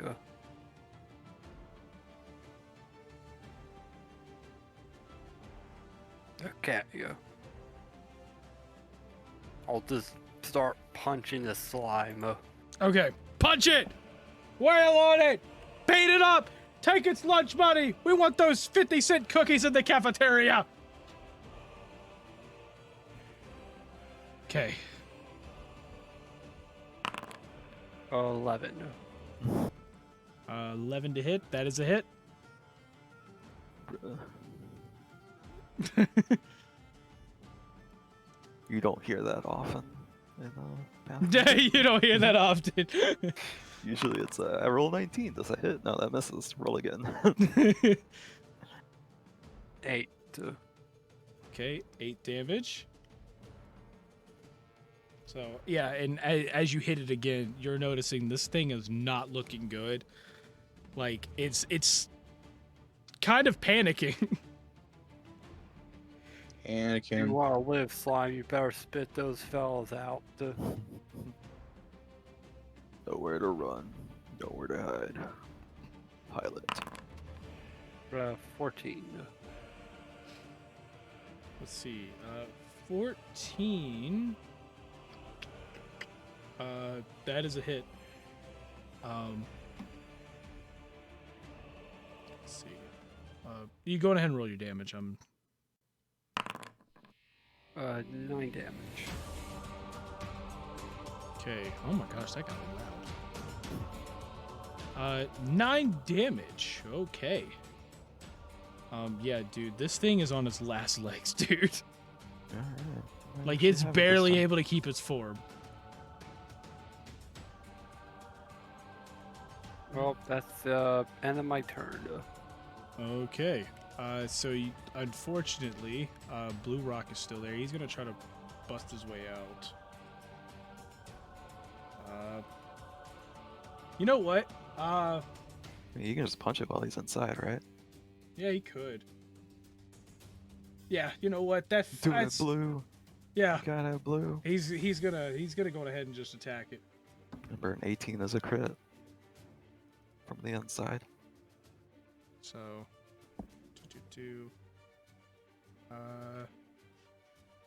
that is.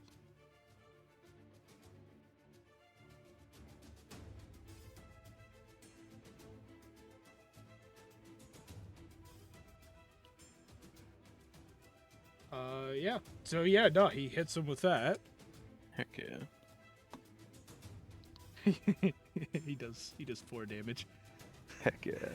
Damage is damage. Damage is damage. Okay.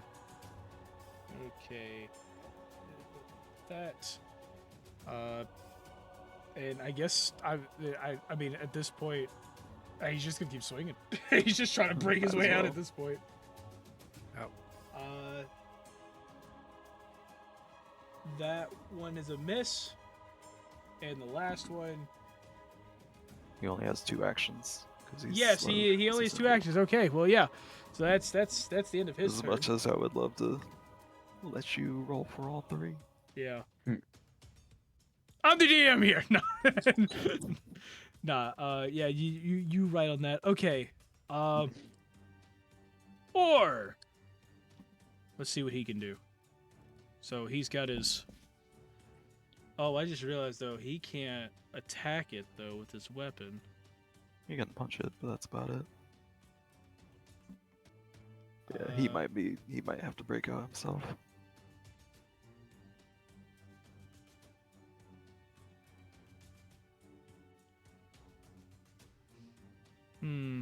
Yeah.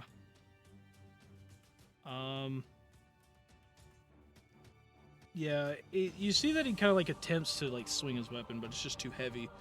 So he's like trying to use his weapon to help like pry himself out of it essentially.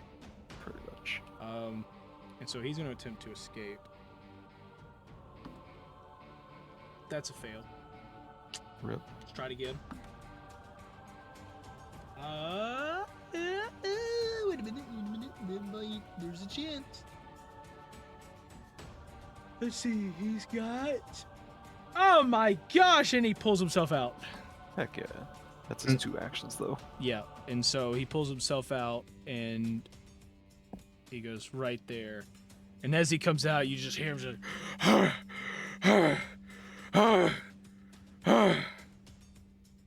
What the hell is that thing? Oh, that reminds me. I actually have to roll damage for Blue Rock. Whoops. Oh yeah, he's still stuck in there. He's still stuck in there. Oh, he's unconscious. Oh nice. Yep. And unfortunately, the kobold Uh, is still in there at the moment. yes, and the kobold has 1 health. And no one's bothered to help him out. Okay. So. And oh yeah, and the other one ran over there. Okay. Cool. But yeah, he pulled himself out, but that's pretty much it for that. Back to the top of the round, the scout here is going to, of course, reload. And then he's going to shoot at the cube, who has his friend. I thought you said that he reloaded at the end of his turn last time. No, he was No, getting I ready said to he was reload. getting ready to reload. Gotcha.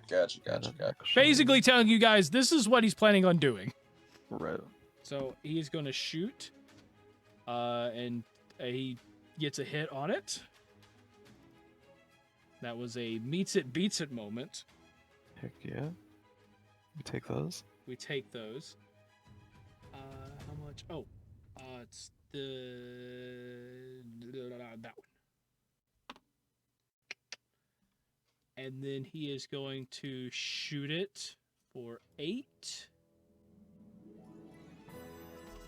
And then he's going to reload for his last action. And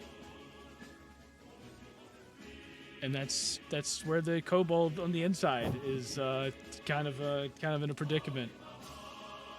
He just By 1 health. Yeah, he's dead. Yeah, Bye-bye, kobold. he's Or dead. kobold. I'm so sorry, kobold. But yeah, he We is tried. he is in fact dead. And just Okay. goodbye to A him. single tear rolls down the other kobold's face. Yep. As he knew he couldn't get his friend out in time. And the cube, it's onto him. And so, with that, you see the cube just kind of, like, he kind of, like, almost like looks around, like, in emotion. And then you notice that it spits out blue onto the ground. Like right here. Let's go right there. And then it's going to attempt to move this way. As for normal movement, I think it could just normal move through it. The thing is it's not trying to engulf. Is it? You know what? At this point, yeah, you know what? Let's just do it. Okay. So, for the first bit of the 15, he's going to go right through Life. Life, I need you to give me a reflex saving throw.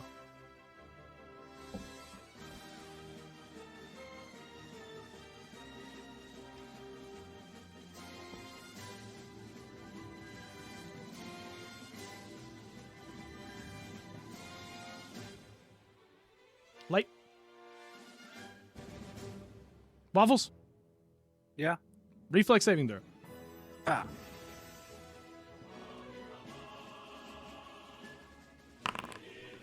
15. Rip. That's a fail. So Rip it ends up grabbing you on the way. Cool. Real quick before we continue, let me go ahead and roll the damage.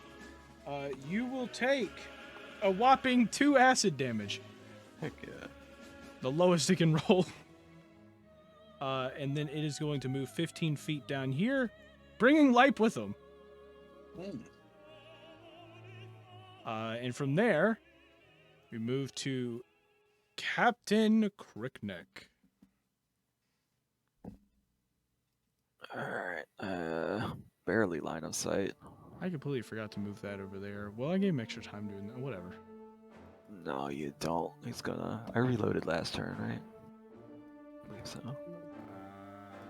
I shot, reloaded, and walked back. Yeah, I reloaded. I still have line of sight, so if that counts for anything. So I'm gonna... Yeah, you still have line of sight.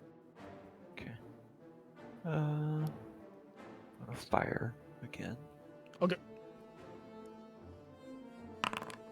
17 to hit That is a hit. for 2 piercing damage. How do you want to do this? Heck yeah. I'm just gonna be like, I'm gonna see him, he's gonna grab my crew, and I'll be like, no, you fucking don't, you piece of... He's gonna finish the reload from last round after taking the step back. He's gonna spin the pistol out and then just fire it straight through, barely missing as it pierces through and punches past Lipe.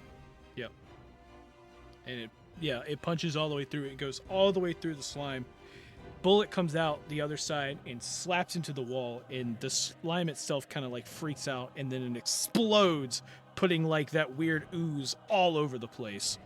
And Lipe gets spit out about 5 feet from where it was, but there's just ooze covering the whole hallway. As you all finish your nice old combat there.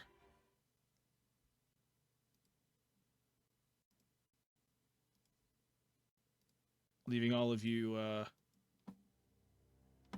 I don't know, a small sense of relief as it is now dead. Alright, congrats guys, we did it.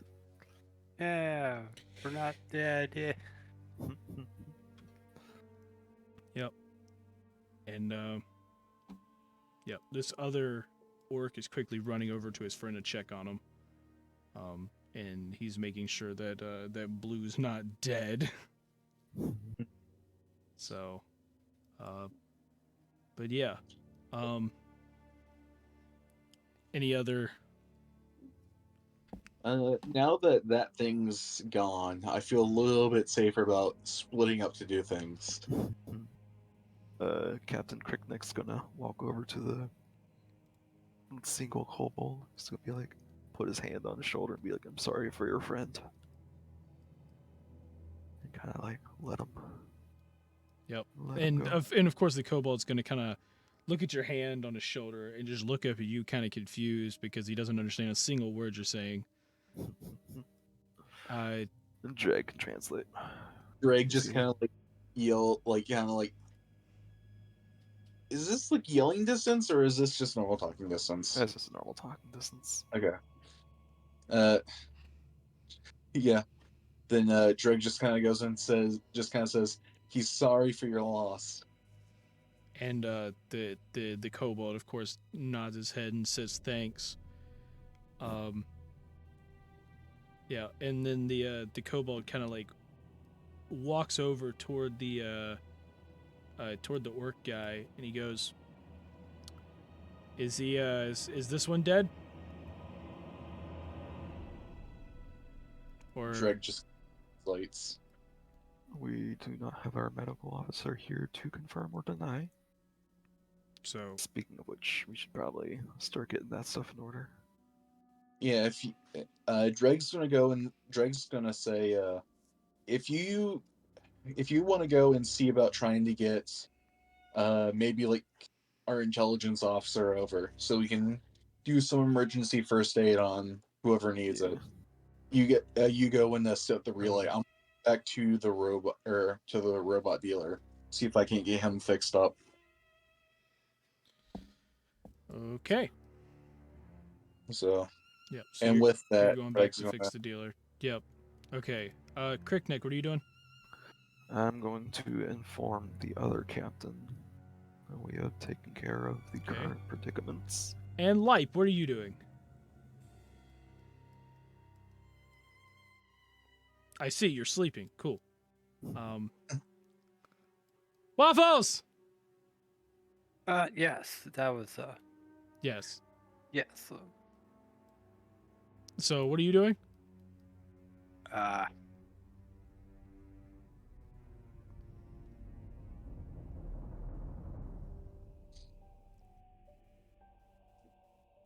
Yeah, dude, I love that. It's I think it really pulls the whole thing together. Heck yeah.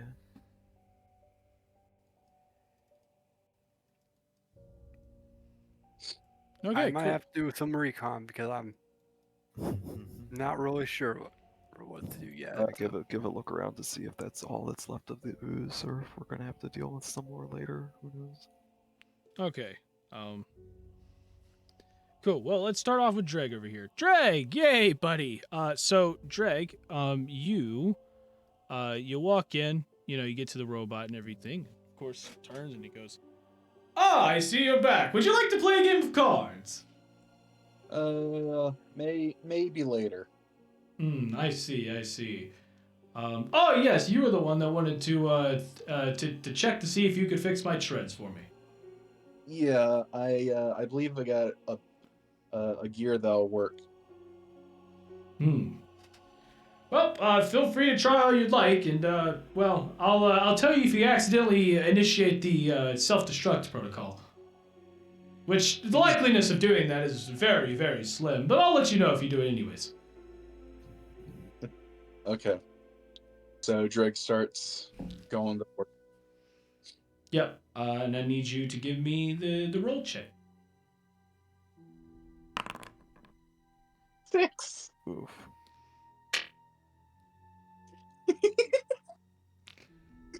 Well, that's a critical fail. And So yeah, that's a critical fail. So the robot kind of turns over to you, and you see his little lights in the front kind of turn red, and he goes, well, it seems you've turned on my self-destruct protocol. It's been nice knowing you. It has been an absolute pleasure. But in about 15 seconds, I am going to be no more.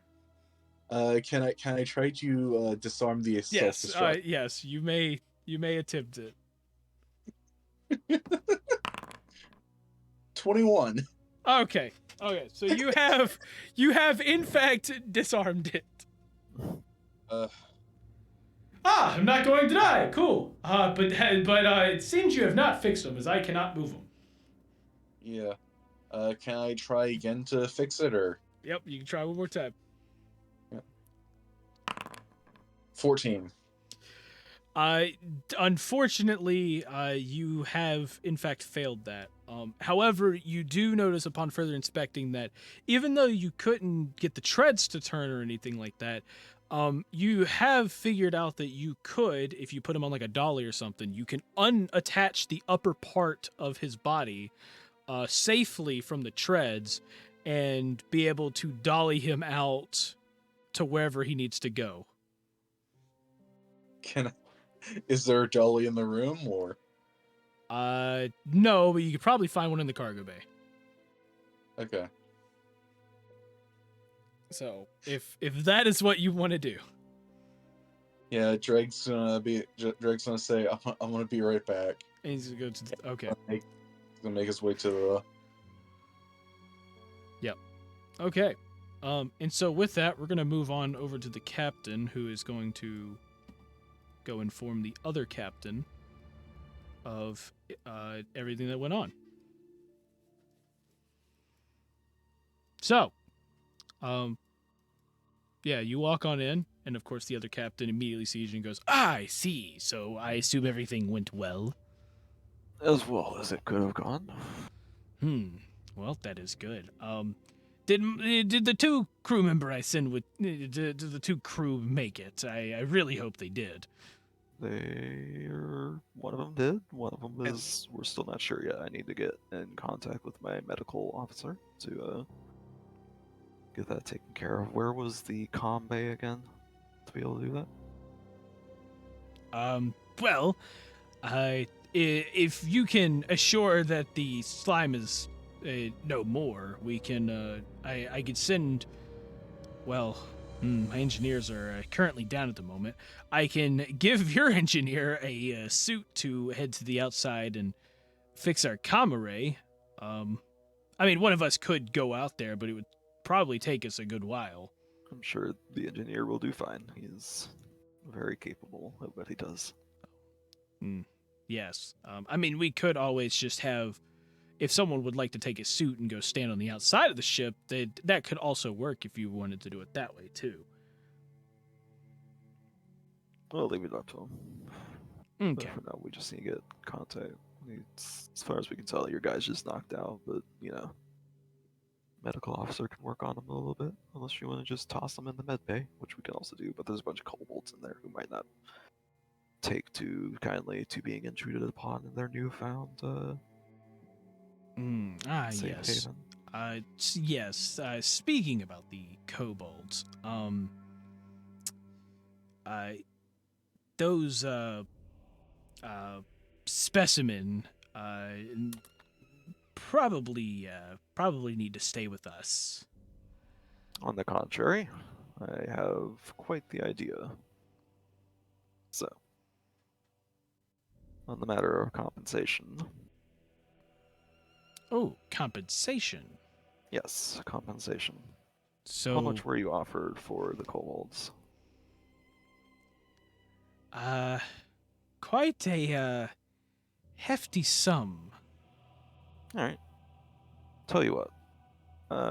Contracted by the GSU, I was ordered to reacquire any crates with GSU logo on them with the promise of quite the compensation for each crate I find. So, in return for letting the kobolds go as they please, I would happily repay you the cost of letting them go in the return on the crates that I would be returning to the GSU. Did they give you an amount for say on what this would be? I don't remember. Did they give me an amount? No, they did not. They did not. They did not. That being said, there's a few other loose ends here that we do need to get in order before we continue on. For one, if you plan to keep your ship, there's going to have to be a few things that we get together. First, you will need to find a way to reset the ID on the ship, because if I return to the GSU and tell them, hey, we found the ship all derelict and destroyed and everybody wiped out, and then they find out later that, you know, that wasn't true because they detect your ship on a transponder, then we're both gonna be in a boat of hot water, as they say.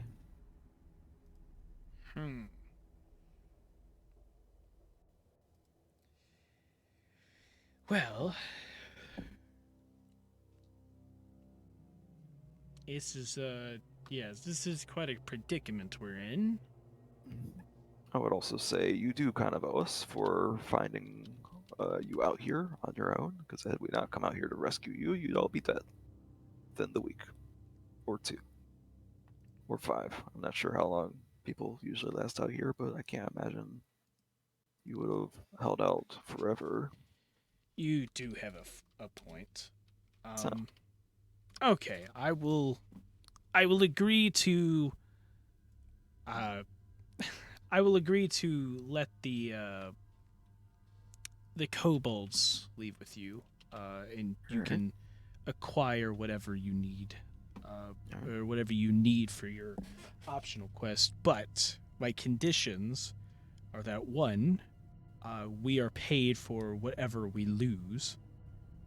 I can do that. And also, if you could spare an engineer for a short time to get our ship up and running again. I have just the one in mind. I have a junior chief officer engineer. Best of the best. Couldn't be prouder. I see. Okay. Well, in that case, feel free to peruse around the ship and get what you need. Alright. I will let my engineer know about the suit and re-establishing communication with our ship. We will dock at either one of the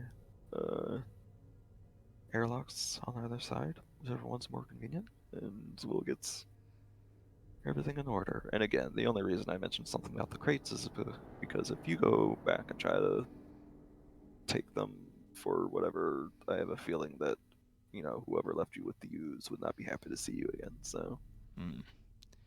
That is a good point. I do appreciate you looking out for fellow captains. Captain. Yeah.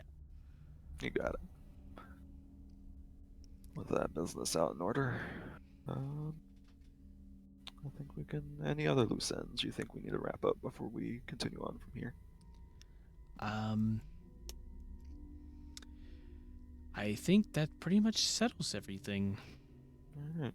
Sounds good to me. Sounds good to you. I think we have a deal, Captain. He holds out his hand. Yep. And he walks up and he holds out his hand and y'all shake. Yeah, shake on it. And then y'all get to work. Get to work. So yeah. But then we're going to jump on around and try to wrap up the whole fixing things. So what would be a good one? Let's do like this song. Nope, that's the wrong one. Wait a minute.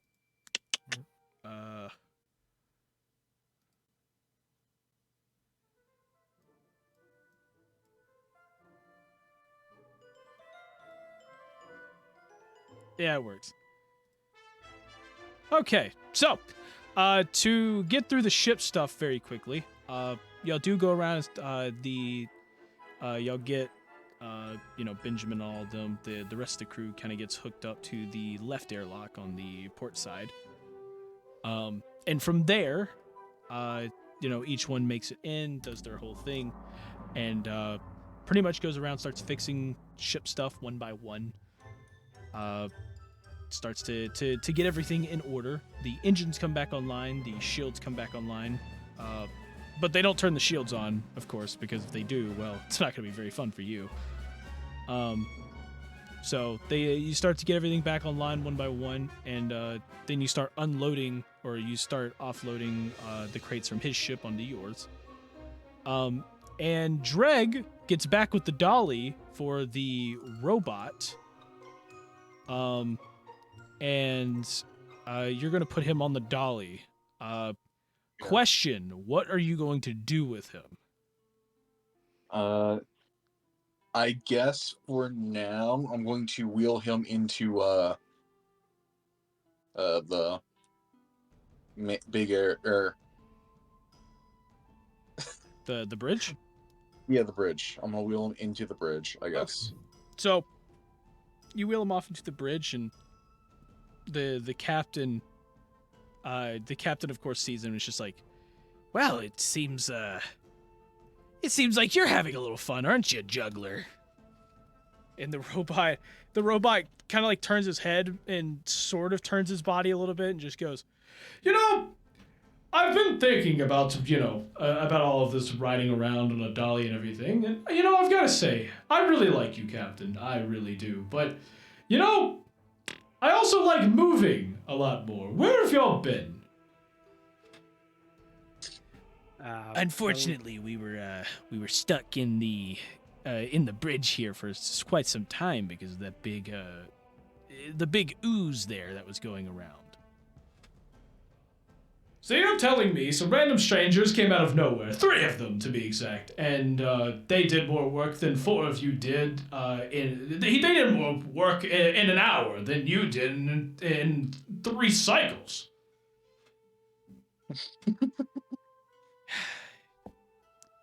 I apologize, juggler. I sent a couple people out to come assist with the matter. Yes, that is a good point, and I have complete vision of all the comms, and I've got to say, well, based on what I can see from all of the cameras, it looks like the rest of the crew that you sent out is dead.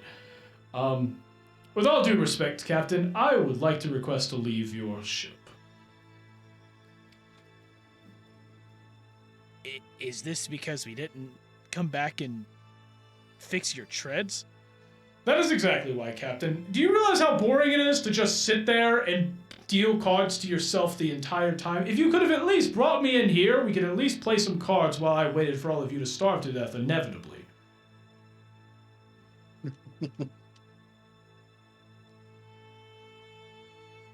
Well, if that's how you feel, juggler, I will give you the option to go off and join these fine gentlemen, if you so please. Well, I wasn't thinking of that, but that is a good point. And he turns over to Captain Crickneck and goes, well, do you have room for one dashing robot that would like to deal you a nice deck of cards? I especially have room for one dashing robot who would love to deal me a deck of cards. Ah, yes. Well, it is nice to meet you then. Nice to meet you, and Captain he Crickneck. reaches out his hand and sort of slides off the dolly, and Dreg catches him a bit. The name's Juggler, on the account of I like to juggle cards all the time. Pleased to meet you, Juggler. I'm sure you'll be a fine addition to the crew. Yes, thank you for this opportunity, and hopefully when it comes in the future and a weird ooze decides to attack your spaceship, you will come in and fix my gears before I get irritated enough to leave.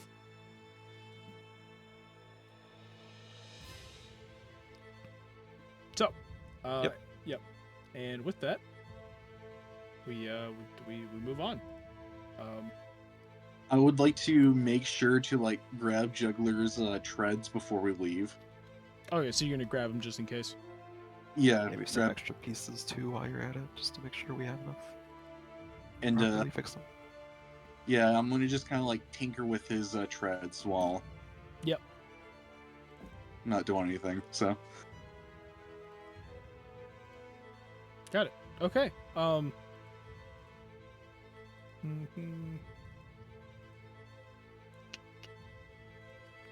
I'm looking at one thing here.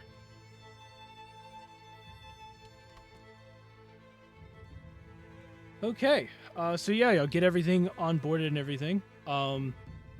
So with that, let's jump back to your ship for a moment. Where everyone should be accumulating after everything. as you kind of say your farewells and all of that, you head back over to the player ship, where we are going to see.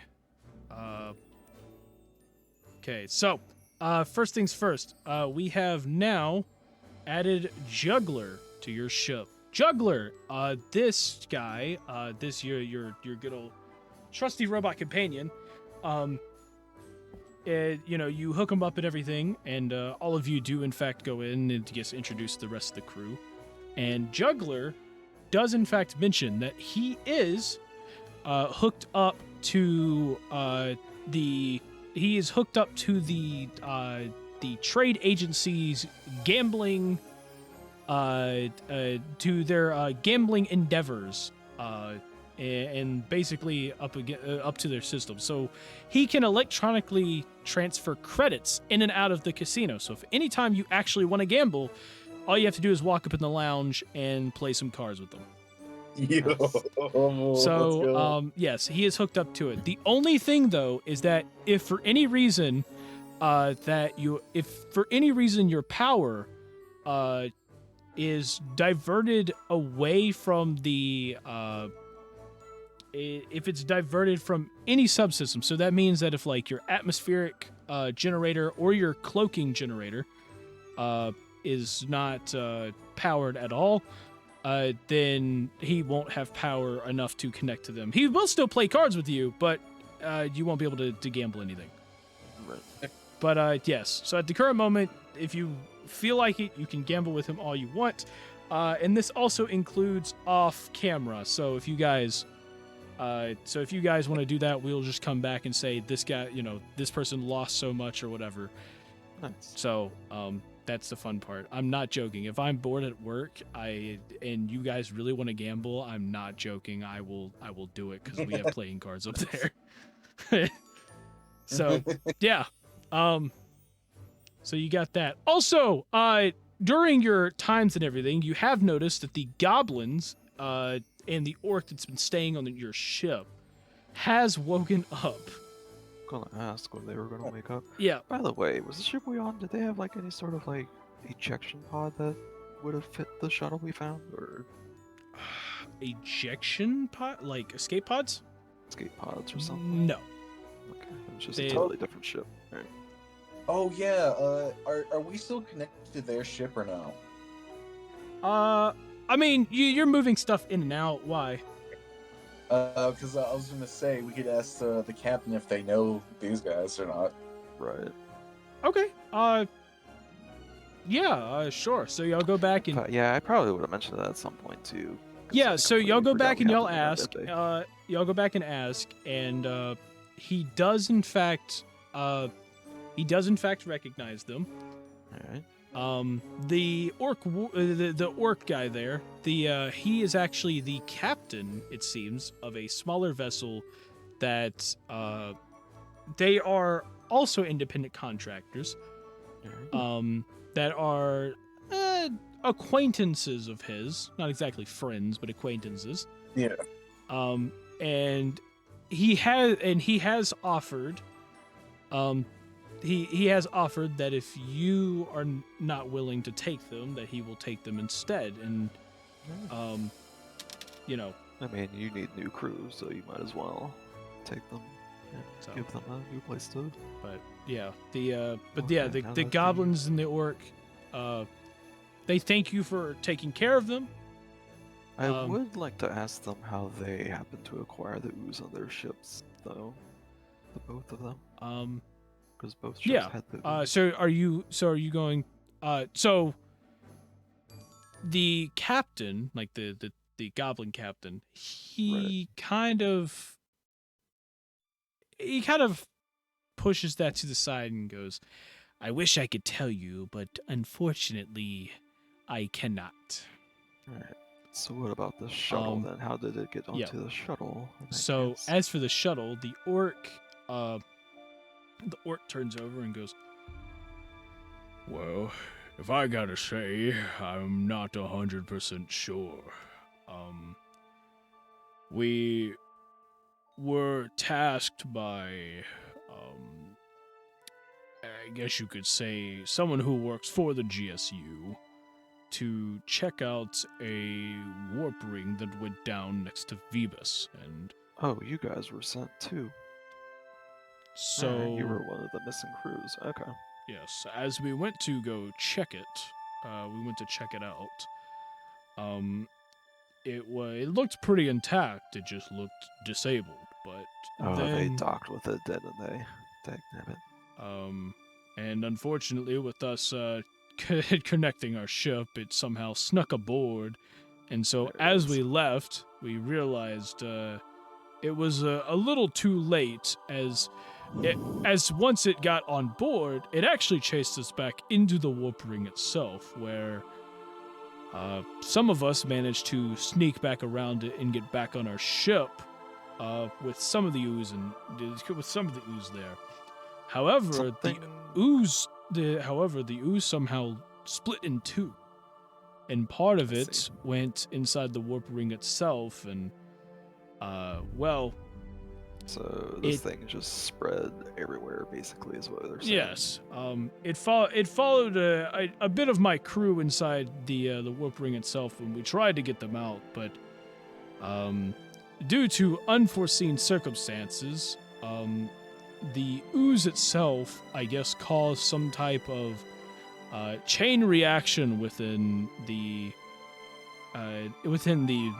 thing itself, and within the warp ring itself. There was an explosion that happened, and it breached the side of the warp ring, and, well, we saw our crew and the slime, even though it tried holding on for dear life, all get jettisoned out in space. Right. And, yes.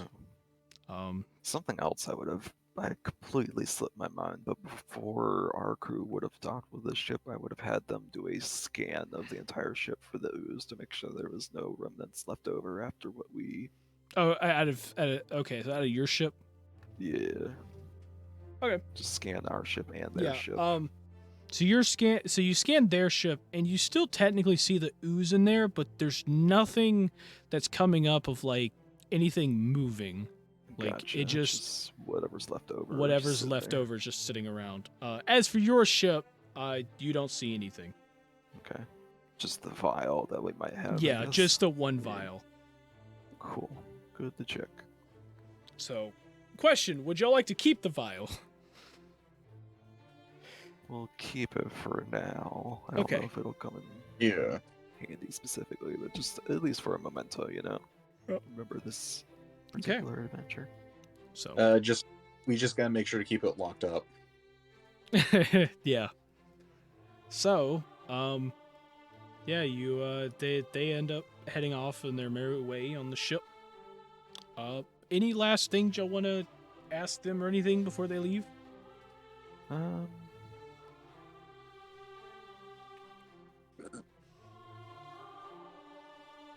I don't know, Sid, after everything we've gone about and talked about, and I'm sure we've informed you about this situation, anything you think we should ask about? Well, Anything I've got to. I've mighty got to say, Captain.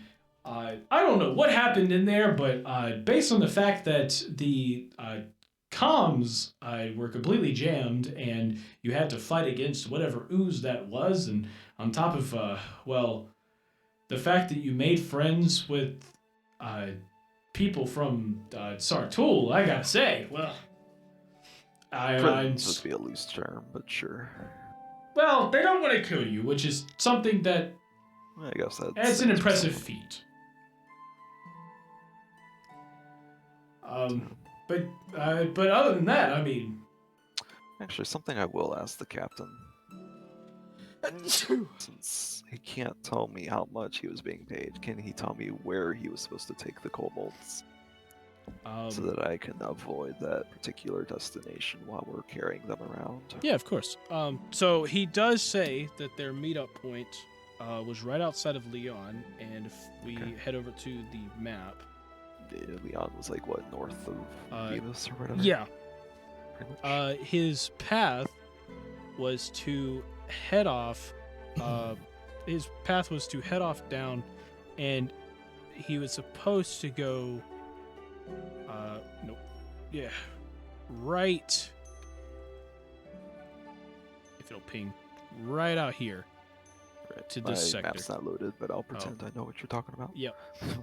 Basically, it's right under the L. Gotcha. So. But Okay, so not to GSU, just somewhere outside of. right outside of Leon. Yep. So. Okay. Pretty much the opposite direction. Okay, cool. So. Yep. So if we show up to GSU with a bunch of kobolds on board, no one's going to question. Got it. Just making sure. There it is. It's loaded. Okay, right underneath the L under Leon. Okay. Yep. Got it. Cool. Good to know. So yeah. But y'all go through all of that. And All right. Yeah, and I'll get the story straight with the captain. Basically, from our view, we found the derelict ship, nobody on board, everybody dead. As far as no survivors, no remnants of survivors either. It looks like the ooze got everyone, as far as we could tell before we ended up having to dispatch it. We collected crates. What else were we supposed to collect? Crates and personnel. the GSU, any of the GSU crates. Gotcha. So, Got those. Yep. Again, with the promise of I'll compensate them for whatever they. yeah, they did state that any crew that they find working for High Noble Molasses, you should return. I assume these guys weren't specifically part of that specific Maybe, question. maybe not. I mean, these weren't specifically working. They were like contracted. Not really something you can just return. So, regardless, no survivors. Yep. Um, So is that it? trying to think of what else we need to do to cover our own butts. So, yeah, he needs to find himself a new like ship ID transponder thing ASAP. I'm sure Viva's places on Viva's could help him out with that if needed. Because if he ever gets found out, we're both. That's on both of us. So just a reminder. I guess the only other thing is how are we transferring the credits over to him? We'll find him. We have our ways. Oh yeah. Yes, you- Oh yeah. Sid can make Okay. he'll make a transfer. Yeah. Yeah. Just So yeah, Sid does mention that the moment that you get locked to a ship, you immediately get the transponder signal and the not exactly the captain's details, but what is called a captain's code, which can do stuff like paying them. It's very common with like starships and stuff like that, and outposts, so that basically the captain can walk inside and just pay them at the counter like that, rather than having to deal with it, with walking all the way back to the ship with it. So yeah, Just making good. but yeah, that's pretty much it. Actually, how about this story? See, we found the ship, the derelict ship, right? And we decided to fix it up after we were done clearing a thing. We brought it back to Vivas to sell it for whatever, but you guys can keep it for that particular reason. And that way, all you have to do for yourself is just get a new ID for yourself, and not have to worry about kitting the ship out with new stuff. Sounds reasonable. All right. I guess we can do that. All right. Okay. And with that, do you want to leave now? Captain, one more note. After the rest of the crew is all like left, and it's just Captain the Captain. Yes. If we ever meet up again, and I found out you had to do with anything, and his like frills on his neck start to flare up, and he gets like this really solemn look on his face. If I ever find out you were caught up in the slaving business ever again, you have my word, it will be the last time we ever meet. That is duly noted, Captain. Good. That is the last I want to hear of that kind of business.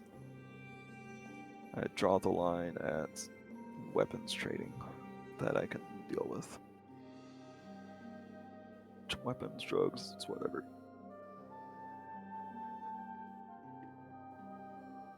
So, now that we have that understanding, Captain, we'll hold out his hand one more time. He shakes your hand. Hopefully, other than the processing the transaction, once we've got these crates taken care of, hopefully we won't see each other ever again. I hope And the I same mean that thing for both of our respectfully. sakes. So, yep. And I guess that's it. And that'll be it. So, I'll head back to the ship. Y'all detach. You're done. You're not going back. You detached. All good. All good. Um, So, a couple things that you do want Oh to... yeah. Yeah. Did they get an engineer? Was one of the guys an engineer? Do they still need an engineer? Because I'm sure Benjamin would like to get that internship going. You're gonna give away for that Benjamin? experience. Just temporarily. I mean, That's what we do. all the stuff on their ship's fixed, Oh, okay, yeah, that's true. or at least in decent enough. Oh, I see. I see. He Condition. was just looking for someone to help fix up ship. I thought Yeah, he he- was like an engineer. No, that, no. He was just okay, wanting to fix their okay. ship so he could at Never least get mind back to Vebus or something. Never mind then. That's fine. Trying to give away Benjamin. So why not? Oh man. Just for a time, so we can get the experience, you know. That way, if he breaks something, it won't be on our ship for a bit. Oh my gosh. Do you think Benjamin doesn't know how to do his job? I think he's great at his job, the best even. Only second to our drag over here. Okay. It's only because, yeah. Yeah, whatever. Okay. But yeah, so y'all head off. And y'all have detached. So as you have detached, you're in space, you're still chilling pretty much at this, at their tug essentially. So where exactly y'all want to go?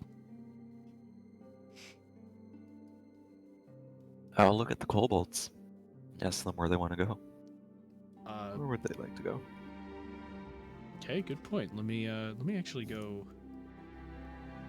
Oh yes, something else about kobolds. So Guys up for working on a donut shipping lane? I think we might have some work in that regard coming up eventually. one sec, gotta move them over. So yeah, the y'all get the kobolds into the ship.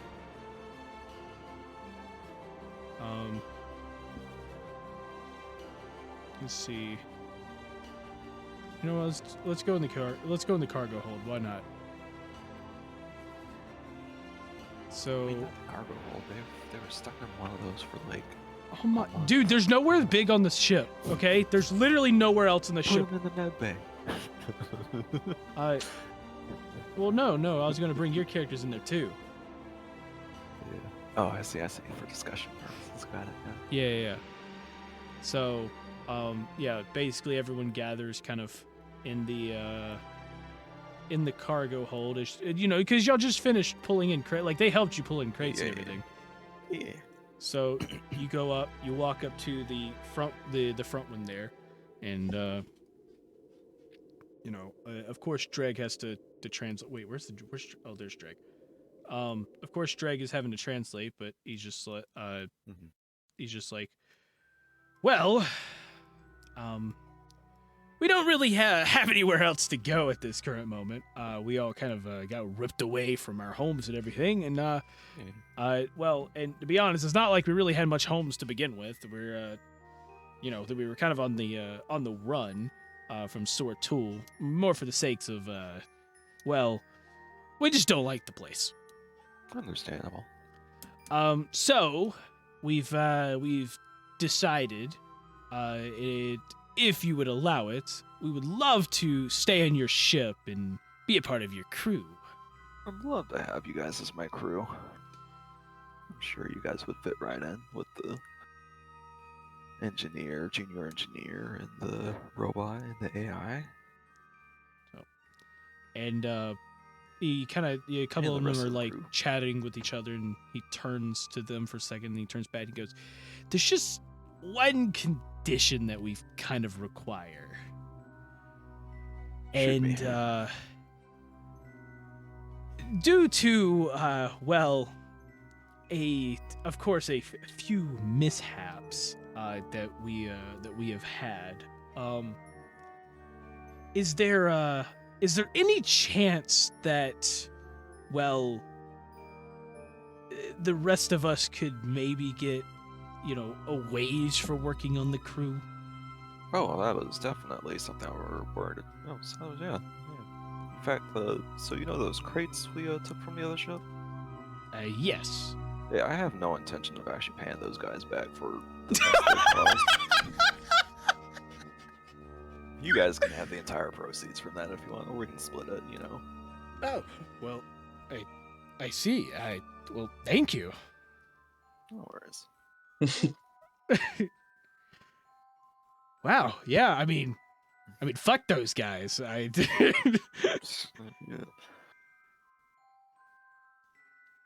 Oh, it's hilarious.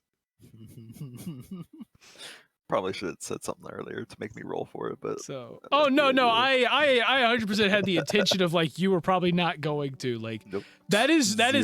Zero. I told you everything will have consequences, and so Mhm.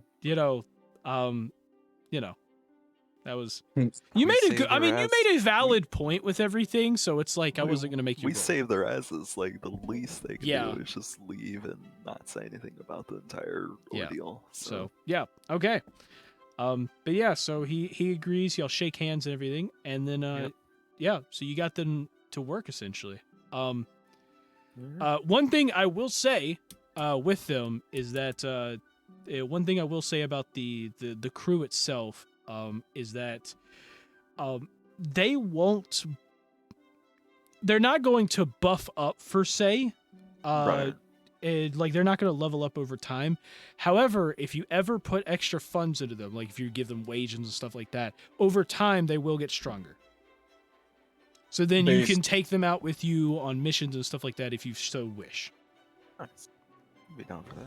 So basically just them getting better gear. yeah, they're pretty much getting better gear. Like their health and stuff like that will improve. Right. But and that's all based on the amount of money put into them. So Nice. yeah, that's the fun part of that. But yeah, so on another note, you guys, after getting all the crates off their ships and everything, you have 37 crates of GSU or equivalent. The unfortunate Alright. part is that you don't have all of the cargo capacity in order to do that. So I can agree now, you can leave the last 7 on their ship because you only have 30 slots. So if you want to, you can leave the last, I think you have 30. Well, actually, let me check one more time. You might have 40. Now that I'm thinking about it. Let's go look, because y'all are in a transport. I do not remember how much that cloaking device. Uh, I remember it took up one of the bays, but I don't remember how much we had transport- total before. Cargo, yeah, you have 30 cargo slots. Okay. Yeah, so you can hold 30 of the crates. Alright. Or the equivalent of 30 crates. Is it possible to have the other ship just like leave the last 7 crates in space here, and we like leave like a marker for ourselves to come back to it later? Or is that asking for too much at that point? They can do that, but the problem is you jumping out and coming back. Nothing stays completely still in space, Yeah. so you're probably not going to find it again. Okay. Right. I'll point them to a location back on Vebus then that they can drop. There's a guy they can talk to who can give them a place to drop it off at if that works better. I mean, the captain does agree with it, but Sure, we could get like in contact with like Grog. Yeah, or the somebody. captain does agree with it, but something to keep in mind: there is a chance he never does it. I mean, So it's not like he's going to get paid for the crates, so like we will. so Not that not that I know how much we're getting paid for them yet, but yeah. But yeah. So yeah, you've got 30 crates currently. So yeah, all that good stuff. But yeah, you've initiated them. They've joined your crew.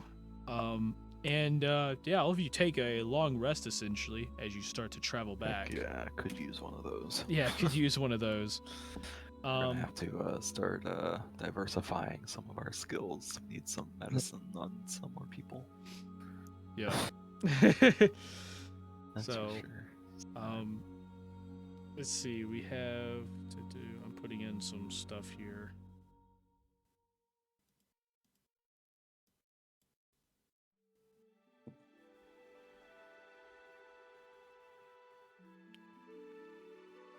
Okay. Well, I guess y'all plan on traveling back, right? To Back the GSU? GSU. Yep, that is Okay. the current trajectory. Unless you guys think we should do something else first. I'm all down for hearing suggestions from the crew.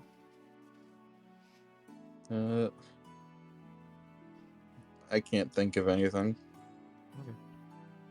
Nothing, Waffles? Anything for you? Only thing I want is to get some more ammo, but Yeah, we can take care of that as needed. Okay. Yeah. Alright. So, let me check the distance on this. Yeah, y'all could warp straight back to Outpost Zeta if you want. Yeah, we'll do that. Okay. So that's gonna be. Okay, so that's gonna take 32 minutes. So yeah, so y'all head back. You warp back, and before y'all get there, one of the other kobolds walks up. And one of the other kobolds does walk up, and he tries to start talking directly to the captain, who can't understand him. But you find out Sid can translate. Nice. So Sid ends up translating for the captain, and he does mention that they're not just regular crewsmen. Some of them actually, they have other skills. Like 2 of the warriors do in fact have medical knowledge. All right. Could He use that. he states that one of the warriors does have engineering knowledge. All right. Another warrior he specializes in weapons, and then the last 2 are they are known for their scouting abilities. However, they are also very proficient in ship weapons. Okay. So either recon or weapon specialist, I guess. So, Alright. Good Um, to have that in mind. and so you've got all of that with your crew. And so with the Omega map, y'all keep warping. And on the way, Sid kind of has a moment just one-on-one with the captain, and he goes, Well, I've got to say, like I said before, I'm not entirely sure what was happening, but what happened in the ship. But based on the concerns of everything, I did take the time while you were in there to get a little more information about the ooze itself. It seems that the ooze, per se, was a weird variation of what is called a gelatinous cube. And this one in particular was from the planet of Leon. Apparently, there are weird mystical creatures on Leon. Right. And, well, it's honestly a miracle y'all didn't die in there. So, Yeah, it said something. yes. So yeah, it's honestly a miracle. I am very much impressed with your abilities. More And luck so- than anything, really. But Yeah. And so, after he says that, you kind of think about it for a moment, and you feel a sense of accomplishment inside as all of you level up to level 2. Yay! And you, Level 2. yep, and you head off, and you finally arrive at Outpost Zeta. I've got some I've got some stuff I can do Yeah. now. So you get to Outpost Zeta. You hail in. They get you docked. Are you planning on heading straight for the? What exactly are you planning on Noble. doing? Well, I think we're gonna at least contact the noble, let him know, hey, we got some shipment. Okay. Some of his stuff So yeah, recovered. you try to so you go and you contact them. Of course, you get the secretary, and she just goes, "Oh, well, that's good that you got that. How many did you get any crates while you were out there?" We're found a total of 37, but we're only able to pick up 30 due to having part of our cargo hold occupied by a cloaking device that came in handy at some point. So at the moment, we just have 30 crates with the potential to get 7 more based on if a contact of mine holds his end of the deal or bargain. Yes, I that see. work? I see. Well, we'll gladly take the 30 off your hands. Alright. So we'll By the way, is yep. there a chance while we're going through if we're able to scan for the contents of these crates at all?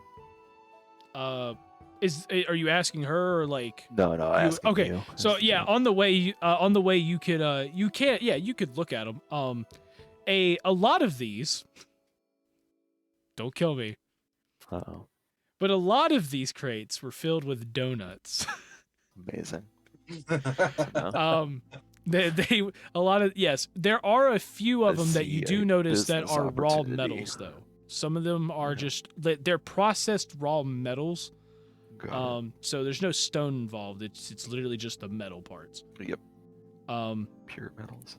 yes. It's the But whole a cube good of- amount of the crates are just filled with donuts. Alright. Good enough for And me. the secretary, of course, goes, we'll take them off of your hands. Now Alright. the total for those, though, let's see. Our plan was to offer you 200 credits per crate, and with 30, that would be 6,000 credits. Alright. So, and also, did you find out anything that happened? You went and picked up the crates, so I assume you know what happened to the ships. It would appear that whatever was on the ship ate the crew. We had to fight the fucking sucker. Sorry, pardon my French. And yeah. So yeah, crew's unaccounted for. We were able to fix the ship up, sent it back to Vivas for repairs and stuff as far as that goes. If you need that back, I'm sure we can acquire it. Do you have any information on exactly what ate the crew? Some sort of mutated gelatinous cube, according to my ship AI. Never experienced one in person, but I have heard some stories. As have Yeah, I. we will we will go and we'll send a team to go and investigate to see if traces of it has actually disappeared, and hopefully it won't be a problem in the future. But thank you for this I mean, knowledge. we did a precautionary scan before tidying everything up, and it looked like there were still some remnants, but as far as we could tell, not enough to cause any more issues based on our readings. But Yes, it I wouldn't see. hurt to give it a find and a second look over. Okay. And yeah, so she transfers the 6,000 credits right then and goes, well, since you did your mission, you did the job we sent you on. Wow, Alright. you're the first one to do. You're the first out of 6 ships to do that. Good job. Yeah. saying there was 6 other ships that. What happened to those ones? We haven't heard from any of them. We've been contracting people left and right, trying to. Originally, it was for a shipment, but other than Just that, kept I piling don't up. have any information. Alright, well, never mind. Question. You wouldn't happen Yes. to know anyone in the business of fixing up warp rings, would you? Or who we need to contact for that? Because we have an idea of what happened to the one on Beavis as well. Got a lead Well, on that? Phoebus is a kind of a independent Yeah. planet, but it is within the sector of the GSU. We could probably send someone out there to see if we can get that all fixed up. We have a sneaking suspicion that the gelatinous cube we discovered on your derelict was also involved with the destruction of the warp ring above Phoebus, if that matters at all. Oh, Something to be aware well, of before trying to dock with it and getting that infected. is aware.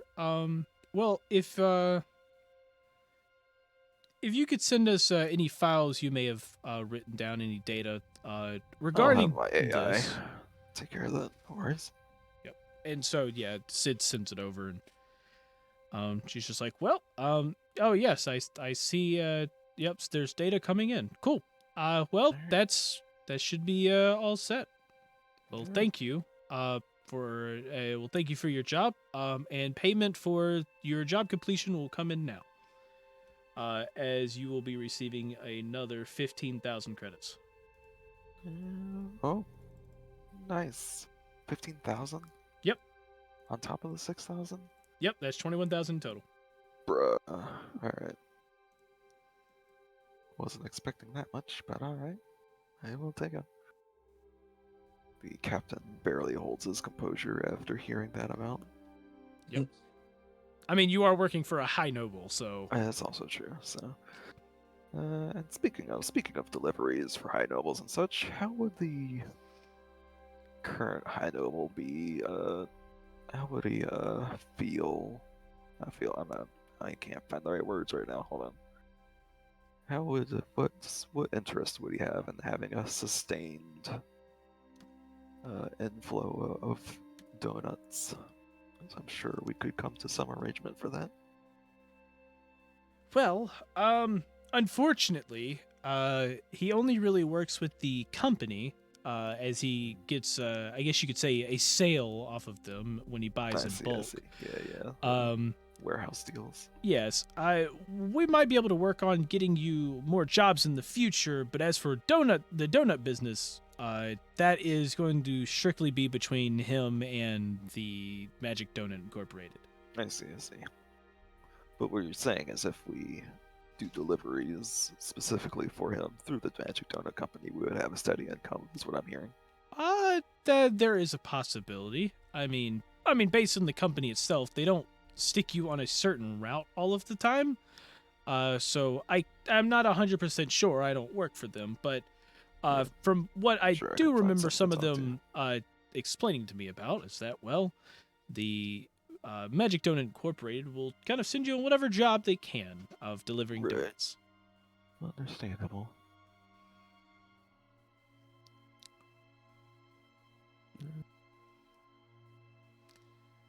But yes, is that all I can help you with today? Yeah, that should be everything. Okay, well, Appreciate the time and yes. Well, you have a blessed day, and thank you for working with the GSU. you know, give like a not a salute, but like a just a Yeah. whatever the equivalent to like a curtsy or a whatever you call those. Yeah. I Kinda take his leave. yeah. takes his Curtsy leave back there. home. Yeah, I don't know. Who cares? You in the hail. So yeah, you are technically docked there. So if you guys want to go on ahead and do your trading, because I know, From Lion. I know somebody wanted ammo. Yeah, fire rune ammo. Okay, fire rune ammo. So yeah, the ammo's Credits. kind How of do cheap. we want to split these credits, guys? Oh yeah, how do y'all want to split the credits? Because now we got to split between us Uh, and the kobolds and Benjamin and the crew. So, I mean, you did say you want your well, probably Sid and Benjamin doesn't really care, and Juggler's just there to gamble. Yeah. So You it's did pretty much say- just you and the, yeah. Kobolds at this point. yeah, but you did say that given I did co- say I would give them the proceeds from the crates. Yeah, at the very least. 6,000. I wasn't expecting it. We'll keep the 15,000 for us for now. But yeah, the 6,000 could go to the kobolds to get them started with the equipment and stuff they'll need. So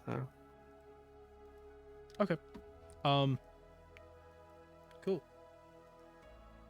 So you give them the 6,000. So yeah. They will take that money and everything, and of course, you know, they're pretty cheerful about it. And so you're attempting to split, let's see. So are you planning on giving Benjamin and Sid their cuts, or I mean, like, yeah, as we're in, still are gonna you stick holding with that on for to now. them for that? I'm holding on to it separately just in case we can. There's a mechanic for investing in them at some point. Okay. So Basically. that would be that. So that means everyone gets 1,875 1,800 for themselves. and that silver.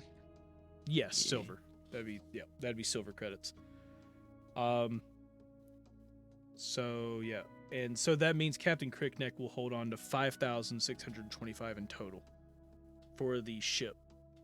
But you know, between Benjamin and Sid as well.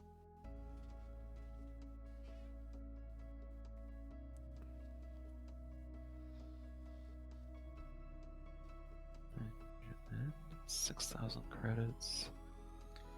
Payout Okay.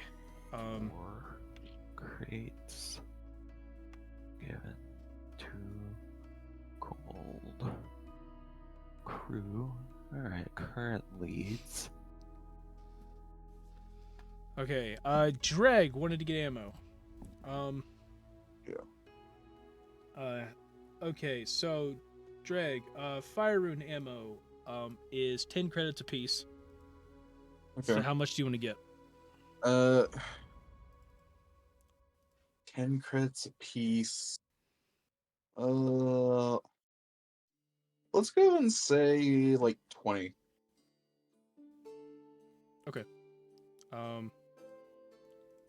So that's a whopping 200.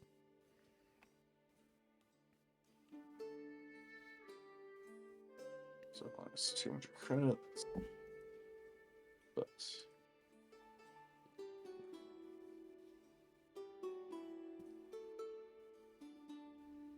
okay. Well.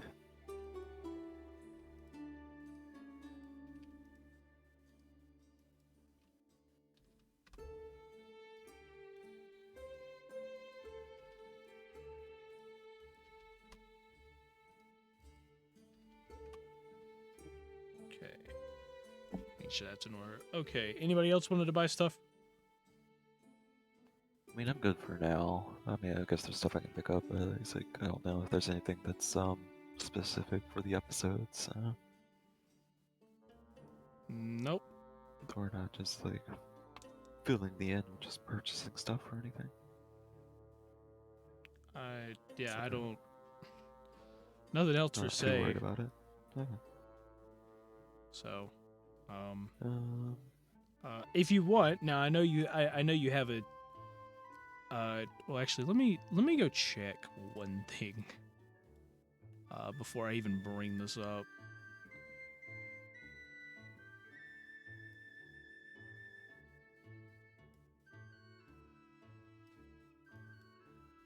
Okay. let's see. In total, that'd be 7.